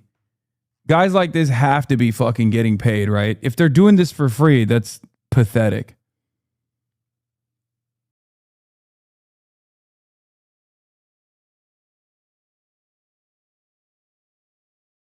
What is this? MLK Jr. writing about Piker, Kasparian, Cedar, Kulinski, Crystal Ball, the white moderate who is more devoted to order than justice.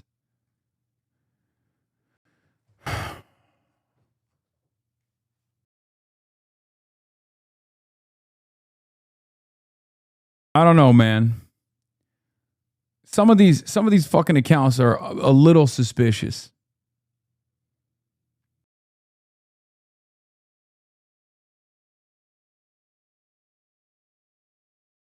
But my bigger picture is every time I said to someone, kind of reminds me of how they tried to call the last attempt at Trump a Hasanabi head. This account, wait, that account did? No. That guy reposted a tweet about you from November 19th, 2025, 3 days ago.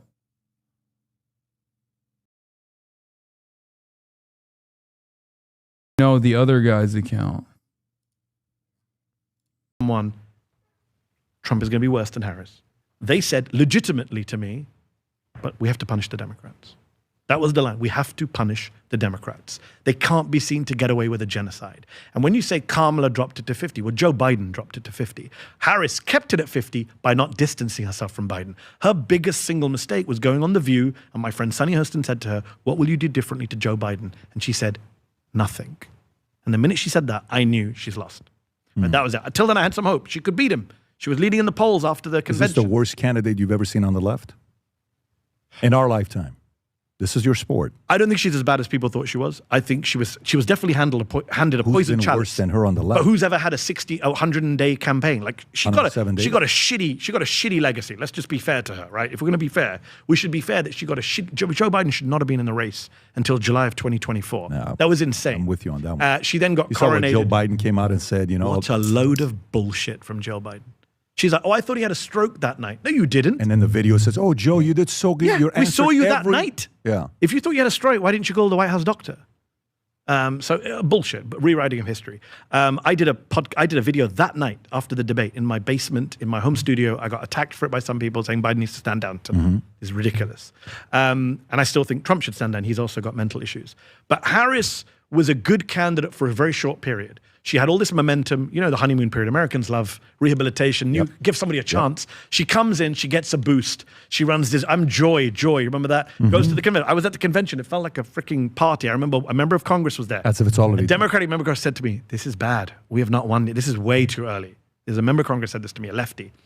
And I remember sitting there watching, Beyonce's going to be here. It wasn't Beyonce, it was fucking Leon Panetta. But anyways, bizarre. We come out of that convention, and then she starts tacking to the right. She starts saying all this shit about, what was it? Oh, they were shutting down Lena Khan, the antitrust stuff. She had Mark Cuban, Liz Cheney campaigning for her. She campaigned more with Liz Cheney than with AOC and Bernie, right? By the way, that was horrible move. Insane. Horrible move. It didn't win over anyone. Did you think that was a good idea? No, I said at the time. At the time, I said, these people are not going to switch over. Olivia Troy, who's a good friend of mine, former Trump official turned never Trumper, she was part of that. And she admits now, I've interviewed her. She says, yeah, we tried, but we thought there'd be like this massive conservative women that would come over. How much money did they raise? 2.1, what was the number? 1.5 billion or 2. That's a big number. It was a lot. Yeah. But so But she also had her brother-in-law, by the way. There's a lot of reporting that suggests Kamala's brother-in-law, her sister's husband, I think it's Tony West is his name, big Uber lobbyist. He was pushing her to drop all the affordability, good stuff, drop the ad. There was poll testing done. Controversy with him as well, if I'm not mistaken. I don't Tony know. West. But the affordability agenda that she dropped, she should have gone economic populist, right? She did not go economic populist. Instead, she campaigned with a billionaire and with a war criminal. And I think that was a huge problem. And then she went on The View and said, no change. This is a change election.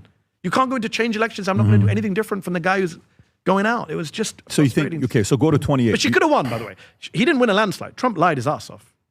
What do you mean she could have won? She lost every single state, 7 states. Have you looked at the numbers? In the 3 key swings. She helped more counties become Republican in America. Have you looked at the numbers? If 115,000 people had voted differently, she would be president. That's what it came down to in our ludicrous system. She lost by 1.5 percentage points. One of the narrowest. He got one of the narrowest wins in modern American history. You know that, right? I know he lies, and people like you give him credit. He lies. He says, I won a landslide. He won one of the worst. You can pull it up, Rob. I wrote a piece for The Guardian with all the receipts. Every county became more Republican pull up my piece. in America. Pull up my piece. Every Guardian, county 2024 Mehdi landslide. Type it out. Can you please send this chart to this man here? Pull it up. He's the Muslim community becoming more Republican. As we move closer to Game 3 of the NBA Finals on Monday night, Madison Square Garden, the United States Secret Service want to help ensure a safe and enjoyable experience for all ticket holders by sharing important security procedures that will be in place. A strict no bag policy will be in effect, and fans should make every effort to limit personal items to an absolute minimum. Fans should expect enhanced security measures when entering Madison Square Garden, including TSA-style screening procedures. Guests are strongly encouraged to arrive at least 2 hours before tip-off to allow additional time for screening and entry.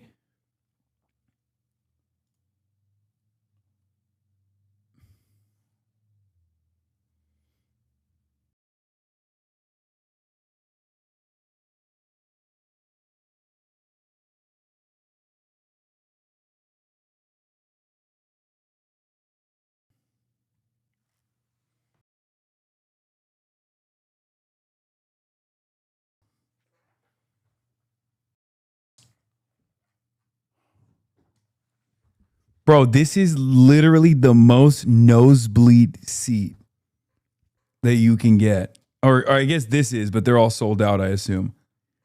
Like, you can't even see the game from here, and it's $8,000. Do you understand how fucking insane that is? $8,000. That ticket is $8,000. He's a bad empanada fan.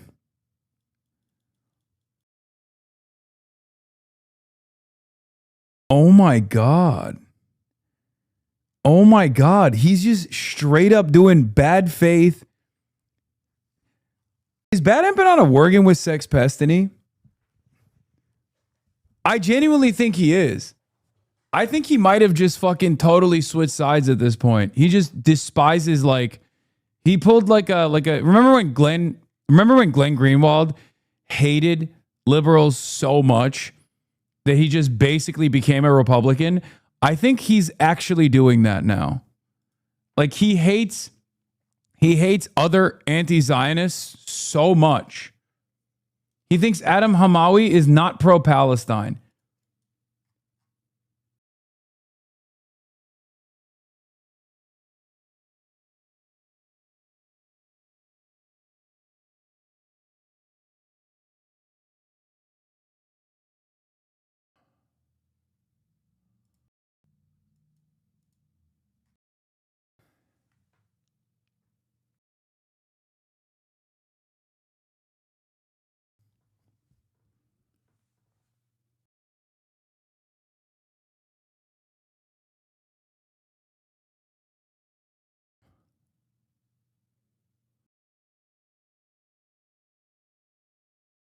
I think he might be getting paid.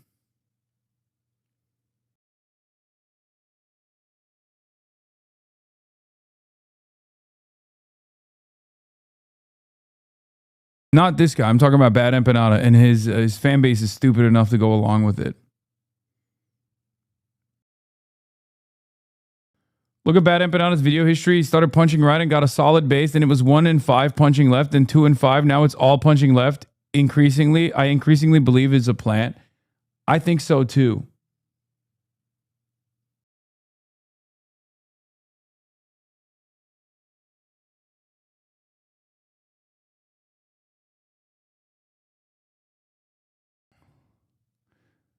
A Mehdi endorsement is how you know it's actually not a huge win for the pro-Palestine movement.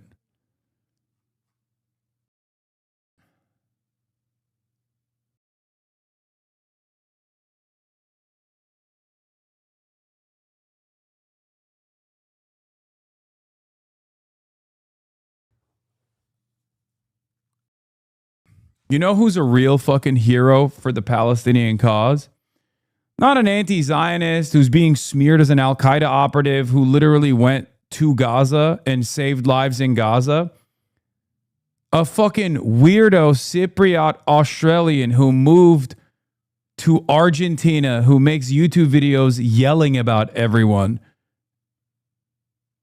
who is insufficiently pro-Palestine. Yeah.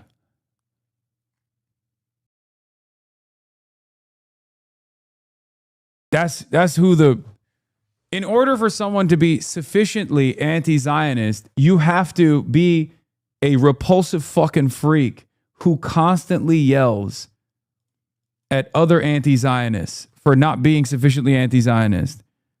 You want to watch how slop-brained Bad Empanada is? He literally said you were spreading Jewish conspiracy theories when you were talking about the Jewish Insider. Wait, what?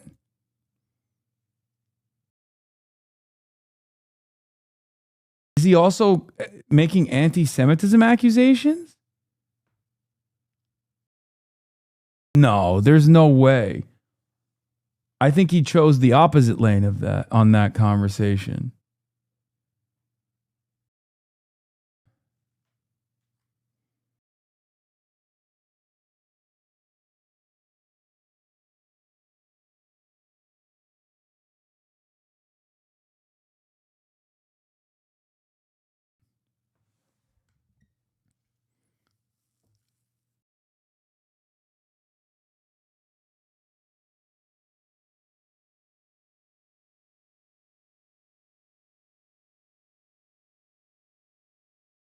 What the fuck?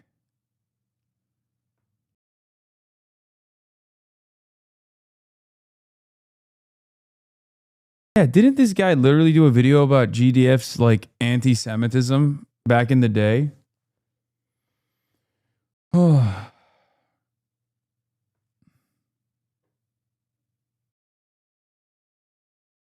He's an opportunistic hater and an op. People say anything. He believes in nothing. He called Mike an anti-Semite last year.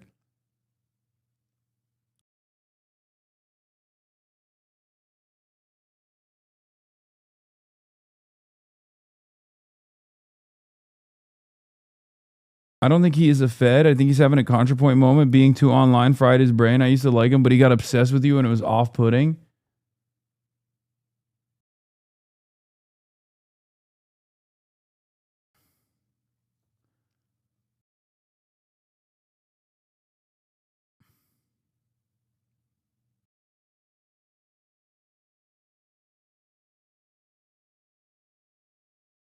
Bad Empanada just farms left to drama because he realized that's the most low effort way he can farm an audience.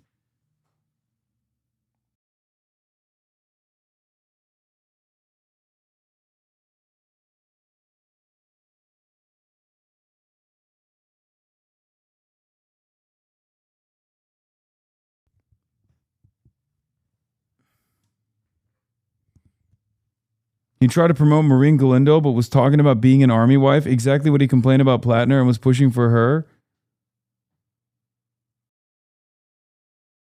What the fuck? I've never said that Bad Empanada is a op. I've always said he's crazy, but I always thought he was sincere and unhinged. But lately, I'm beginning to change my attitude on it.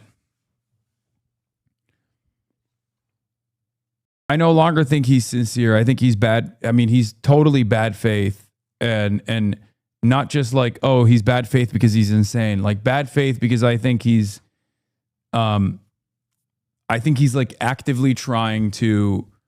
I think he's actively trying to cause chaos within any kind of like online organizing surrounding anti-Zionism. Patrick, which is great. Patrick, will you give me permission to read from your screen? Go for it. Can we scroll down? Yes. This is a great moment for me, taking over your show.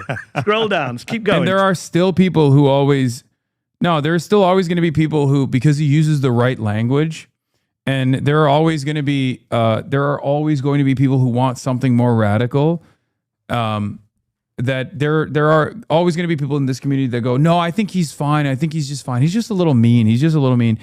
Buddy, if you're talking about a fucking doctor that went to Gaza and you're saying that a doctor that went to Gaza to save lives is actually not a real anti-Zionist, you're fucking out of your mind. You know, what have you done? You've done nothing.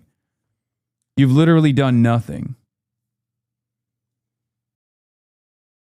He said his approach is Sinwarian, which is absurd since Sinwar's whole thing was uniting different factions. Yeah, what the fuck?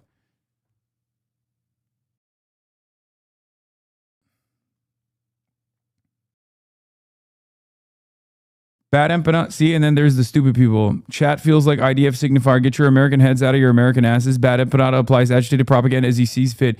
Dog, you know what's really funny about this? Bad empanada used to always say, like, my fans are fucking a part of a cult. You're literally a part of a cult. Okay? You're straight up a part of a cult. I don't know what it is about, like, left position, left like ideological tendencies, like different ideological tendencies, but it's always strange because like there's always people like that. There's the Larishites, there was the Black Hammer cult, right? I usually have a pretty good nose. Regardless of my naivete, I have a fairly decent nose at like cultish behavior and cultish thinking, and this is turning into a fucking cult. Not really, dude. I'm just tired of American exceptionalism. Yeah, that's what we're doing here. American exceptionalism.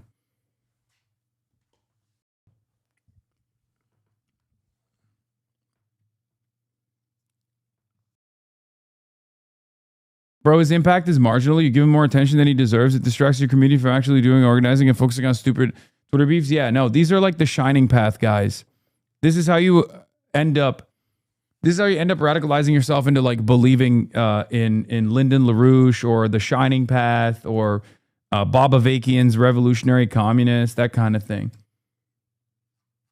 The U.S. is the source of all of this, as you know, and your working classes are not organizing. Yeah, which pales in comparison to what you're fucking doing here, which is to constantly chirp. Like, what do you mean? What's the goal here? Do you think you can get every one of the labor aristocracy to like successfully kill themselves or something? Because if that's your goal, you're trying, it's not going to work. But like, what is your solution? It's nothing. You're just posting. You're saying posting is praxis. But at least if you're going to do posting as praxis, you might as well post in the most unhinged ways possible. If we're both posting, you're just posting more repulsive style. That's it. You're not going to post your way to fucking communism. You're not going to post your way into building any sort of robust anti-imperialist movement. Like you're chirping about FD signifier in my fucking chat. FD signifier. Is that the revolutionary praxis? Complaining about FD signifier in another fucking Twitch streamer's chat? Go organize then, dumbass. The fuck are you talking about? I don't understand. What's the goal here?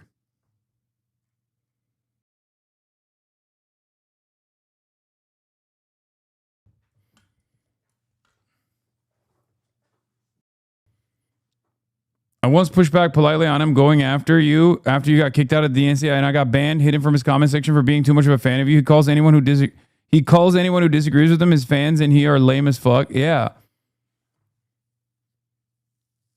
No, but I'm fucking tired of everyone calling Bad Empanada a maniac when he's just tired of your antics. Oh, brother. My antics, dude. I know. When I inevitably go to federal prison, you'll find a way to justify that too. It's actually deep undercover, right? My fucking antics. Clearly, people in positions of power see what I'm doing to be a significant enough fucking threat because they don't think that just simply chirping about other anti-Zionists on the internet and anti-Zionist content creators not being sufficiently anti-Zionist is probably not the revolutionary praxis that you think is disruptive, okay? You're failing to comprehend what Bad Empanada is doing is unprincipled. It's nothing. It's irrelevant. And not only is it irrelevant, unprincipled, and nothing, it's actually deluding a bunch of other people into participating in this cultish way. Okay? I'm sure there's plenty of fans of mine that would follow me in a similar cultish manner to whichever ideological tendency I go to, but I'd probably lose a fuck lot more if I just stopped advocating for the things that I'm advocating for. If I no longer believe the same things, because people come in here to like hear a different perspective. Okay? But they're here for the politics to a certain degree and the entertainment as well. You are just fighting another fucking YouTuber's battles right now on the internet on a Twitch streamer's chat.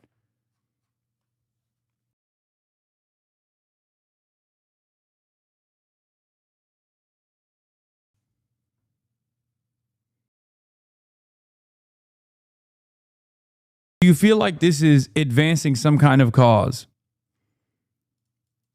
Do you feel like this is advancing some kind of cause? Do you feel like Bad Empanada is a figure that has actually shown so much, that has been so impactful in his advocacy, in his organizing, that you feel like he is a figure worthy of defending right now? Like, which one of the last, I don't know, couple of weeks' antics do you think was worthwhile? Okay? Which one of the antics? Was it the efficacy around the deploying the term Zog slave? Was that the productive organizational principles that he was advocating for? Was that what it was? Was it saying Adam Hamawi, a doctor that went to Gaza, is actually not sufficiently anti-Zionist because Mehdi Hasan said he's you know, an important voice against advocacy against Israel, someone who just got elected, who's being called a fucking Al-Qaeda terrorist right now for that reason? Or is it the 750 posts about Graham Plattner that are identical to the New York Times, one of the most Zionist newspapers of all time, using a smear piece from one of the most Zionist newspapers out there?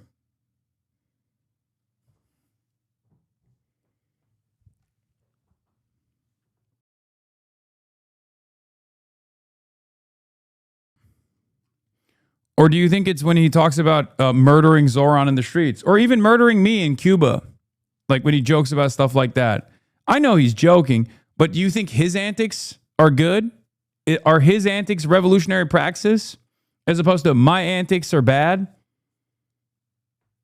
Can you explain to me which of those things are worthy of not only defending, but also defending so much? Oh, no, his antics are extremely aggro. Oh, okay. I'm asking you seriously, where is the productive discourse? Where's the productive discourse? I know you said you don't like debates and whatnot, but you are in here debating at the behest of Bad Empanada. Where is the meat of the argument that you think is so worthy of defending? That you are so parasocially defending your favorite YouTube streamer?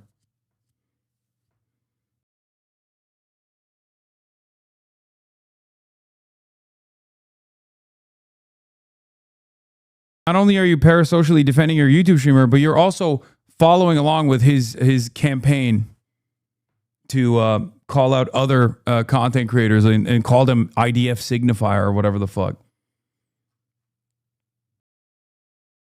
Notice how this conversation is entirely about drama. Okay. The meat is that this genocide is being carried out by Americans. Agreed. Being supported by Americans. Agreed. And not being stopped by Americans. Agreed. And it's tiring everyone out. Oh, you're tired. Okay. Well, go to sleep then. Like, what are you doing about this? What are you doing about all of these things? I agree with every single thing that you said. What are you doing about it? Other than complaining about a fucking YouTuber. What are you doing about it other than complaining about a YouTuber? Do you recognize how incredibly powerless you are? What are you doing about it?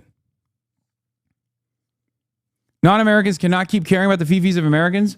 What are you doing about it? You're tired.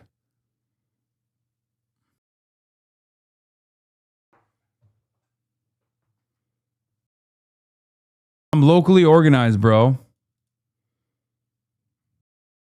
Nice. What details do you want? What are you doing?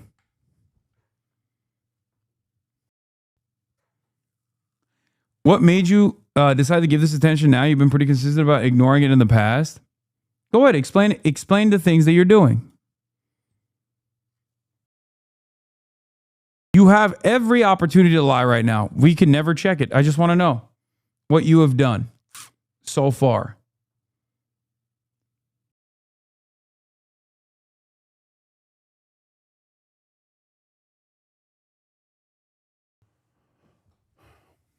You can't even lie about what you're doing? What have you achieved so far?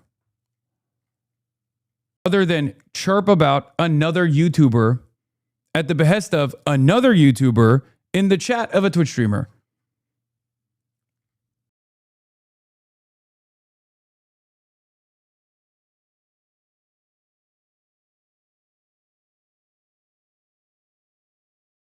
What did he say? I've done no more than attending protests, giving some talks, and organizing with my local commies. Not sure what you want from me. I want you to check your fucking priorities. Okay? This entire community has done all of that as well, myself included.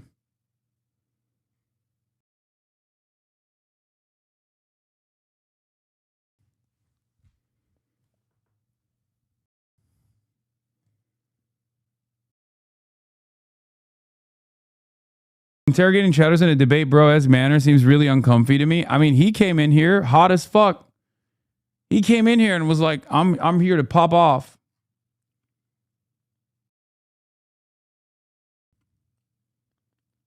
So you've done the same as everybody else. Does it make you feel better? My priority is just to tell you what I think. Non-Americans view this whole thing very differently than Americans. Okay. So you've done as much as everyone else has done in here.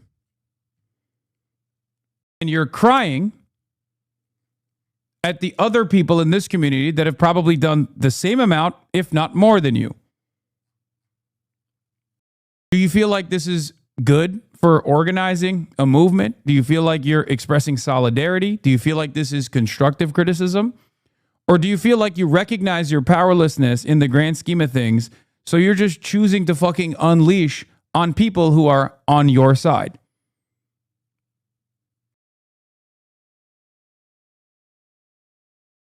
Because you think you have a moral high ground because at least I assume you're not American, right? And that's it. Which I understand. I think there's an argument to be made there. Right? Sure. Does it make you feel better that you're not American and therefore you're less morally culpable, even though your organizational capacity is also limited all the same, just as limited as the American organizational capacity is?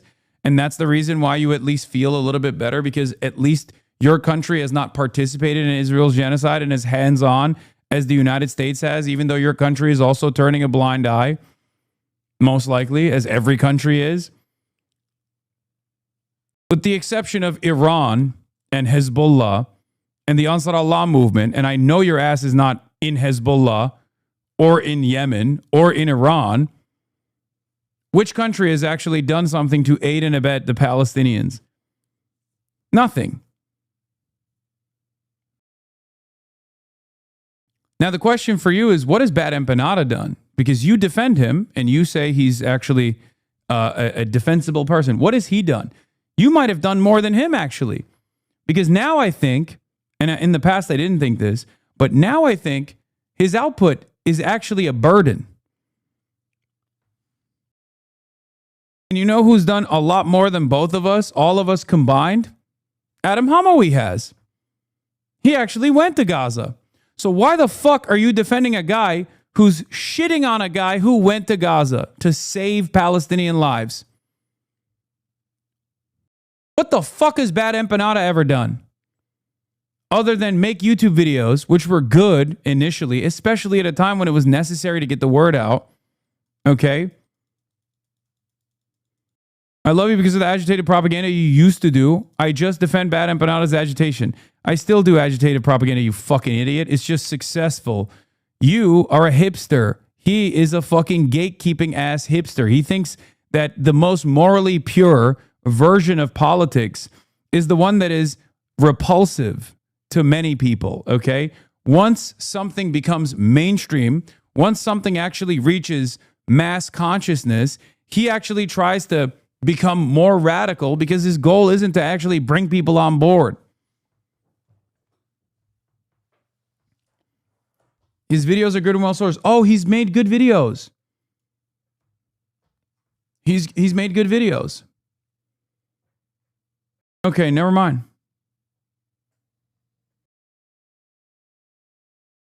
My mistake. You should keep doing that then.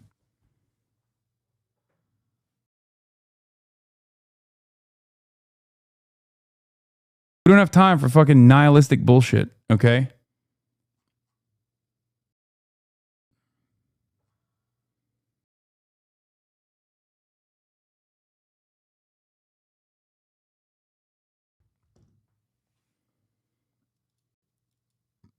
Anyway.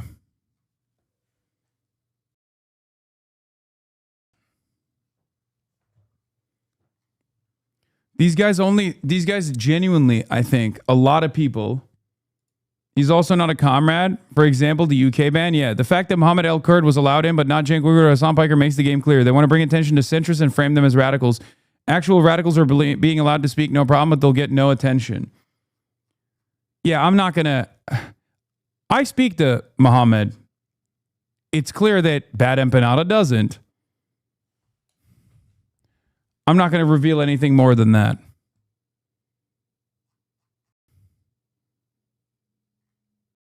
I don't think Mohammed would agree with that.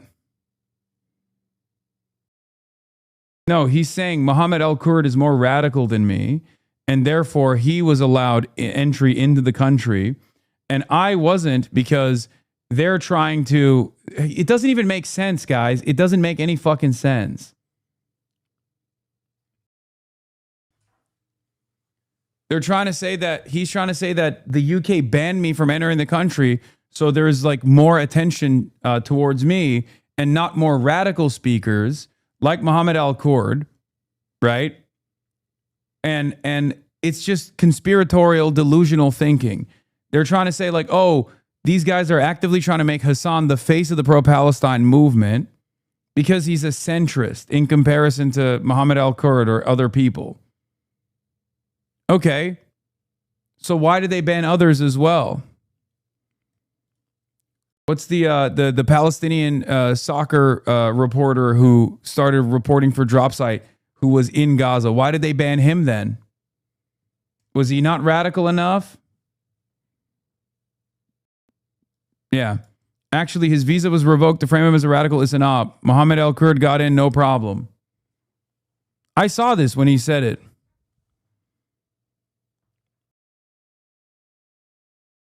Like, he genuinely is insane. And it's kind of stupid, too. He's, like, remarkably stupid. He's very well read. But I think his mental illness sometimes stops his brain from functioning appropriately. It's not dissimilar to assuming that the New York Times report on Graham Plattner was also an op to boost Graham Plattner. Because deep down inside, they know that he's secretly going to be a reliable vote for Israel. Okay?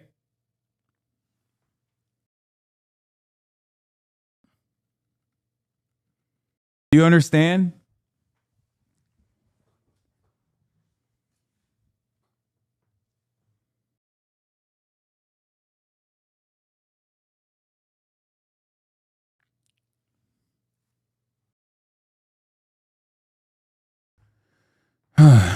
Yes, dude.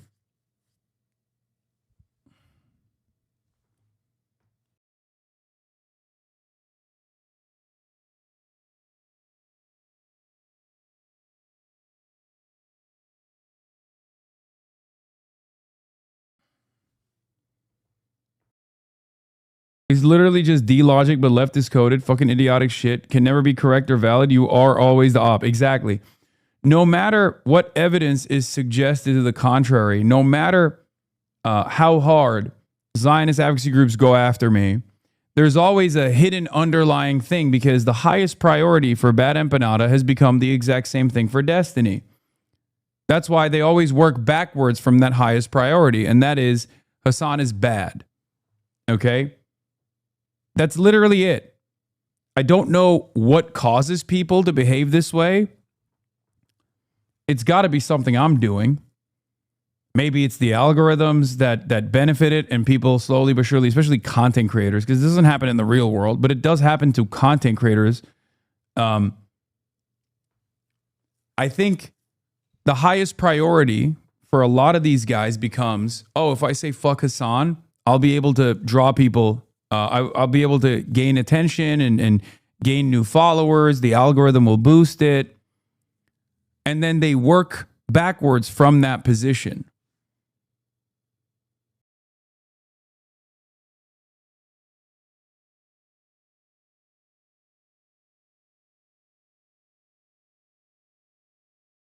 I think that's what it is.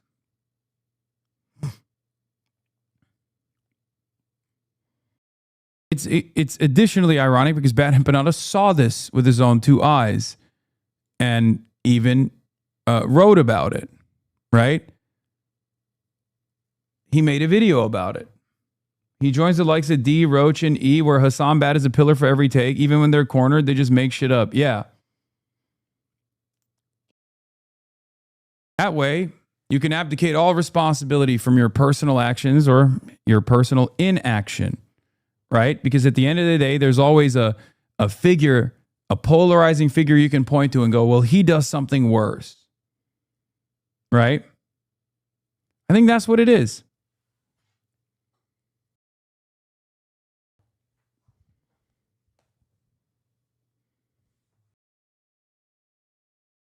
Keep going, keep going. Stop. So the former president's margin of victory over Harris is a minuscule 1.6 percentage point. Actually, it's 1.5. It went down after that. Smaller than that of every winning president since 1888, other than JFK and Richard Nixon. In fact, in the 55 presidential elections in which the popular vote winner became president, listen to this. Oh, your viewers are getting some good facts today. 49 of those 55 elections were won with a margin bigger than Donald Trump's in 2024. I hope the president is watching your show. I know he's a friend of his. He's coming on the show. Can you do me a favor? Donald Trump, you lost. Can you show you won with a how many 49th counties? Who gives a fuck about counties? Won. I'm showing you the margin of victory. Dude, Mehdi. He won by 1.5. You can raise your voice, but I've already done my receipts. If there's anybody that has no room to say anything, look at this here. My receipts are up. Look at this here. Oh, you Patrick, run away. Look I love at this here. You know, land doesn't vote. He converted Muslims into Republicans. Patrick, you know, land doesn't vote. I love these. I love these maps. That's land. You showed us that. Land doesn't vote. Dude, I gave you the numbers. Voted for him. Still more for the Democrats. No. Muslims went from 24% for Trump in 2020 to 31%. Patrick, I'm not on the right. He's winning your people over. Patrick, and it kills me. Patrick, I'm not on the right. I'm not an election denier. Donald Trump won, but he didn't win 50% of the vote. You know, people say he won the popular vote. You know he didn't win a majority of the votes. He's running three elections. I know that, but you know he's run three elections. You know who? You know who's who's never the won a last majority Republican of the that has? George W. Bush. Yeah, it's the last one that did it. Yeah. It's not a. That's not like a. Oh my God, he didn't win the majority. You know. But he hasn't. But he brags and says he does. Yeah, but he's never won a majority of the vote. Today he's polling in the 30s. He's lost. By the way, he's lost all that support from Latinos, young people, and Muslims. Yeah. You accept that, right? That coalition he put together is gone now. Yeah. So this the part where guys like you come out and they'll say what they'll say. They'll say facts. Did you see the spot? Did you see his endorsement? How they did? Did you see his Which endorsement? How they did? Everybody he picked. Did you see how many of them won? Oh, in the primaries. Yeah. Did you see? Great news for Democrats. That's Great news. Tell me why. Tell you me think why. James Tallarico wants to run against Paxton or Cornyn? I'm actually curious. Tell me why. No, he picks horrible candidates. Remember, what was the Georgia candidate? They should have won Georgia and they lost. Who did they put up? Herschel Walker. Remember that? Remember Herschel that Walker? I remember. Remember the dude Good in running back. Alabama? He had a hard time speaking. Remember the dude in Alabama who was accused of child molestation that he denied? I can't remember his name. Alabama guy from his first term. He backed him. He Talk lost. about now. He picks. Talk about he picks now. Bad. 117. 117. Yeah, but why would you back Paxton? Let's just talk about the main. Tell me why you. So you like establishment candidates like not about Cornyn, what 40 plus years. I hate John Cornyn. I hate Canton Paxton. But it who looks do you like want to you're- run against? I want the Democrats to win the Senate, obviously, to save democracy. So you think Tallarico does better with Paxton than he does with Cornyn? You don't? I'm asking you. I'm asking you. No, I ask you. I 100% think he's going that he's going to do better. Well, the polls show he's doing better. Yeah. I mean, just trust the polls. He's leading in the So polls. you think his power? By the way, do you guys in your family celebrate Pride Month? Do we celebrate Pride Month? Yeah, I mean, what does Pride that mean? Month. I'm just asking. Like, do you have a way of celebrating Pride Month? Because Tallarico. Not personally, but I support people who do. Do you see Mamdani yesterday? No. Interesting couple of posts. You What know, do he you was like say? Muslim Sharia. He's What an do you say? extremist. What do you say? People on your side. 9 a.m. he posts Happy Pride Month. Mayor of New York. Yeah. Midday, Happy Eid. Hosted Eid at Gracie Mansion. That's modern America. People that want to make this guy into some kind of extremist. You guys on your show. I see you getting worked up about Tallarico- prayers in New York. This guy, Zoran Mamdani. You think Tallarico? Okay, so by the way, I think Tallarico's formidable. It's not like I don't think he's formidable. I think he's a very good communicator. I think he's to be honest with you, I think he's a better version of Pete Buttigieg. I think he's a better version of Pete Buttigieg. Okay. I think he's got a bigger upside than Pete Buttigieg. Okay. So I think he's very talented. I think he's very interviewed him once. talented. I want to interview him again. He's a very, very good talker. His policies are good. Texas is difficult. My wife is from Texas. I spend a lot of time in Texas. I'm under no illusions. It's a difficult state to win, but it's not as red as Republicans want you to believe. Not anymore. Not anymore. Not anymore. And I think that they could have probably won with Cornyn, but I think now it's in play. And you have to ask, what is Donald Trump's political strategy? You know, Patrick, that every Republican senator is pulling their hair out wondering, what the hell did Donald Trump do here? He's now put the Senate in play in a way it wasn't in play before. Because even if Paxton wins Texas, they have to divert a bunch of resources from other states which need them more to protect him. That's the problem, strategically. For Paxton or Tallarico? For the Republicans trying to save their Senate majority, they're going to have to divert resources to you know how much defend money they're Texas. going to spend in this? Yeah, but it could have been spent elsewhere. We're going to see the money go in there in ways we've never seen But it before. could have been spent elsewhere. Could be. I mean, that's the They part got a about... tough race in Michigan. They got a tough race all over. By the way, just out of curiosity. They're losing in North Carolina. I'm curious what you're going to say with this. So out of curiosity, you have two people to choose as a candidate. One is a hardcore Republican, capitalist, pro-Trump guy who's a Muslim. Second one is a hardcore socialist, progressive, liberal who is a Christian. Which do you vote for? Obviously, I vote for the person whose values and policies I support. I don't vote based on religion. So you would vote for the second person? Of course. Because the values and principles. Of course. I don't vote based on... How is that shocking? Why would that be shocking? Who the fuck would be like, oh, I'm voting for the Muslim every time? What the fuck? How is that confusing? Religion. Mehmet Oz ran against John Fetterman. He would have been the first Muslim senator. If Abdul El-Sayed pulls it off in Michigan, he will be the first ever Muslim member of the United States Senate in American history. Yeah, we've this never year. had one. We never had one. Yeah. Mehmet Oz We have could have 5 congressmen. Mehmet Oz could have been the first Muslim But he would have senator. been a Republican.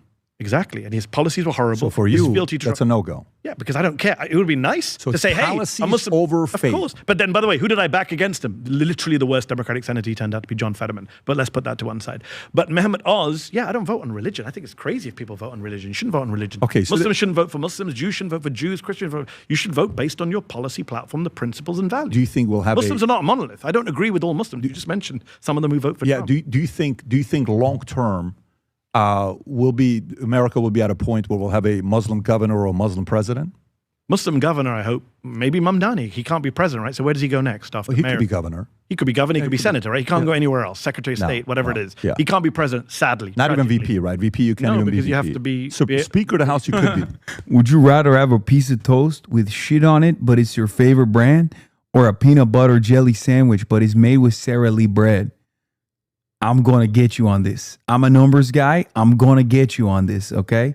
No, I think that if he chooses to go that route. That's a good question. I don't know the answer to that. Because Can you pull that up, Speaker Rob? of the House is third in line to the I presidency. think you could be Speaker. But then what if the president, vice president, God I forbid, know, on died? the same plane, but that's why they're not on the same flight when they go. You'll notice some of the stuff that they do. Well, I don't know. I don't know the answer to that question. If you're ineligible from the presidency, can you be in the line Yes, of the succession? Constitution does not require the Speaker of the House to be born in the U.S. But it so- means they would have to skip past the speaker if something happened. Yeah, to the it would go to president. somebody else. So he could run for Congress, be speaker, he could be whatever. So, but to come back to your question, yes, Muslim governor, I think hopefully very soon. Yeah. Inshallah, as Joe Biden might say. And president, I don't think for a while. Look, let's first get a woman president. This country is so behind the rest of the world. We haven't had a woman leader. Pakistan's had a woman leader. He's such a freaking lib. I mean, I know he's angling it to talk about AOC probably, but even then, bro. New dump. Oh my God, big dookie dumps. Nithya Raman. New dump as of 2 minutes ago. Nithya Raman is closing the gap on Spencer Pratt at an exceptionally fast pace. Even bigger margin today. Another large drop moved sharply in her direction. Pratt's path was already very narrow, and this latest update may have made it even harder to see. What about Steyer? LA race. LA mayor. Oh my God. Oh my God. 26.2% to 27.3%. Oh my God, the mules. Oh my God, the fucking mules, dude. Oh, the mules are kicking. It's diarrhea dumps. Oh, it's dookie time. Oh my, I think it's out. I mean, I don't want to say it, but it kind of feels like it might be done. Because at this rate, given the trend line so far with closer to E-Day votes now being counted, the closer you get to the E-Day, the higher the percentages are by wider and wider margins for Nithya Raman as opposed to Spencer Pratt.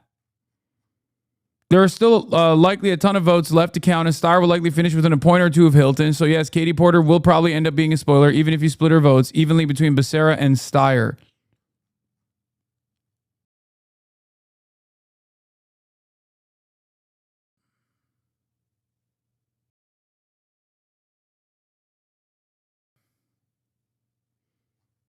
Been sneaking Steyer votes up my ass. Steyer LA dumps. Oh, plus 9.5 for Steyer. Holy shit, dude. Everyone that was a Steyer Nithya Raman voter literally came in at the last moment to vote. Like, the closer it gets to E-Day, the more they vote, the more likely they are to vote for Tom Steyer and Nithya Raman. Katie Porter update? Yeah. I know.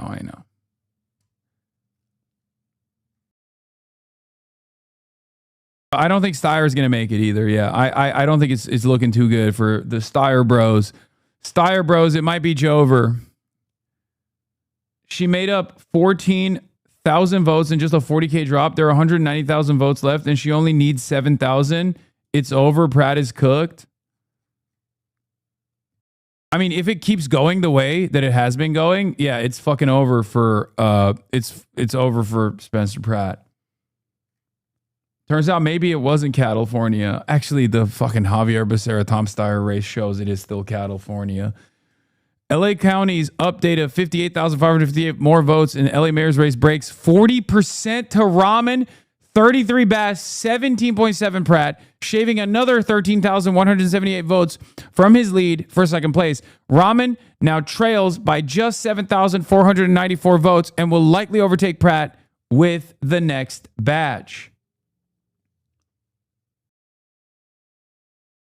If it keeps going at 10% of the pace it's been going, she wins. She's way ahead of what she needs to win at this pace, to be honest. Yeah. You are still too negative. Tom will win. Dude, Tom's margins are fucking way gnarlier. Come on. Obviously, it's the governor's race, so there's a lot more votes to make up for, but his margins are not looking good, okay?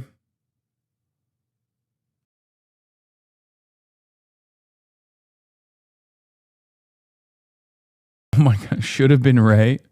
Dog, come on. Like,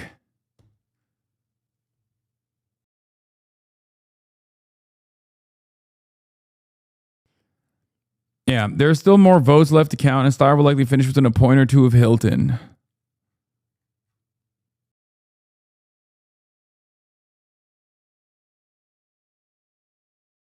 Pratt is probably taking this really well and has no concerns about mules or mail-in ballots. Yeah, I want to know how Spencer Pratt is gonna view this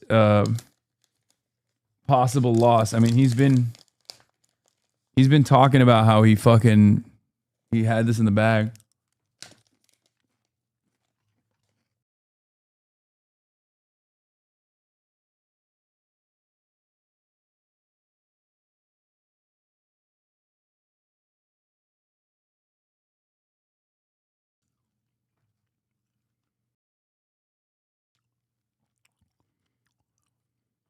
With a 17-point net gain, Steyer hits exactly the benchmark he needs in Los Angeles to keep the race for second competitive. He needs similar number from Orange as well. Well, that's probably not going to happen, right?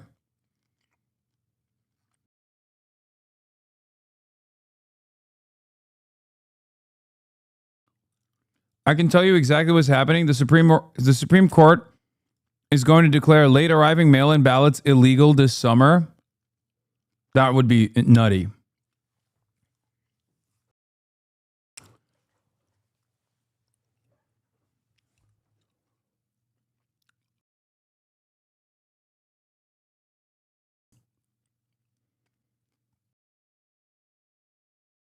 I hope you're not right.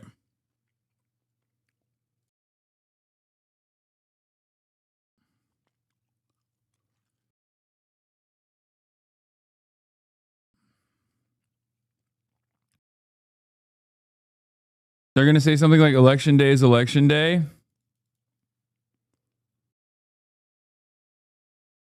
If Nithya Raman versus Karen Bass, who wins? I think is a competitive race. But Nithya Raman has to literally get like a speech coach or something, like a debate coach. Because I was so nice.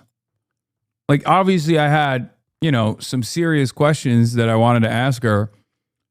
But that was like failing an open book test. You know what I mean?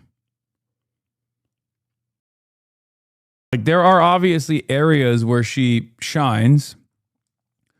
Transit, and combating homelessness.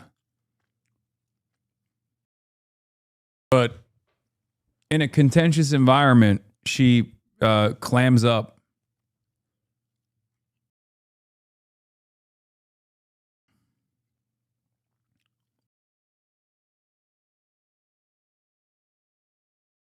And I'm not just saying that because Ryan Grimm just said she's taking pro-Israel money. Who is? Nithya Raman is? That'd be really funny. If she's currently taking she's taking pro-Israel money while simultaneously coming on my show is crazy.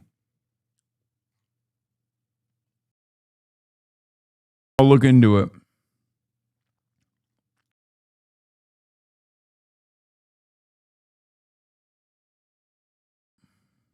Yes, he said it on Friday.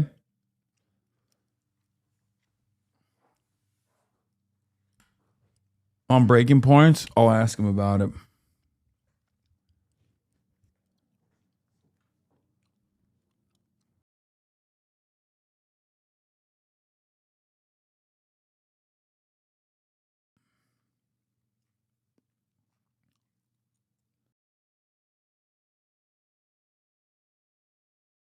Spencer Pratt breaks silence in chilling response to LA fraud election theft. Evidence goes viral. Hashtag vote Pratt. Update. Hashtag save LA. By the way, I think it's pronounced Rahman, not Ramen. No, I think it is Ramen. I thought it was Rahman as well.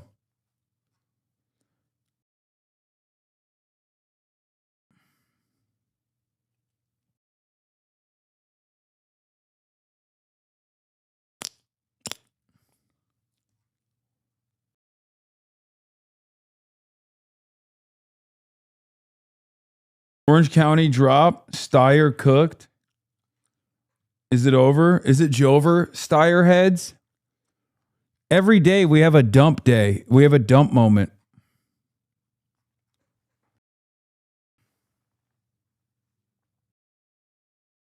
Orange County drop. Orange County dumps. Santa Clara County 6-6 drop. Steyer at plus 10.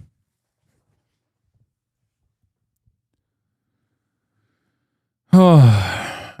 Not even beating Becerra in Billionaire Row. Yikes.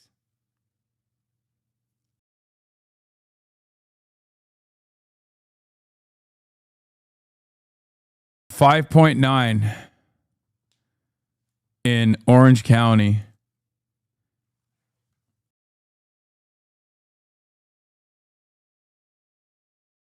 That's good, right?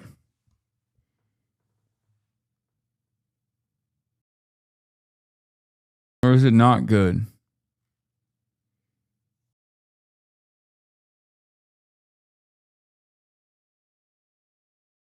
Steyer is still 300,000 votes away from second.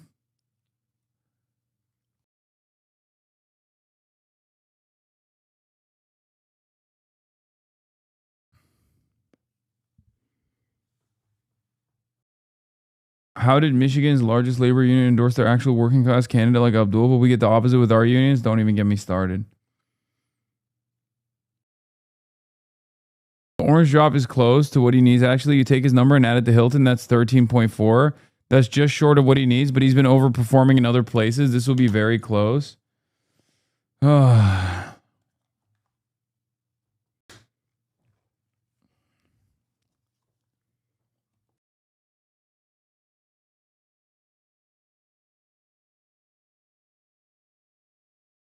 Steyer's check to me bounced, so I didn't do my mule drop. Sorry, guys.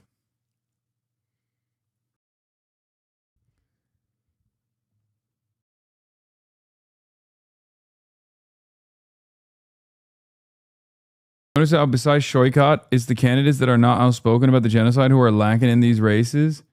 Yeah, but Shoykot was outspoken and he got fucking clobbered. Let's be real.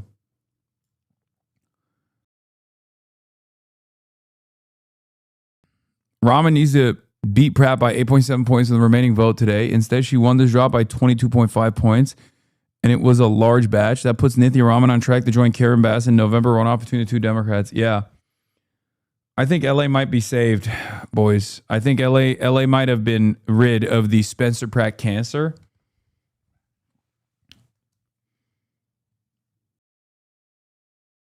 Why don't you believe in Cali racism? Old white guy versus old Latino guy? Come on, America, you got that dog in you? No. I'm going to be honest with you. This is a literal crime scene. There's no way this is an honest election. Oh my God. Everyone who was like a fucking... You were way too hard on California. We can do this. Are you kidding me? The fact that there's a race at all is enough of a reason for me to be sufficiently hard on California.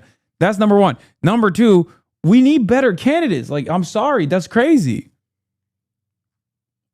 That's fucking crazy.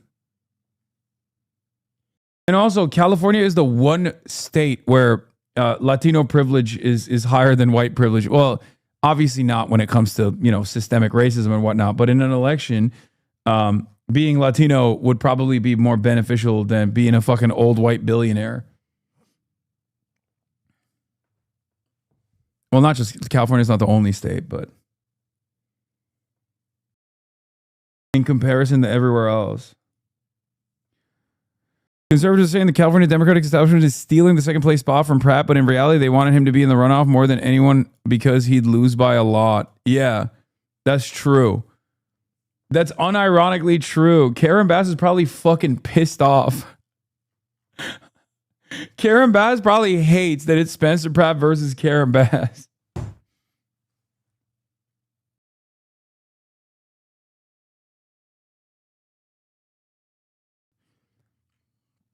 Steyer got solid numbers today in 3 of his better late vote counties, but still only outran Hilton compared to 6-2 numbers by 16.7 points in the aggregate this morning. He likely needed closer to 17.2 points the rest of the way. That is enough to suggest this may take a couple more days to call, but not enough to change the overall picture. As of now, Hilton has a firm hold on the race for second. Steyer heads, get in here. Don't let Hasanabi doomerism kill you. Yeah, sorry. I meant Karen Bass hates that it's her versus Raman rather than...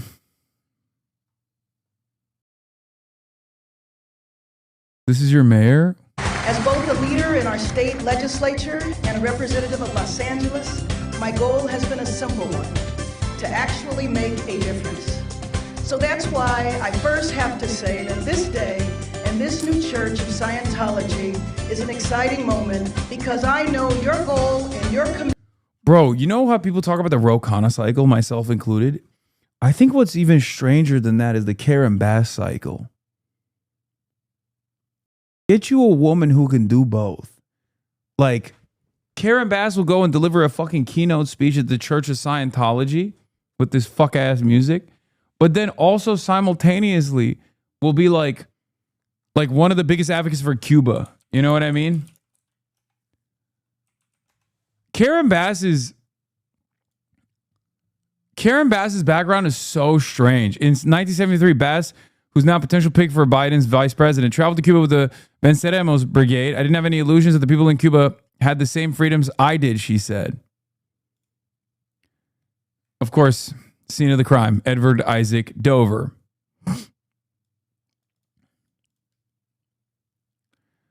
She's also the only person in Biden's list who spent part of the 1970s working construction in Fidel Castro's Cuba with the Venceremos Brigade, a group that has organized annual trips to Cuba for young leftist Americans for half a century. Yeah, he's the hatchet man for anyone who's like ostensibly left. The Biden campaign knows about Bass's history with the brigade, which began as a joint venture of the Castro government and Students for a Democratic Society, a leftist anti-war organization that gave birth to the Weather Underground terrorist group. She told Biden's vetting committee weeks ago that this was probably going to come up. So far, it hasn't been a deal breaker. In fact, her potential to drive up African-American votes might help in Florida among voters who traditionally haven't been paid as much attention in the state.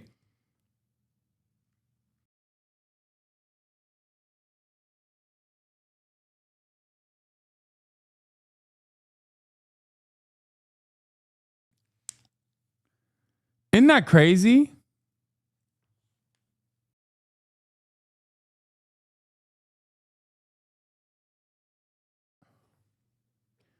As a Chicano that's not from California, I've been seeing Chicano pride accounts on Instagram calling Becerra a win for our people, pure and unadulterated id poll with no class analysis whatsoever. It's disappointing because him being Latino is the only thing that matters. Yeah, I'm actually a little bit surprised by that because, like, I feel like Latino voters don't usually do that, you know?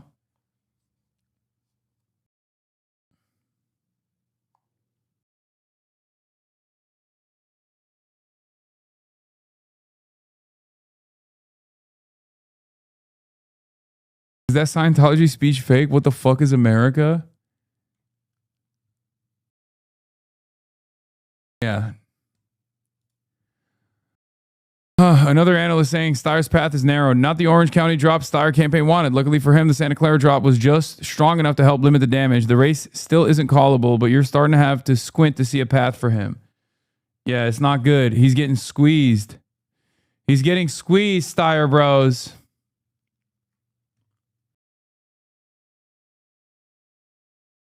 I genuinely believe the biggest issue for Steyer was that he was not seen as sincere by a lot of people because he's a fucking billionaire. Okay. And the only way he could have developed that, loyalty is if he just made a bold declarative statement about Israel. I still believe it. He needed the alt. I feel like if he had done that, all the youth vote that went to Becerra would have been like, fuck no. Because Becerra would have to position himself as being supportive of Israel, because that's how all of the rest of the fucking pile is. With no baggage, with no prior baggage, with tremendous amounts of credibility. You could literally be like, my father was a Nuremberg prosecutor. I know a genocide when I see it. If he just came out of the gate swinging like that, holy shit, dude. I think he would have fucking cleaned house, especially because this would have polarized all of the other candidates, not dissimilar to Abdul El-Sayed going up against Mallory McMorrow in a much, much purpler state than California, by the way. Remember that.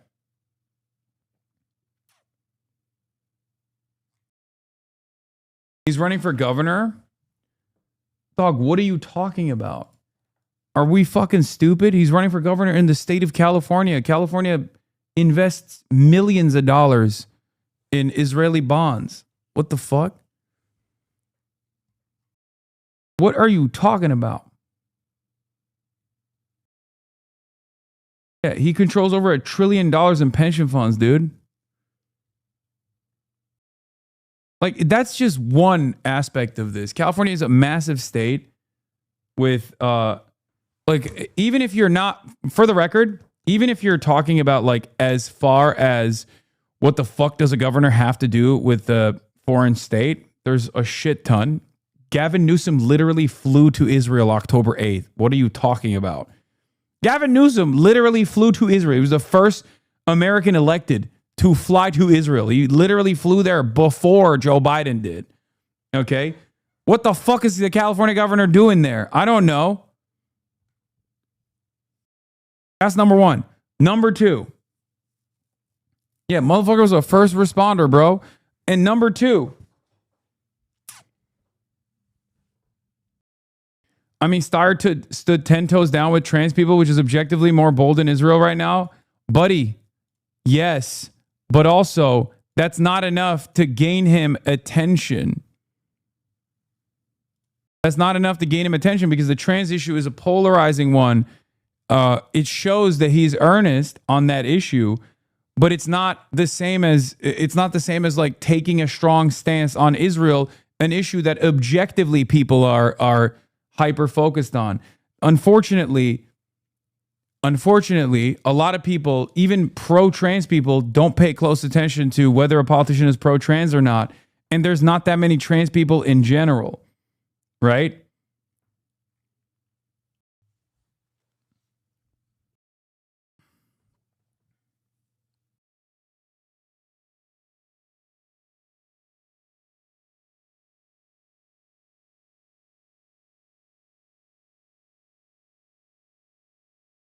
Yeah, Israel, on the other hand, is unbearably unpopular amongst the masses and seemingly the most popular thing amongst the political class, which is precisely why you drive home that wedge to showcase that you're a different kind of candidate, to show that you're earnest. I feel like you might be overestimating how many people are focused on Israel, but I agree it would have helped to an extent. No, dude, Israel is the entry point into having people pay attention to you. If you're going to look at it from a totally cynical perspective, okay? Because he had all of the money to get the name recognition, but regardless of the name recognition, there wasn't enough. There wasn't enough trust because he's a billionaire.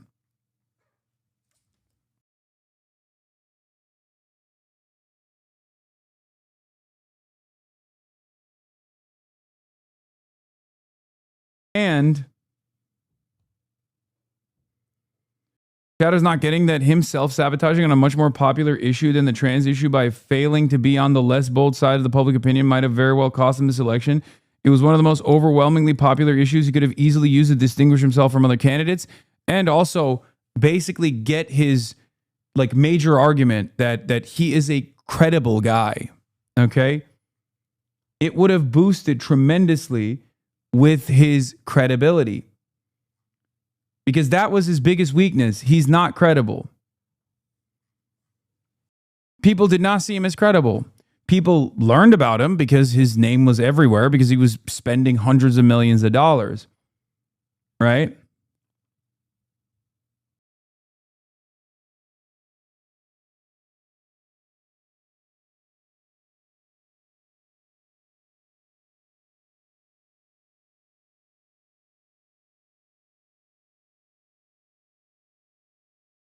Yeah, contrast with Claire, who's attacking her opponent on being silent for, being silent during the genocide. Okay, Ms. Valdez, your turn to ask a question. Mr. President, for the last 2.5 years ago, the Israeli government made it very clear that they intended to wage a full-on genocide in Gaza. Since then, many others have been in the streets calling for a ceasefire, calling for the end of U.S. complicity in that genocide. But I never saw you there. As far as I can tell, I don't believe you've ever called for a ceasefire. And the first time you called it a genocide was when you launched this congressional campaign. What took you so long? Well, what's happening in Gaza is an atrocity.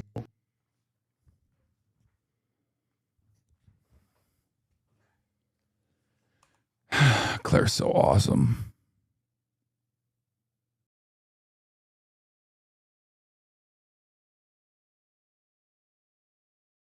Anyway, look, it's not up to me in any way, shape, or form. You know what I mean? I said what I said. I said what I said. I have my lines, you know. I will, I'd like to see no Republicans on the ballot. That's what I'd like. Bangladesh has had a woman leader. Most European countries have had a woman leader. America still needs to do that basic thing. And just a genuine question. Why not endorse Tom Steyer if he aligns more with their politics versus the other candidates? I think endorsing a billionaire as a socialist is already ridiculous. And in order for that to happen, he needs to establish more credibility. And if he had come out in our conversation and straight up was like, Israel's doing a genocide, I'm in favor of an arms embargo, I would have endorsed him on the fucking spot. He would be the only candidate on that with viability. He would be the only candidate with viability on that stage in the top 5 that would have said that.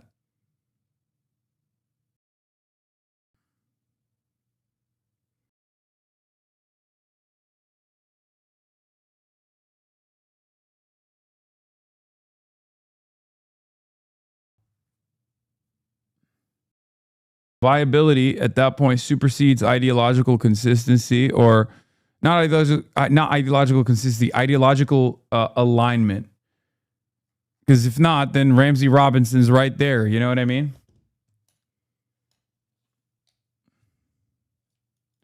There's a very good chance that Rama will pass Pratt and this race will be callable in less than 24 hours.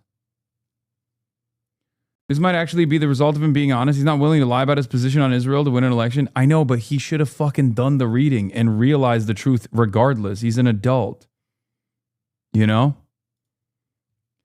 I think what he should do is fund the Democratic Socialists of America. I think he should be the fucking Engels of the American socialist movement.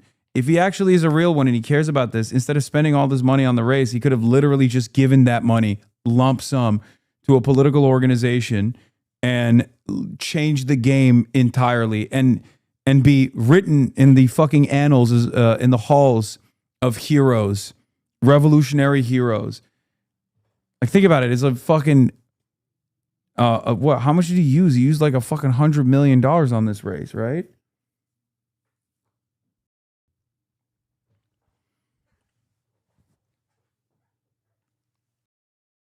$200 million, more than that, 240, $200+ million. You know what the DSA could do with $200+ million? Oh my God. Oh my God. With $200 million, the DSA could literally start an actual party and fight for ballot access in many states. The DSA could set up its own payment processor for $200 million. That's not ActBlue. I mean, that would probably be the biggest waste. What do your thoughts on, a lot of people in America, you got things that's happening in Texas with that one city, what is it called? Epic City or something like that in Plano, Texas. Yeah. What do you say to some conservatives that are worried about Sharia law making it into America? I would say, please do not worry. You're being lied to. You're being gaslit. You're being distracted. This is a fake moral panic that's been blown up. Because it'll never happen, or because Sharia law is not that bad? Because it's not. Two different things. Number one, Sharia law is not what you think it is, but that we can park that for discussion for a moment. I'll come to that. It's not happening. There's nobody I know who's pushing Sharia law in this country. It's completely fake, and it's being pushed in ridiculous places, not just Texas, Oklahoma, Indiana. Did you see the lieutenant governor of Indiana said recently, we need to hate Islam. It's a demonic religion, right? And I'm going to fight radical Islam and Sharia. Do you know what the Muslim population of Indiana is? Less than 1%. Like, this is ridiculous fear-mongering. It has 3x the U.S., I think, in the last 26 years, if I'm not mistaken. Muslim population. But it's still less, not Indiana. But it's even nationwide. What is it? 1 to 2%. I want to say 4.5 million. It's which is what? Yeah, you're right. It's 1 or 2%. But by the way, you're 3x and in 26 years. I'm a numbers guy. One Muslim is too many.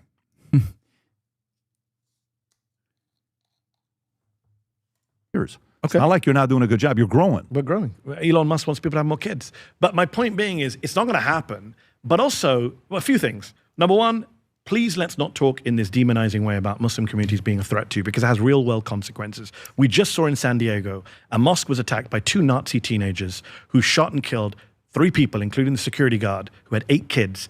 Police say he was a hero, saved 100 kids in that mosque, in the school, right? Murdered by 2 guys. Do you read their manifesto? I don't like reading these shooters' manifestos. I read the whole thing. Some of the lines in there are crazy. They say, towards everybody. Towards everybody. Jews, women, Muslims, gay.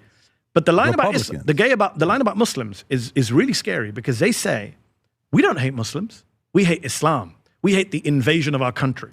That is rhetoric that you hear in right-wing media. That is rhetoric that you hear in the House of Representatives. That is what you hear from Randy Fine. That is what you hear from Republicans. That is what you hear in America. So that is not just some Nazi shooter. That is mainstream rhetoric that has been mainstreamed on the right, and has real-world consequences. If you say, look, I've seen some of your shows. You've talked about Muslims praying in Times Square, that being some kind of threat. I would say, just have a sense of what the real world consequences of our rhetoric can be. Words have consequences. Crazy people out there can pick up weapons and think Muslims are coming to take over my country. I would tell you, I've interviewed a lot of weird people on my podcast. A lot. You tell them, I'll have them on. I don't have a problem talking to anybody. I had a great conversation with Wes Moore. Yeah. What was it, 5 weeks ago? I've had mobsters on, Sammy the Bull. I've had Kobe on. I've had, many different people on. You know what's the only one that brought so many death threats? Bibi was the only one. I've had a lot of people on. Okay. Multiple presidents. We did a podcast with Bibi. I've never told this story publicly, so they'll know. It was on my birthday, and I come out of the podcast. My security says, there's a guy in the front lobby that just got caught with cops with grenades.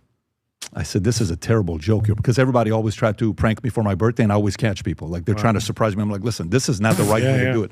He says, I'm not laughing. This is an 18 Delta guy. And I said, really? He says, yeah, look at the front gate. So I go to the front gate. I'm looking. I'm like, wait a minute. What is that? Cops everywhere. Guy shows up. I'll show you the pictures afterwards. With grenades, with weapons, with guns that came in here. And the number of death threats that we started getting afterwards, insanity, just for having Bibi. Dare I ask, what was the guy's background? Do we know? I couldn't tell you. I know he went away. I know they took his weapons away. I'll show you a couple texts and emails. Was he quote unquote far right? Was he quote unquote Islamist? Do we know what his ethnicity was? I have no idea. Okay. I don't know that. I have no idea what that was. But the point is, the threat started increasing only after Bibi. So here's the part. When you say that, I think that applies to both sides. I agree. If you think about like who in the 100%. History of America has had more assassination attempts as a president, where do you think that's coming from? Wait, Donald Trump has not had more assassination attempts. I mean, does he know that American presidents have been assassinated, or at least like literally shot in a much more severe way than Donald Trump has?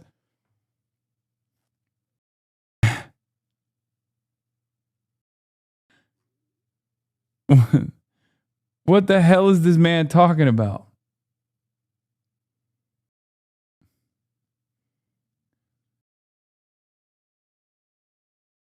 Fascist, Hitler, this, that. But he deals it out. He's the one who started the threats and the violence.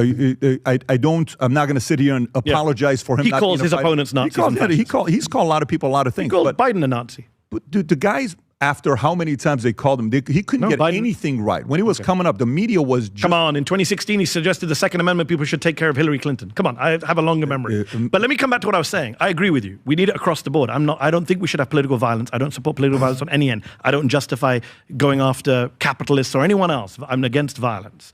So I'm saying to you, for example, you did a show recently, or not recently, I looked it up because I knew we were going to talk about Islam here. You have a show on YouTube called Islam's Hidden Threat to the West. You have another headline, Will Muslims Run America in 30 Years? Now, I know you like to host good faith discussions and debates, but you have to understand, if people get this in their feeds and their social media all the time, are you telling me that people are not going to start, if they hear Micah Beckwith of Indiana say Islam is a demonic religion, and then they hear guests on your show saying Islam's a threat to the West, and they hear Randy Fine saying Sharia law is taking over America, you don't think two Nazi teenagers with guns are going to go, well, I'm going to go deal with this mosque down my street? You're telling me there's no link between that? Yeah. Come on. No, I'm not going to say there's no link between that. Of course, we have to be careful. That's not. Wait, is he just openly taking ownership over, like, fomenting Islamophobia, which led to a literal terror attack recently?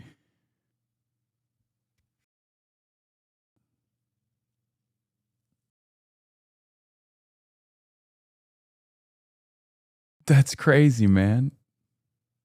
I mean, it's honest, but it's honestly crazy. What's the argument? He's like, well, you know, if the Muslims, if they're good enough, if they're strong enough, they actually do a hate crime on me instead. Because might makes right. Like, what were you saying? You said might makes right? That's why Muslims got to organize, just like Hamas. If they were going to fly over with their little flying golf carts over the compound, the Patrick Bet-David compound, I have to respect it. They obviously visualized a goal and they achieved it. We know that demonizing minority communities, look what happened to synagogues. And I would say the same thing about the Jewish community. We have to be careful about our criticism of Israel so it doesn't lead to attacks on Jews. The question becomes, for me, it's all on data, meaning if you live because he's a numbers guy. My community, you make it safer, I'm all for it. Yeah. If you come and you create jobs, I'm all for it. If you come and you assimilate, you love America, I'm all for it. If you come in, you don't contribute, you take advantage of the programs that we have, you don't want to create jobs, where is the incentive? Why are we bringing... That's a different argument. We can have that argument. It is. I'm talking about incitement. When you say Muslims, are they going to run America in 30 years? Of course not. We're 1% of the population. I don't think so. No, when you say Islam is a threat to the West. Oh, come on. 1% of the population. By 2050, you guys are going to be the biggest population in the world. You guys make 2.9 But not in America. Not in America. Okay. We're not even going to be... Pull up the numbers, Rob. What are we going to be in 2050? The difference between you and I is, I think long term. And even if... By the way, if we do grow as a community, even that... This is. I'm sorry to go back to World War II and the Nazis, but look at the rhetoric that Nazis used about Jews in 1920s, 30s. These people are aliens. They are parasites. They're leeching off our state. The rhetoric is it's very similar. When I listen to Andy Ogles and I listen to Chip Roy and I listen to Randy, yes, you think Ilhan Omar loves America. Yes, you know how I know she loves America. You think Ilhan Omar loves America? You don't? Absolutely not. She absolutely. Dog, what have you done for Americans? Other than hawk ugly ass merchandise at them and maybe a fucking multi-level marketing scheme. Ilhan Omar is literally a representative. She has constituents. She has constituent services. Like, of course she loves America and Americans. There's nothing more I love America than running for Congress, dude. What the fuck? A country that objectively despises her too. A country that outright yells at her, smears her, slanders her good reputation. I don't understand. In spite of all of that, she's still like, no, I want to do what's right by Americans. Loves America. You know how I know she loves America? Tell me. Because she came to America, she decided to run for office. When she ran for office, she ran as a lefty who devotes her life to trying to improve people's lives. She wants healthcare for everyone. She wants healthcare for every Trump voter watching this show. Saying she is eventually going to return to her country and contribute to her country. She's only doing this to advance her country. This is bullshit. Ilhan Omar. It's her words. Pull up the video. Listen to me. Pull up her video. Oh my God. Yo, Patrick Bet-David actually thinks he's white. I'm going to repeat this one more time. Patrick Bet-David unironically thinks that he is a white man. And also, if Mehdi were to say that about any like Jewish congressperson about Israel sincerely, like not any congressperson, like just like random Jewish, like imagine if this is like saying that about Bernie Sanders, okay? Like this is the equivalent of Mehdi Hasan turning around and be like, well, Bernie Sanders is Jewish. Of course he only cares about Israel. That's why he actually wanted to become president, so he could be the president that will do right by Israel. That's the equivalence of being like, well, Ilhan Omar obviously ran for office so she could defend the interests of Somalia. Dude, you think you're white too, Lamau? I feel like I'm a little bit more white passing than this man is. Come on, let's be real. And no, I'm under, I know I'm not perceived as such. Plus, it doesn't even fucking matter.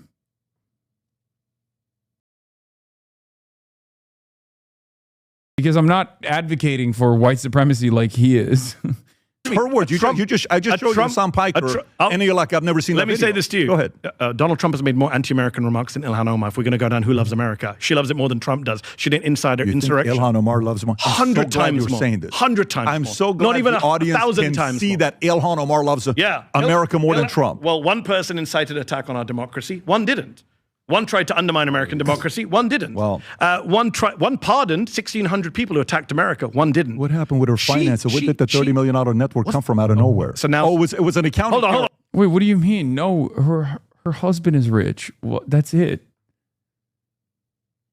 What? These are like easily addressable talking points. I don't know why they always do this. Where it's like, yeah, she got married to a rich guy. Like that's it. That's literally the point. That's what happened. I'm so confused about this.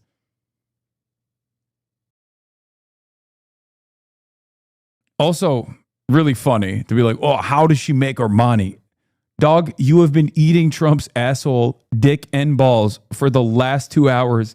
What the fuck are you talking about? Like, there is any metric that you try to disparage Ilhan Omar with, Donald Trump has done a millionfold. What are you talking about? Shit that you're making up about Ilhan Omar, shit that you're suspecting about Ilhan Omar, Donald Trump actually has done 1,000 times more. Not even things that Ilhan Omar has actually done, mind you. Just like even when you make stuff up, when you're like, oh, she obviously made $30 million by being corrupt. And it's like, that's not the case. Her net worth grew as a consequence of her marriage to a rich guy. But also, Trump actually did do that, and it wasn't to the tune of $30 million. It was to the tune of like $4 billion. Hold on. Sorry. Hold on. Don't go Trump, but Trump. I am going to do that. Go do the but because Trump. Your argument now is first of all, I don't want to get into rights and wrongs of politicians' finances. You're telling me Republican congressmen are not corrupt? You're doing a but. Okay, got it. No, I'm just wondering. Forgive Ilhan. I'm just wondering because just Patrick, like have this winding. No, because Ilhan Omar amended a congressional financial. What's that got to do with beloving America? You're telling me people's finances don't have. Yeah, look. Wait, you grokked it. Her assets, this corrected a major accounting error in an earlier filing that mistakenly listed her and her husband's shared assets as high as $30 million. That's it. That's literally, you grokked it. It says, that's the answer. You fucking grokked it.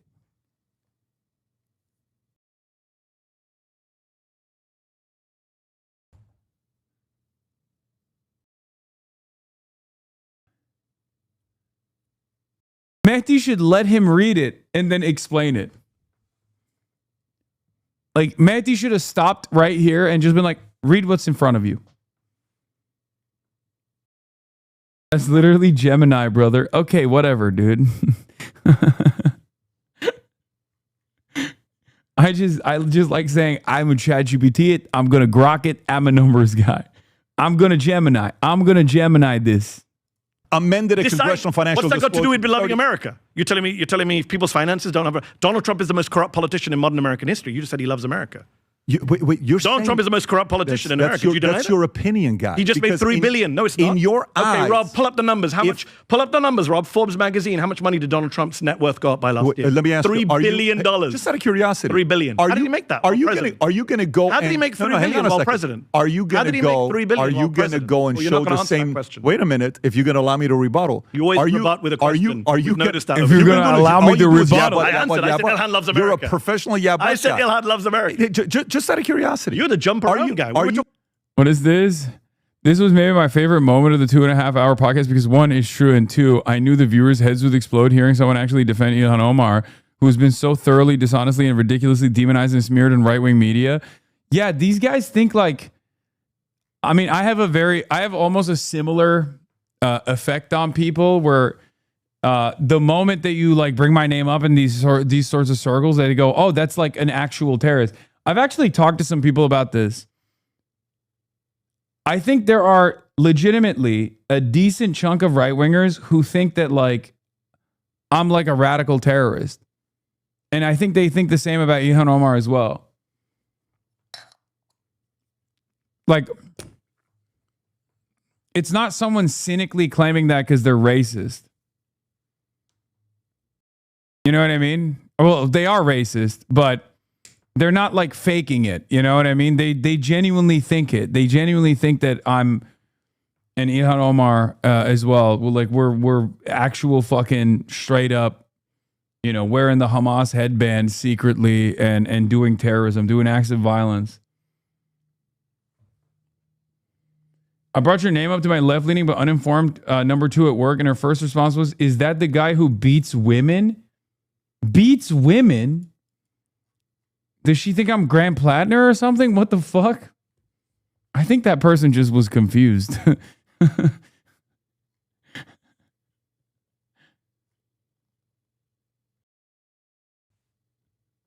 I don't even think that's a meta. I don't even think that's a lie that they've told about me yet.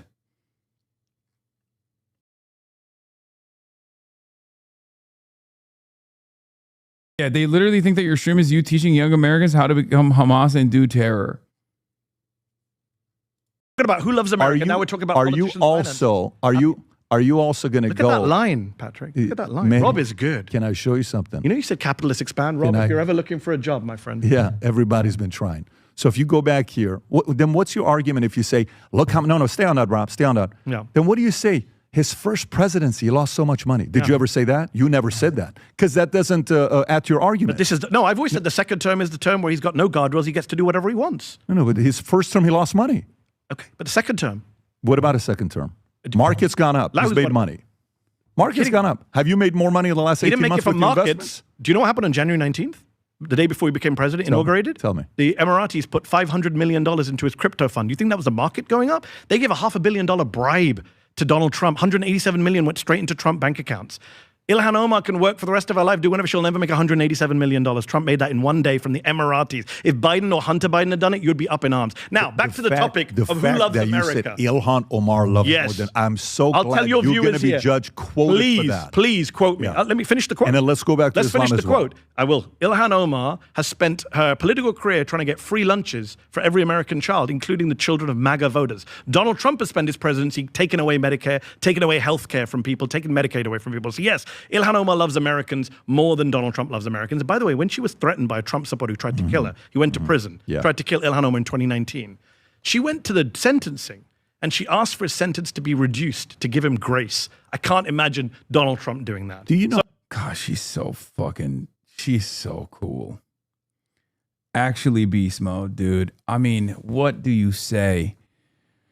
Oh, what a fucking saint. We genuinely don't deserve Ilhan Omar. We don't.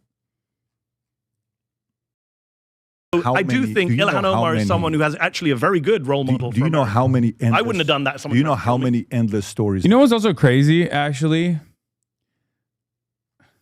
Now we're going to have a lot more. Like, by the end of this midterm season, all of these like anti-electoralist ultras that also obviously have tremendous respect for Ilhan Omar and Rashida Tlaib, who have been yelling at me for propping up candidates, are going to have like 8 more candidates that they can point to that they love just as hard as Ilhan Omar and Rashida Tlaib. And that's what's so ironic about it.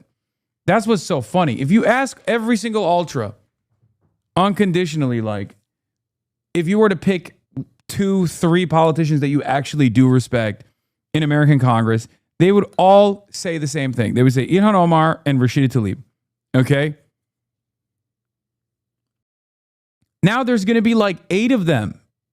Bro, they don't like them. Law, they hate them. No.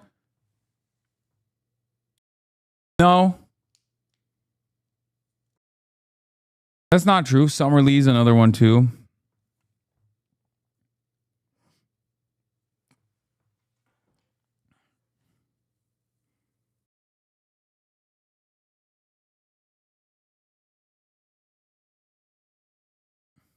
I think you're super wrong. You think they would respect them if they need to disrespect them to attack you?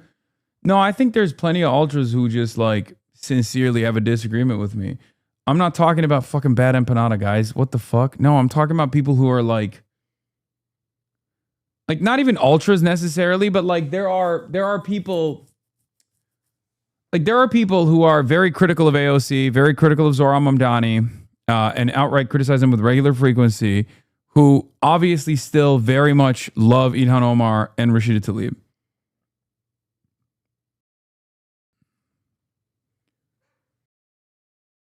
Those are the people I'm talking about.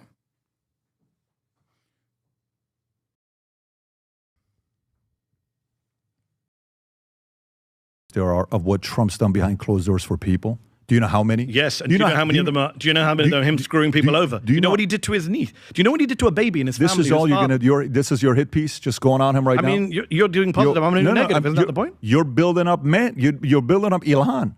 Like if there's anybody, there's no comparison. Anyone who knows Ilhan Omar says she's a good person. All of her friends, Donald Trump's people. Everyone who knows Donald Trump says he's a horrible person. What is the investigation into her right now? Why did no one in Donald Trump's cabinet endorse Donald Trump for president second time around? What is the investigation? Why did his vice president not endorse him for president? You know how he is, though. He Why did his vice president call him Hitler? Why did the HHS secretary call him Hitler as well? That's the other thing that these Republicans do all the time that I find very funny, where they're like, you're calling Trump Hitlerian, you want him to die. It's like, well, you know who else did that? His fucking vice president. You know who else did that? RFK Jr., okay? He's a guy that they all hate him. Rivals. They hate him. Why Everyone. did he come back? Why did he come back? Why did he come back? His national security advisor. Why did he come back? Staff. Why did they come back? Because the Democrats fucked everything up. Joe Biden and Merrick Garland fucked everything up. He should have been in prison. Whose fault is that? The Democrats. Beautiful. I'm agreeing with you. But how come Merrick Garland? I blame 2 people for Donald Trump. How come it unified Republicans? I blame 2 people for Donald Trump. Merrick Garland and Mitch McConnell. Mitch McConnell should have voted to convict in 2021 to prevent him from ever running again. And Merrick Garland should have got off his ass and investigated him from day one and not outsourced it to Jack Smith with 1 year to go. And I just do want to come back to the Islam question. Let's do it. Muslims love America who live here. According to the polls, according to the Pew polls, 92% of Muslims in America say they love being American. So this is a myth that Muslims don't love America. No, and by the way, I have Muslims who work for me. Right afterwards, come with me. I'll take them to them. If you want to meet. Yeah, and they, dude, I love when he does this. He's talking about his Turkish chef, by the way. God, I'm such a Patrick Bet-David head. You know his chef is Turkish? He's like, I'm Armenian, and my chef is Turkish. He's a Muslim guy. Very good guy. And he basically parades him around. How do I know that? He's talked about it before, because I forget who it was, but someone brought it up. Someone brought it up before. That he like hates Muslims, and he's like, no, I'm a numbers guy. I know Muslims. So my point is, and their families are worried for their safety right now. Every Muslim in America I know. They are. I think they feel the safest in America. Let's talk to you guys afterwards. I think they feel the safest in America. Every Muslim I know, Patrick, trust me on this, I spend a lot of time with Muslims. Every Muslim I know is worried about what they're going to do. Have a plan B. Where are you going to go? Where are you going to go live if it becomes intolerable? Go ahead and leave America. How come they don't? Because they love America. That's the point. What if they feel the safest? No, here. but what if? But it's changing, right? But if you don't think 12 years? Hold on, but the if, how Jews come you feel the haven't same left? way, Patrick. You know that, right? To do Jewish what? communities right now saying we don't feel safe in America. You know this. They're saying it Yeah. every day. Sure. They're saying where synagogues are being attacked, we're being you demonized. can So say Muslims feel the same way, but- especially when a mosque is attacked by two Nazis. Republicans can't even bring themselves to condemn it. Do you know that Ted Cruz wouldn't even condemn it? We I called him talked out about it the on day social media. we talked You did. about I'm it on talking the about podcast. Republican Yeah. congressmen. I can't speak on their behalf, buddy. I'm not them. No, good. But I'm speaking on my behalf. Whatever they do is their position. But on whatever, your show too, Patrick, come on, you did a whole thing, I watched it, of you obsessing over this Times Square prayer. Like this is some act of domination. Why are Muslims not allowed to pray in Times Square? Why are Jews allowed to do Hanukkah? Expansion. Why is Jews allowed to do Hanukkah? Hindus do Diwali. You know what my argument is Catholics against that? You know do what my Easter. argument is against Why? that? Guess what my argument Go is on. against that? You ready? Go on. It's going to go back to something you don't like. Please. You ready? Go on. Here we go. If Muslims do a better job expanding, they deserve everything they get. But it's not expanding. It's No, just a but it prayer in is Times though. Square. No, it It's is though. changing the subject. It is though. If Muslims, I'm a capitalist to the core, meaning Yeah. if you beat me, guess what I do? You got to tip your hat. I don't know if you follow What if people basketball or aren't not. trying to beat? What if they just want to pray in no, Ramadan? but they're visual. You want to go watch how many of the videos like long term we're going to come America. Sure, Have here's you, where we're going to. have you seen the Christian prayers at the National Mall? They're not the same? No, you can't. Have you seen? Are you kidding me? What is this?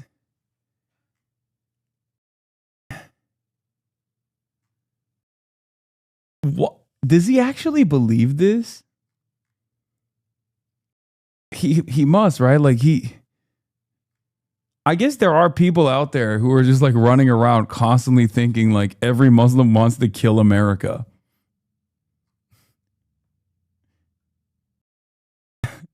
He's just like, yeah, you don't understand, Mehdi. You're Muslim, I'm a Muslim guy. You're a Muslim, I'm a Muslim guy. I know how it is. All of you people are always plotting to do attacks on U.S. soil. You want to do 9/11s. Can I ask you a question? Can I ask you a question? Your Patrick, you need to get what out was your- more. what You're was on your the position? right-wing What was your algorithm position? too What was much. your You watch position? Ilhan Omar videos Do and you, Times do you Square know at videos one point, all day long. Do you know at one point I was sitting down with Muslims trying to find out what things we have in common? Yeah. Okay, and Patrick Bet-David does a sit down with Muslims to find out what they have in common. You know what the answer was? Nothing. literally, I was bringing Muslims to sit down and talk about them. You know why? Because to me, the LGBTQ, specifically on the T side, was getting a little too far. And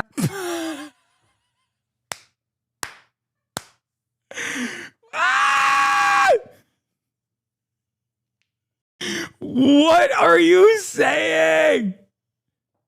What could possibly be in the papers in front of him that he's holding up right now? He's like, this is the time when I went and saw a Muslim. And the Muslim told me he hates America. What do you have to say to that, Mehdi? I think deep down inside to the core, you're there, but you know you can't say it publicly because it's politics for you over what your religion believes. Oh, my favorite dumb guy is like, oh, you also secretly agree with me, but you can't say it. Okay, good argument, man. As a Muslim, what is the Muslim position on LGBTQ? There is no one position. Islam is not a monolith, but yes, in general. Oh, let me read it. Hold on, to you. let me finish. Go for it. Come on, bro. You're Shia. Talk about how Iran is more woke on trans rights.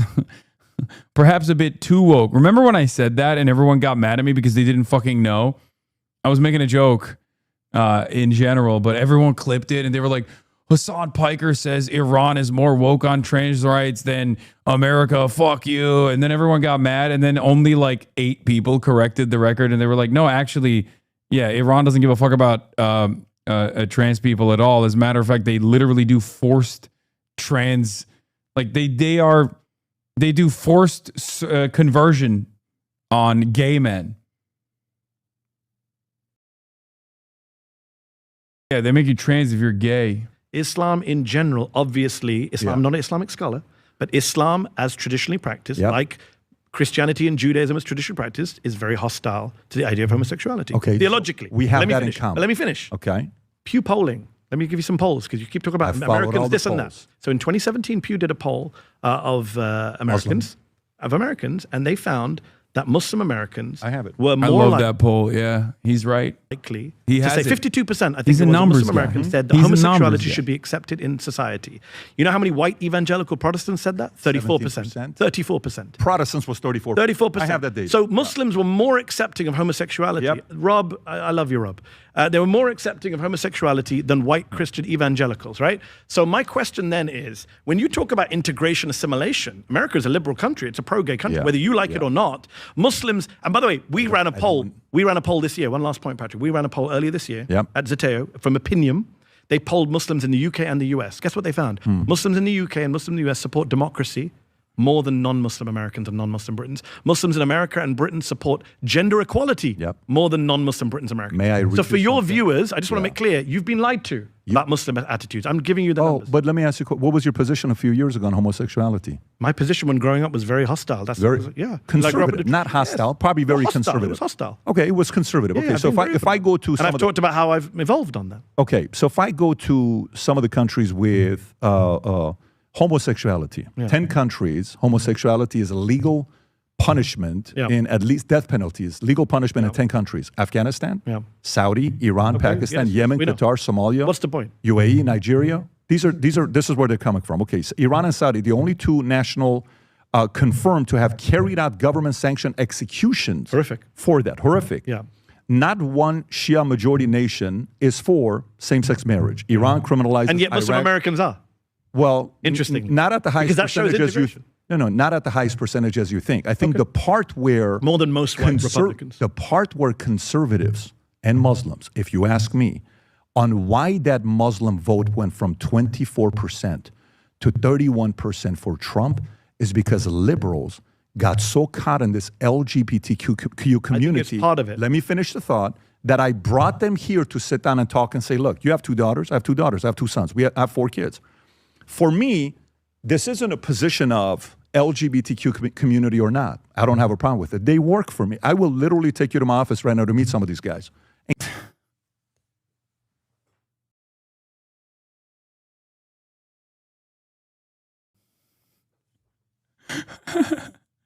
I got Muslims, I got gays, I got transgender. They all work for me.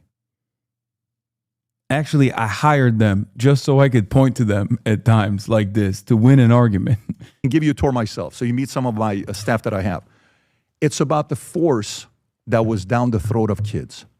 It was forcing that we have to sit there and hear what LGBTQ is all about and all this stuff being taught by schools. I'm not debating that had an impact. It had an impact, by the way, on Latino communities too. It did. There's a lot of Latino and they went Christians. conservative. They don't like that. But by the way, so 2 things. One, I'm not denying that. I said I'm the one who brought it up and said it was partly LGBTQ. Sure, yeah. But it wasn't the big driver. The big driver was Gaza, right? And number 2. Well, by the way, just respectfully, we're going to find out if you're right or I'm right in 2028. I agree. You understand what I'm Trend saying? continues. Because But we'll right now, what's interesting Fair, is yeah. right now, as of right now, 2026, Trump has totally destroyed that coalition. He had a lot of Muslim support, not anymore. He had a lot of Latino support. know in It's collapsed. 28. I know. We'll see We'll if know it's in sustained. 28, Well, we'll also know in the midterms. But yes, that coalition he seemed to have built, that scary coalition for those of us on the left, he's his own worst enemy, Donald Trump. With ICE, he destroyed his Latino support. With Iran, he supported a lot of it, and Israel, he's destroyed a lot of his Muslim support. But I would make a wider point, which is, at the end of the day, and I say this to Muslim communities, you can't vote based just on religion or just on foreign policy. You cannot be single issue voters. As a Muslim American, you need to care about everything in America. You need to care about the economy. You need to care about healthcare. And I think most Muslim Americans do. And I think they make decisions. By the way, the big reason the Republican Party will not win over Muslims or Arab Americans in big numbers is because of the racism, Patrick. Fundamentally. That racism is BS. I don't think What? You don't think Randy Fine's a racist? Randy Fine's not my guy. But he's a Not Republican in foreign. No, he's to me is You don't think Donald Trump is a racist? not at all. When he says to Rashida Tlaib, you should go back to where you came from. She's if from you Michigan. don't like America, go back. She's born and raised in understand, Michigan. but That's if- racist, Patrick. if- When I grew up, you to tell me, someone to go back to where they came from, you start a fight. If you don't, listen, we're both He calls from the Somalis garbage. Dude, we're both That's racist. You lived know in it. UK. I've lived in Middle East, but we're both from the same area region. We are what a lot of, if we walked in the streets and say we don't have a name, they will look at us in maybe a different way than they do the average guy. You're not a white guy, I'm not a white guy. Okay. When you're talking about all this stuff, you said Muslim, people coming in here. I'll tell you another thing that is a concern of mine. I want to know what you're going to say about this. When it comes down to age for marriage in some of these countries, Give you a rebuttal. I'm curious. So if a person comes from a country, or like in Sudan, the minimum age for marriage is 10 years old. Are you for that? I don't think you are. In Iran, the legal age for marriage is 13 years old. Okay. As young as 9 with parental consent. Are you for that? I'm certain you're not, okay? And I'm not saying you're taking these positions. Yemen, no legal What is your minimum point? wage. I don't know where you're going. I'll ask you the question. Yemen, no legal minimum age. 1/3 of women 20 to 24 will marry before 18 years old. Iraq parliament in 2024 moved to allow age girls to marry as young as 9 years old under Jafari school law. Pakistan, 1.9 million child brides in Pakistan, 6th highest in the world, okay? By the way, the good news with that, I want to give that credit as well. Islamabad, Capital Territory, just changed the minimum age to 18. Good for them. They're making progress. Nigeria, over 50% of girls married before the age of 15. What's the question, Patrick? This is the question. Culturally, if you're coming from this environment to America, notice I didn't say every other country that's coming from Muslim. If you're coming from that culture to America, does that coincide? Because if you've lived there for 30, 40 years, and these are the values you've lived with, then you're coming here, there's a clash with the Western ideology. What do you say to that? I would break this man's brain. Ilhan Omar breaks this man's brain.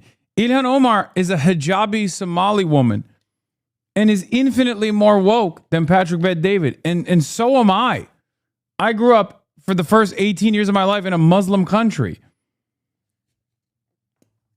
What the fuck? I mean, these guys care about anecdotes more than anything else, which is why I'm saying like it would be, I guess, somewhat powerful. But I guess in his mind, he would say, oh, you're doing this to fake. You're a phony. You secretly also believe it. Like he implied Mehdi. He implied Mehdi Hassan is also secretly anti-trans, but he can't say it.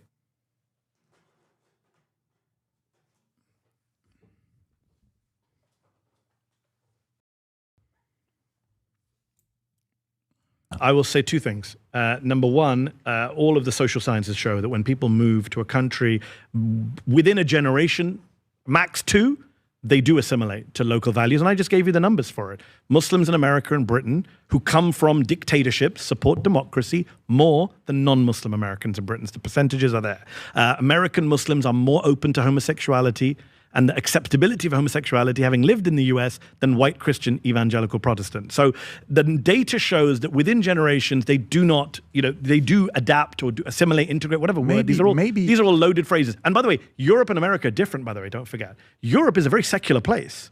So when you're moving there, it's actually very different. America is actually more hospitable to Muslims coming from those places because we are still very much a Christian country with very conservative attitudes. It's funny, Rob's on duty, I hope still. I got a request for Rob here. You mentioned you're giving me these child bride ages. Rob, pull up American states. How many of the states in America had child marriages until very recently? What's the age of consent? What's the lowest age of consent 15, in American 16, states till very recently? So when you're already at 13, 14, 15, until very recently, American states, that's now. You can see there are states that until very recently was 12, 13, 14. So America maybe doesn't get to give so many lessons on some of these things. And by the way, what is the biggest scandal in this country right now? It's the pedophile who was protected by the President of the United States. Donald Trump not just protected Jeffrey Epstein after lying and saying he would expose. There are so many places I can go with that. Please, but I won't. He also gave Ghislaine Maxwell a kind of a soft ride in prison. He also was going to appoint Matt Gaetz, a man who was accused by the House Ethics Committee of sleeping with a 17-year-old. He was going to make him Attorney General. Yeah. So please don't give lessons to other people now about ages of consent. Not you personally, but anyone in America. Let's clean up our own house first. The question isn't about cleaning up our stuff. God knows we have a lot of stuff to do. FYI, when people start talking about Epstein, I can guarantee you no conservative podcaster has spoken about Epstein more than us. I guarantee, just so you know, we're not one that they sit there and say, hey, we love, because they're not going to talk about Epstein. Go online on YouTube when you leave here to just gain the credibility. Say, you're talking about cultural clashes. That's the point you're making. There's a clash of cultures. I'm saying there's not. You and I are sitting here, we're talking. Can you and I coexist? Yes. Do you think you and I can live in the same community? Yes. Do you think you and I can live in the same? You live in a much bigger house on a richer street. You're a pretty rich guy, bro. You're a multi-millionaire, Doug. Don't act like you're a small timer. I read on the way here in a Spectator that you have a 75 grand a week house in the Hamptons. I can't get near that. You believe this stuff? This is all fake. It's not true. Stuff that they not tell true. You. He loves it. You're so funny. Fucking got his ass. Fucking got his ass. Hey, you rich. Hey, yo. Hey, yo.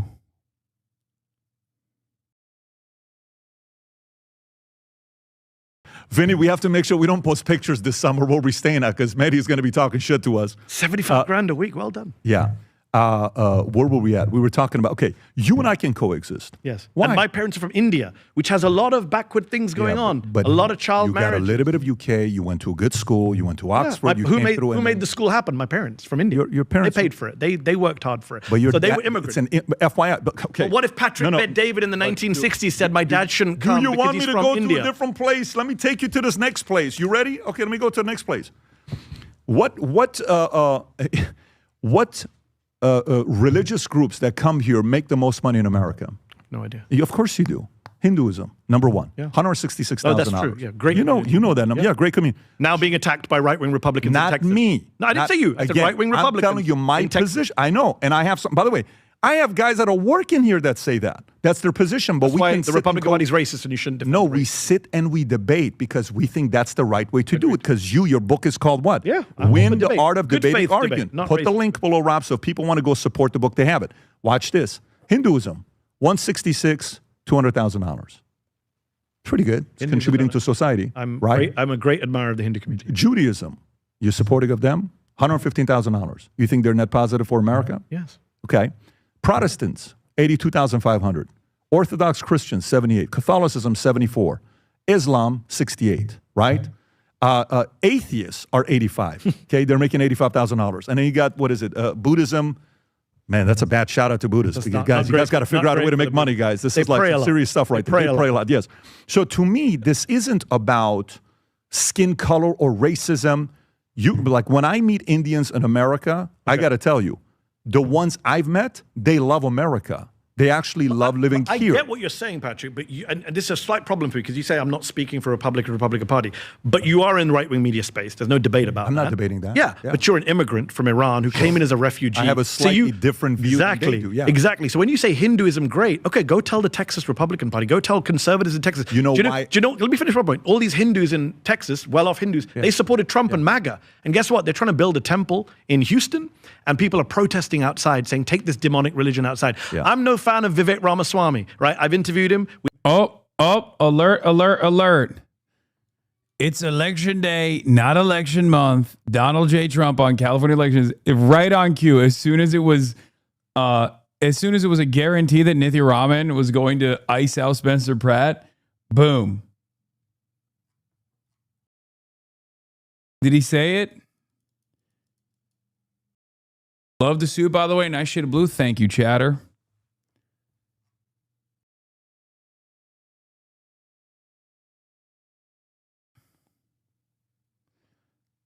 Big dumps. Don't like it. The only dump I care about. Oh, it's your prediction. He hasn't said it yet. Okay, dude. You got me fucking worried. Where you get your suits, This is my dad's. Why is Mehdi equating Muslims with foreign? I feel like a lot of immigrant Muslims or children of immigrant Muslims don't account for the black and American Muslim population. It's true. They don't. We had a great clash, but I do admire him as a smart guy. He succeeded in life. He's super patriotic. He's very eloquent. He's running for governor of Ohio. Did you see the clip the other day? Guy stands up in the crowd. Groiper guy stands up, says, Hinduism's a pagan, demonic religion. Why should we have you lead us? This is what the Republican Party, for you to say they're not a racist party, when I'm seeing what they're doing to Vivek Ramaswamy, forget Muslims, what they're doing to Hindus in Texas, what they're doing to Hindus in Ohio. This is a white supremacist party. Yes. White supremacist. What's your definition of racism? Is nobody racist? No one. I think. What's your definition of racist, Patrick? May I finish? Please. You're raising your voice. Why are you screaming? I'm sitting right what across about? from you, bro. Like, let's act American, not Middle Eastern. You shouted earlier, but yes, the Middle Eastern. Fair enough. Okay. So to me, I think a part of it is, I think everybody has a little bit of bigotry in them, okay? Everybody. And I know it's going to sound like, what are you talking about? I think everybody is a little bit against some community. By the way, it could be as simple as you're a Red Sox fan, I'm a Yankee.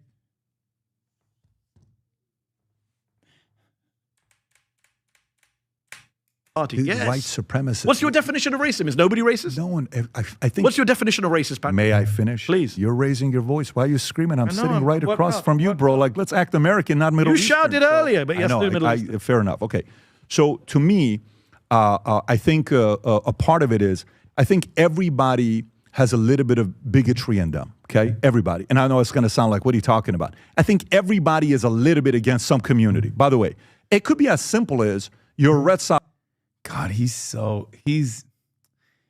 like the cuteness kind of wears off. The cuteness kind of wears off a little bit.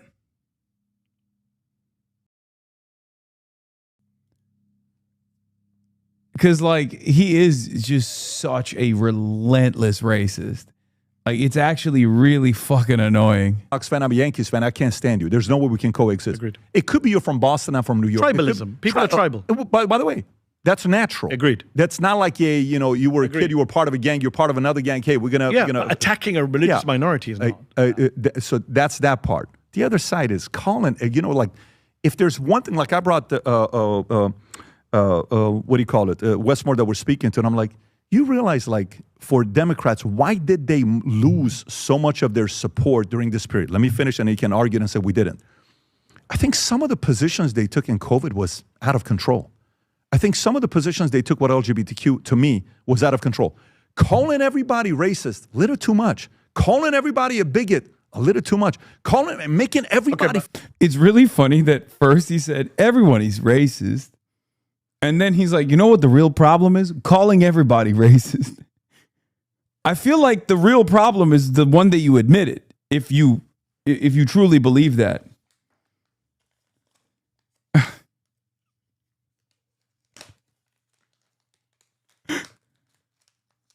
Like, yeah, everybody's a little racist. Who cares? Fuck it. Stop calling everybody racist. That's the real problem.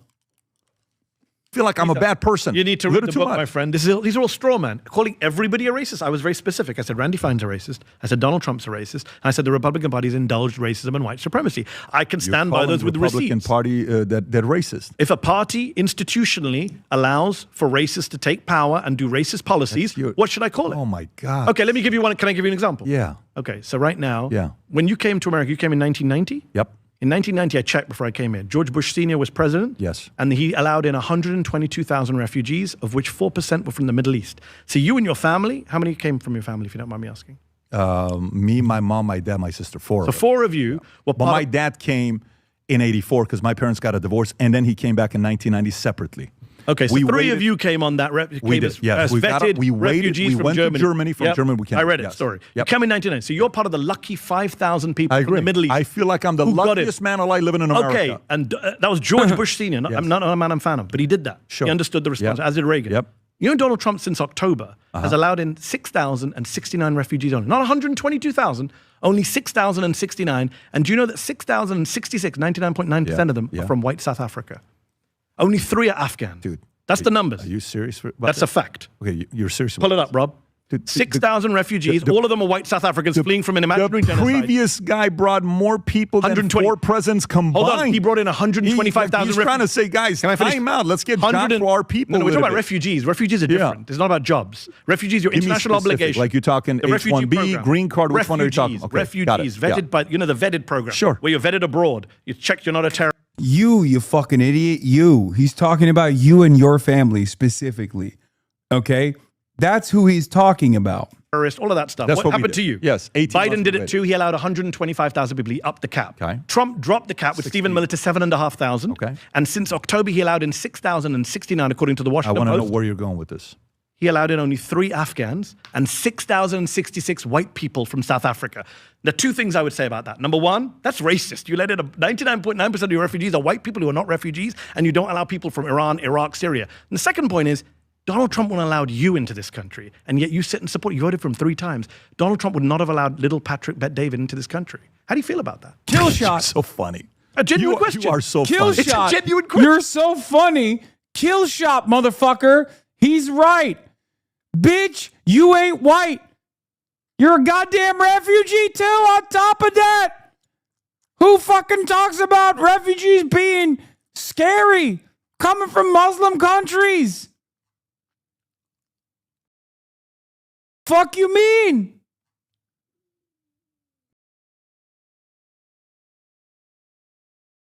Little Patrick. He wouldn't have let little Patrick. No Iranians were allowed in this year. So how would you have gotten? You know what would have happened? We would have waited 1 more year, 2 more years for a Democrat to come in and let you in. Bush Senior. You're a bitch. That's not true. Here, let us in. He was a Republican. For a better Don't act like a better Republican. No, but that's a non-racist that's Republican. not the point. The part that is you the have point. To, He did not allow in. That's not the point. What do you mean? This is your guy. This is your guy. Your guy hates you. Your guy doesn't want you. Iranians, issues, Iraqi. Mehdi, is it fair to say issues are fluid? Things change. Meaning, no, refugees are an obligation that America has always stuck to until Donald Trump. What is an issue in 2020 may be different than what's a top 3 issue in 2016, then 2012, then 2000. Plenty. Yeah, great. Guess what? What did his base want? Who cares what his base wants? That's who we voted for. That's a different argument. You're moving. Why are we talking about? Is he racist? I'm giving my evidence. He stopped all refugees from coming in from what do you call them? Shithole countries. Itself a racist phrase. And then he allowed in white people. Would from you South disagree? Africa. Some of these places are shithole countries. Yeah, I don't think you call entire countries shithole. You don't think some places you are think generalizing about an entire place? You think some places are not shithole countries? What is your definition of racism, Patrick? Because you don't seem to think anything's racist. What do you define as racist? If you say there's no such thing as racism, fine, but be consistent. No, I don't know if nobody's a racist. No, I don't know if. I think it's a weak argument. I think it's a weak position to say, hey, that guy doesn't like me and my race and where I'm from. But what is your definition of racism? If you don't have one, say so. To be honest with you, if you want this, I think if you call an entire country, entire people shit, garbage, low IQ, that's racist. Mehdi, I think every single person has an element of racism in there. That's a different from 1% to 99%. You keep moving the goalpost. But you're asking racism. It's like not liking an ethnicity, not liking a community. Yeah, not liking an entire country. Is that what you're looking for? Yeah, if he says we're going to only have white people in and not shithole country people in, that's racist. Yes, I think that's racist. If that's not racist, I don't know what is. 99.9% of refugees are white South Africans. Come on. Do you want to? Okay, Rob, can you do me a favor? He calls all Somalis low IQ and garbage. Like this is the stuff that you're saying right now. It's all true. Can you pull? Why? Here's what I don't understand. Patrick Bet David acknowledges everyone's racist and that it's like, I guess, morally vague whether or not it's good or bad, right? So just own it. Like, it's probably the dumbest conversation to have, to be like, oh, I don't think Trump is racist. How do you say Trump is racist? Everybody racist. Trump, not racist. How does that make sense? So everyone is racist except for Donald Trump? You just said everyone's fucking racist. Except for Donald Trump? Why are you writing for him so hard? The conversation is over. The point, past the point of Mehdi being like, Donald Trump would not have let little Patrick into the country, is done. Right? From that point on, it's done. It's over. You're a cuck. You're defending a guy who objectively would not let you and your family into the country. Biden's administration. Who was the guy that was the transgender that we're supposed to lead? That's what you're going to? When I quote the president making racist remarks, you got no comeback? Wait a minute. What's...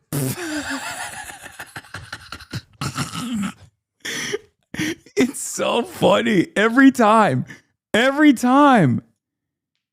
Do Republicans even try to argue anymore on the points? Like Ben Shapiro, for all of his fucking faults and all of his failures, at least would like entertain the argument. The top dogs in the conservative sphere now just look at you like the whale meme and just go, well, Joe Biden was old. It's like, well, that's irrelevant to the point of contention, but thank you for bringing that up. Straight up. They don't even argue anymore. It's like there's two different rails. The conservative rail is just moving everywhere randomly. It has nothing to do with the actual point of contention.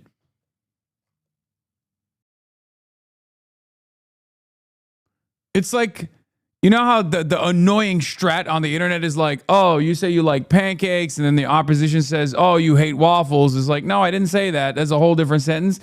These guys are like, you'll be like, oh, I like pancakes. And then this guy starts talking about, I don't know, how the color green actually smells strange to them. And you're like, what the fuck does that, what? Are you okay? Are you having a fucking aneurysm? What do you mean? What does that have to do with anything? And also, you should probably see a doctor.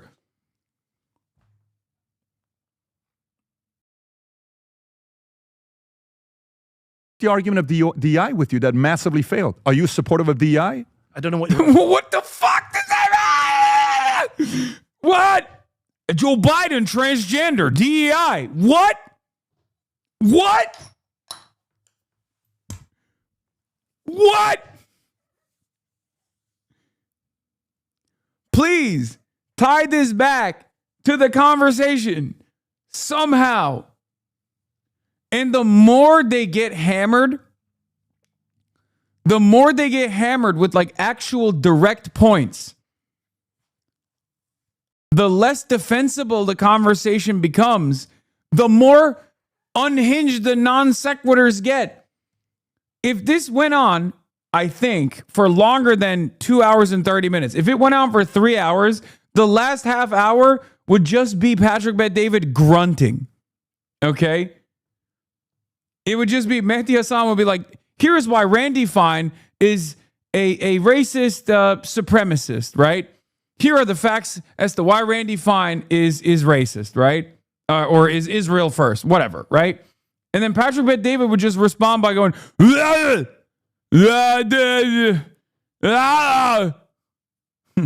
then maybe by some stroke of good luck, he could accidentally arrive at a talking point. I don't know, not even a talking point, just a thing.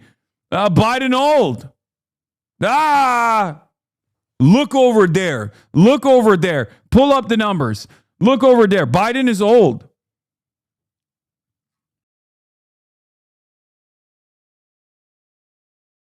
Your definition. Are you supportive of DEI? I don't play. This is not right wing bingo. No. Your words mean nothing to me. I'm from outside the right wing media chamber. I talk DEI to is guys, meaningless. Guy, I talk to guys on the left wing side. Like, who do you see? But Mehdi let him get away with it. Don't let him get away with it, man. Come on. It's off the fucking rails. Yeah, Patrick Bet-David, Iranian style, doing mosaic defense like the fucking IRGC, bro. Yeah. I guess, you know, you can get the boy out of Iran, but you can't get the IRGC out of the boy, you know? God damn. He just said, fuck it, we're bombing. Fuck it, we're bombing Dubai. Fuck it, we're bombing Bahrain. That's what he keeps doing. He keeps slamming the bomb Bahrain button for no reason.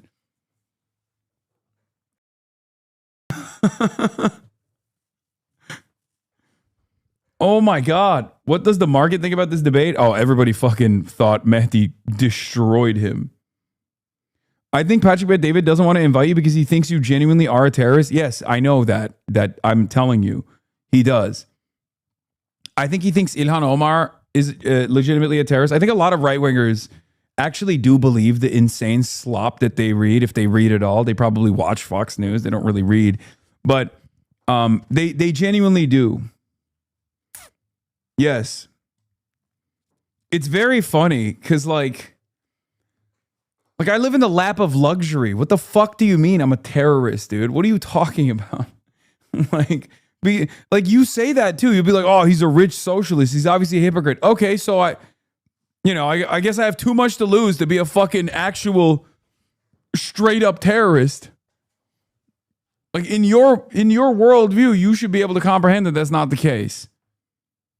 You think I just talk to right-wing people? No, but the way you say DEI and the transgender guy from Biden and Ilhan Omar, this is like right-wing bingo, Patrick. Is this a good pick? Like he thinks that if he invites you, you'll do a terror attack on him? No. I think it's kind of woke. It's the woke platforming argument, but for the right. I think a lot of right-wingers genuinely worry about like platforming someone like myself. Like they don't want to be associated with like an actual terrorist. People on IG comment thread were adamant that you actually full-time live in Qatar. Yeah. At this point, it's the insanity's gotten to a degree where people just like fantasize. They just straight up hallucinate alternative facts about my life, and there are plenty of people who will believe it because they've been so negatively polarized. You know? Yeah, Rachel Levy and I interviewed her on my show. Was he phenomenal at what he did? I'm sure she was very good at her job.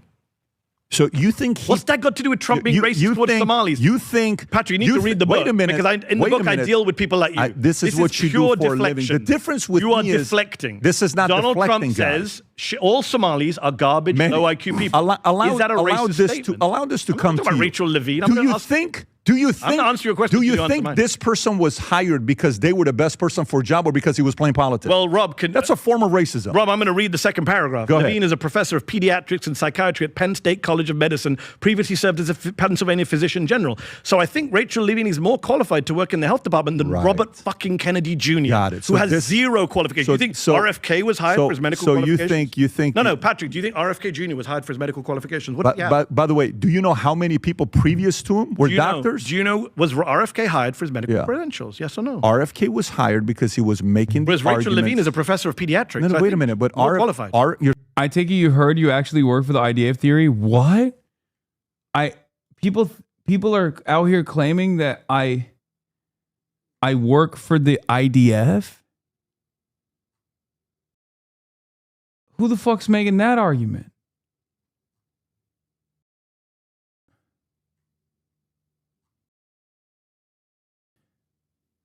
I'm fucking with you, Lamont. Oh my God, Jesus! Saying RFK is not qualified for his job. Not to be health secretary. No, by a mile. Conspiracy I take theorist who doesn't even understand. You take a transgender to be this job, then you think transgender people don't have intelligence? No, Is that a new attack on no. You see what you're doing now. You see what you're doing now. Yes, a credentialed transgender person is infinitely more qualified. The question is this, okay? Here, debate Lord Mehdi. You should have just straight up been like, you're literally about to die. You got shot in the gut. Okay? There's a bullet inside of you. Okay? In front of you are two people. One is an actual decorated doctor. Okay? Went to medical school, did the residency, been a doctor for 10 years. That doctor is transgender. The other person is actually Robert F. Kennedy. Let's do that. No qualifications, didn't go to med school, loves crystals.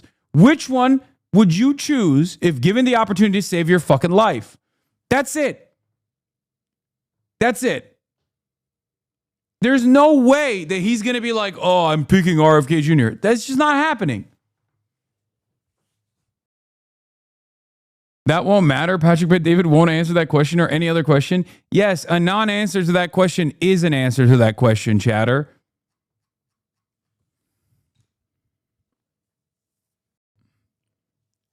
You guys don't understand that question is positioned in such an that question is framed in such an obvious way that if you don't answer it, it doesn't matter. You've already answered without answering.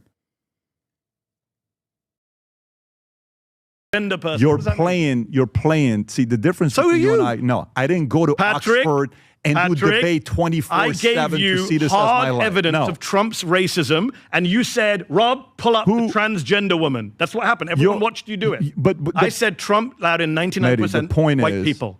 The point is, the previous guy picked people because of color. Completely unacceptable to target independent journalists like this and reporters in general, from David Pakman and Brian Tyler Cohen to Don Lemon and Stephen at home. I wonder if there was another California resident who was targeted that you guys forgot to mention. Governor Gavin Newsom's press office. He didn't even tag Don Lemon because he's not even on. Yeah, interesting omission from this.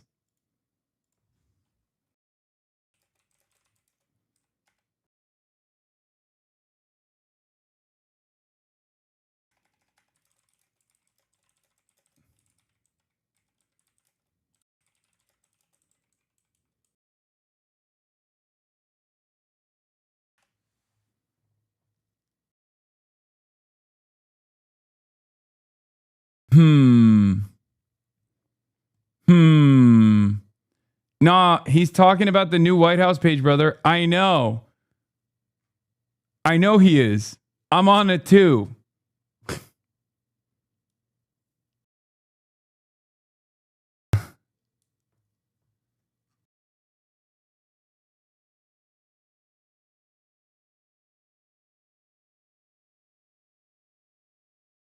Weird how my governor forgot one name on this list that is a California resident as well.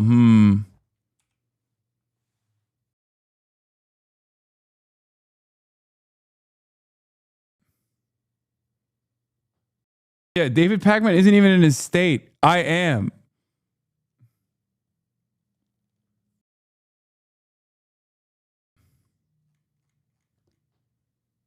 Gavin is not defending you. How come? What do you mean, how come? Notice how he also said he would come on the broadcast and has not done so because, you know, he's got all the time in the fucking world for Charlie Kirk, Ben Shapiro, Steve Bannon, and no time for his own goddamn resident. If there is any party that's I'm not even racist, asking about that. was the previous... You legitimately don't fuck with you? Yeah, no, they don't. He does not fuck with me, obviously.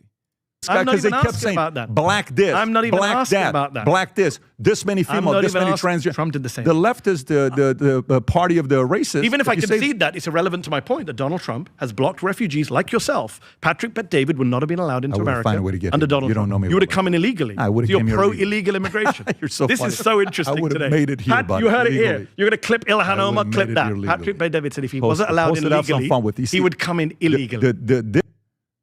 That's awesome. By the way, he does not realize that that's like the common immigrant story that he rails against all the time. He's not even making that as a joke. Okay? He's not even saying that as a joke. He just like genuinely doesn't understand that he is genuinely incapable of putting himself in the shoes of others, even if this situation is one-to-one comparable. Difference between you and I, this doesn't bother me. I understand the game we're That's why I'm playing. here. I understand the conversation. I'm not that here we're for a having. game. I just said to you earlier, this stuff has real world consequences. Oh, this stuff has real world consequences. Three Muslims just got killed This stuff has real in a world mosque consequences. in San Just so you know Diego that. because Republican Party racist rhetoric. And do you know what?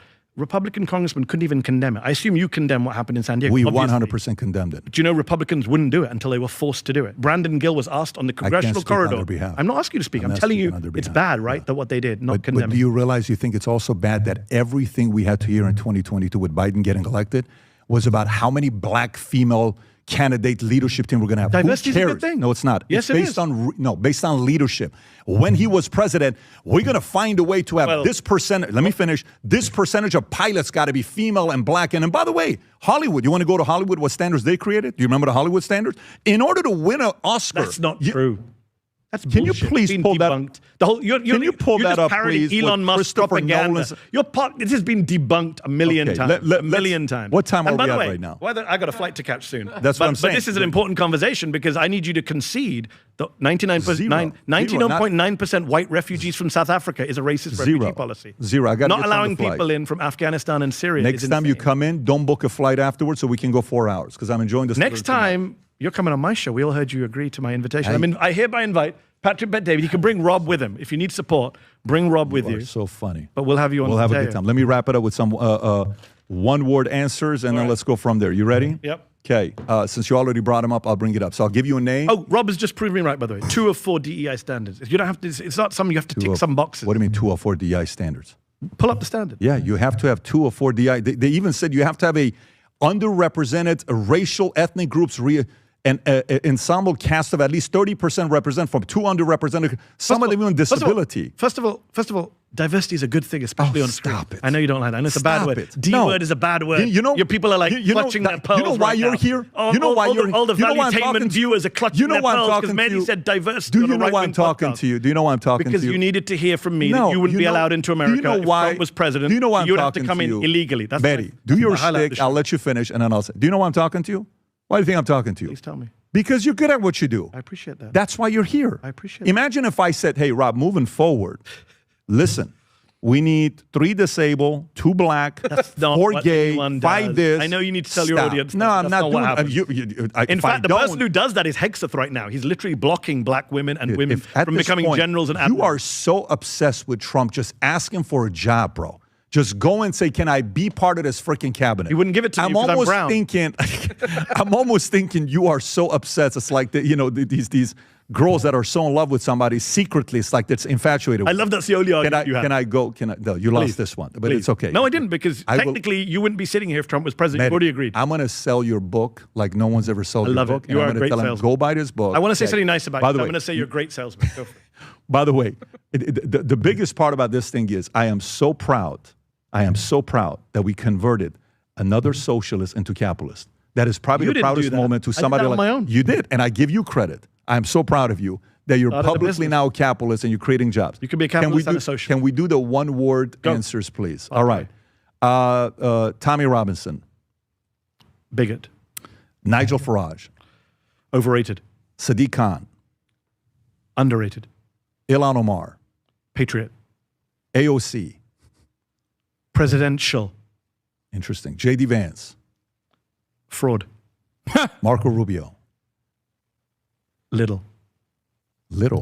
Trump. Little Marco. Okay, I got you. I want to Newsom. quote my man, Trump. I respect.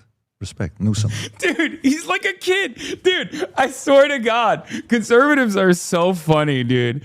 If you do that's why me wearing the Trump hat was such a good way to diffuse any conversation, like any heat off of any conversation. Like, they love when you make a mention of their God. That's why I carry this shit around all the time, okay? When you make any mentions to Donald Trump, all of a sudden, because they've decided in their worldview that you can't even mention Donald Trump, he's Adolf Hitler, like blah blah blah. That like if you crack a joke in the direction of Trump, that's like where you recognize his existence without immediately saying he's bad, they straight up melt like butter, bro. Although Marco Rubio could be your president, by the way. Newsom. Slick. Interesting. They're like Muslims, the white people showing interest in Islam. Yes. You're right. The Ummah loves a white boy that's like, oh, I say inshallah. I want to learn a little bit about Islam. And in the same vein, MAGA loves when a libtard is like even a little bit interested with Donald Trump, like even joking around about Donald Trump, but not in a negative way. Oh my God, they melt. Idiot. Bezos. Spineless. Spineless. What's the point of having fuck you money if you never say fuck you? Just rolled over for Trump. So you just want him to He doesn't like Trump. I prefer the people who love Trump. You know, I prefer the true believers. Yeah. These people who just hate Trump privately but roll over for him, can't stand him. Spencer Pratt. Joe Rogan. Enigma. Yeah, I don't know what to make of him. Sometimes I'm like interesting. Sometimes I'm like, what an idiot. Have you guys ever done anything? No, I've never done anything. Well, you would do it though. Would I go on Joe Rogan's show? There's a time when I said 100% yes. Now, maybe. I'd come on PBD. Yeah. I want to reach new audience. Why did you say you wouldn't go? You said to Bassem you wouldn't go on a bunch of different podcasts. Yeah, I didn't say I wouldn't. Did it I said I change? struggle. Like Fox. I don't go on Fox. Maybe I should change everything. I've tried to have a hygiene rule. I talk about it in the book. Maybe I've just abandoned I my think hygiene you should rules. go everywhere. I think you should. It's a go tricky everywhere. argument. There's pros and cons. Do you know why? There's pros and cons. What's the con? The cons are platforming people who don't deserve the legitimacy of mainstream platforms. Okay, It's a real. so you're such a big deal. Like we shouldn't go to all these other places because. So, like, if I go on Fox, I'm basically telling people that's a legitimate news organization. I don't believe it's a legitimate news organization. It's a propaganda channel. All right. Okay. I don't want to be part of that. Bibi. Criminal. Biden. Criminal. Hillary Clinton. Annoying. I'll finish with that one. Wow. So we'll finish with Hillary Clinton. She got a lot of credit. Folks, this was a good conversation. Thank you for having me. Go order his book, Win the Art of Debating Every That's a horrible Argument. cover. Win every argument. I love that Maybe- cover, but it can be misread. Win every argument, the art of debating, persuading, and public speaking. We'll put And the link I've even Yeah, persuaded. what the fuck is that cover, dog? Jesus Christ. All right.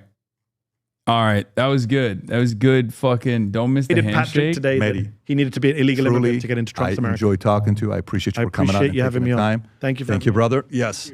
Take care, everybody. Bye-bye, bye-bye. Oh man, bye-bye. Okay. I was value-tained. I can't believe I watched a 2-hour debate, dude. I was actually fucking value-tained throughout the whole process too. Anyway, that'll be all for today. Tomorrow is Pride Parade. Your boy might be in attendance. You know what I'm saying? Got to celebrate Pride Month a little bit. Just a little bit. Don't get any fucking ideas, okay? Still a foe, still an enemy to the LGBTQ with some guests as well. And I'll do some other fun stuff tomorrow as well. It's Sunday Fun Day. And last but not least, Monday I'll be in New York, New York. You already know, baby. I've been going back out there so much that might as well fucking get a... Just you wait. Just you wait.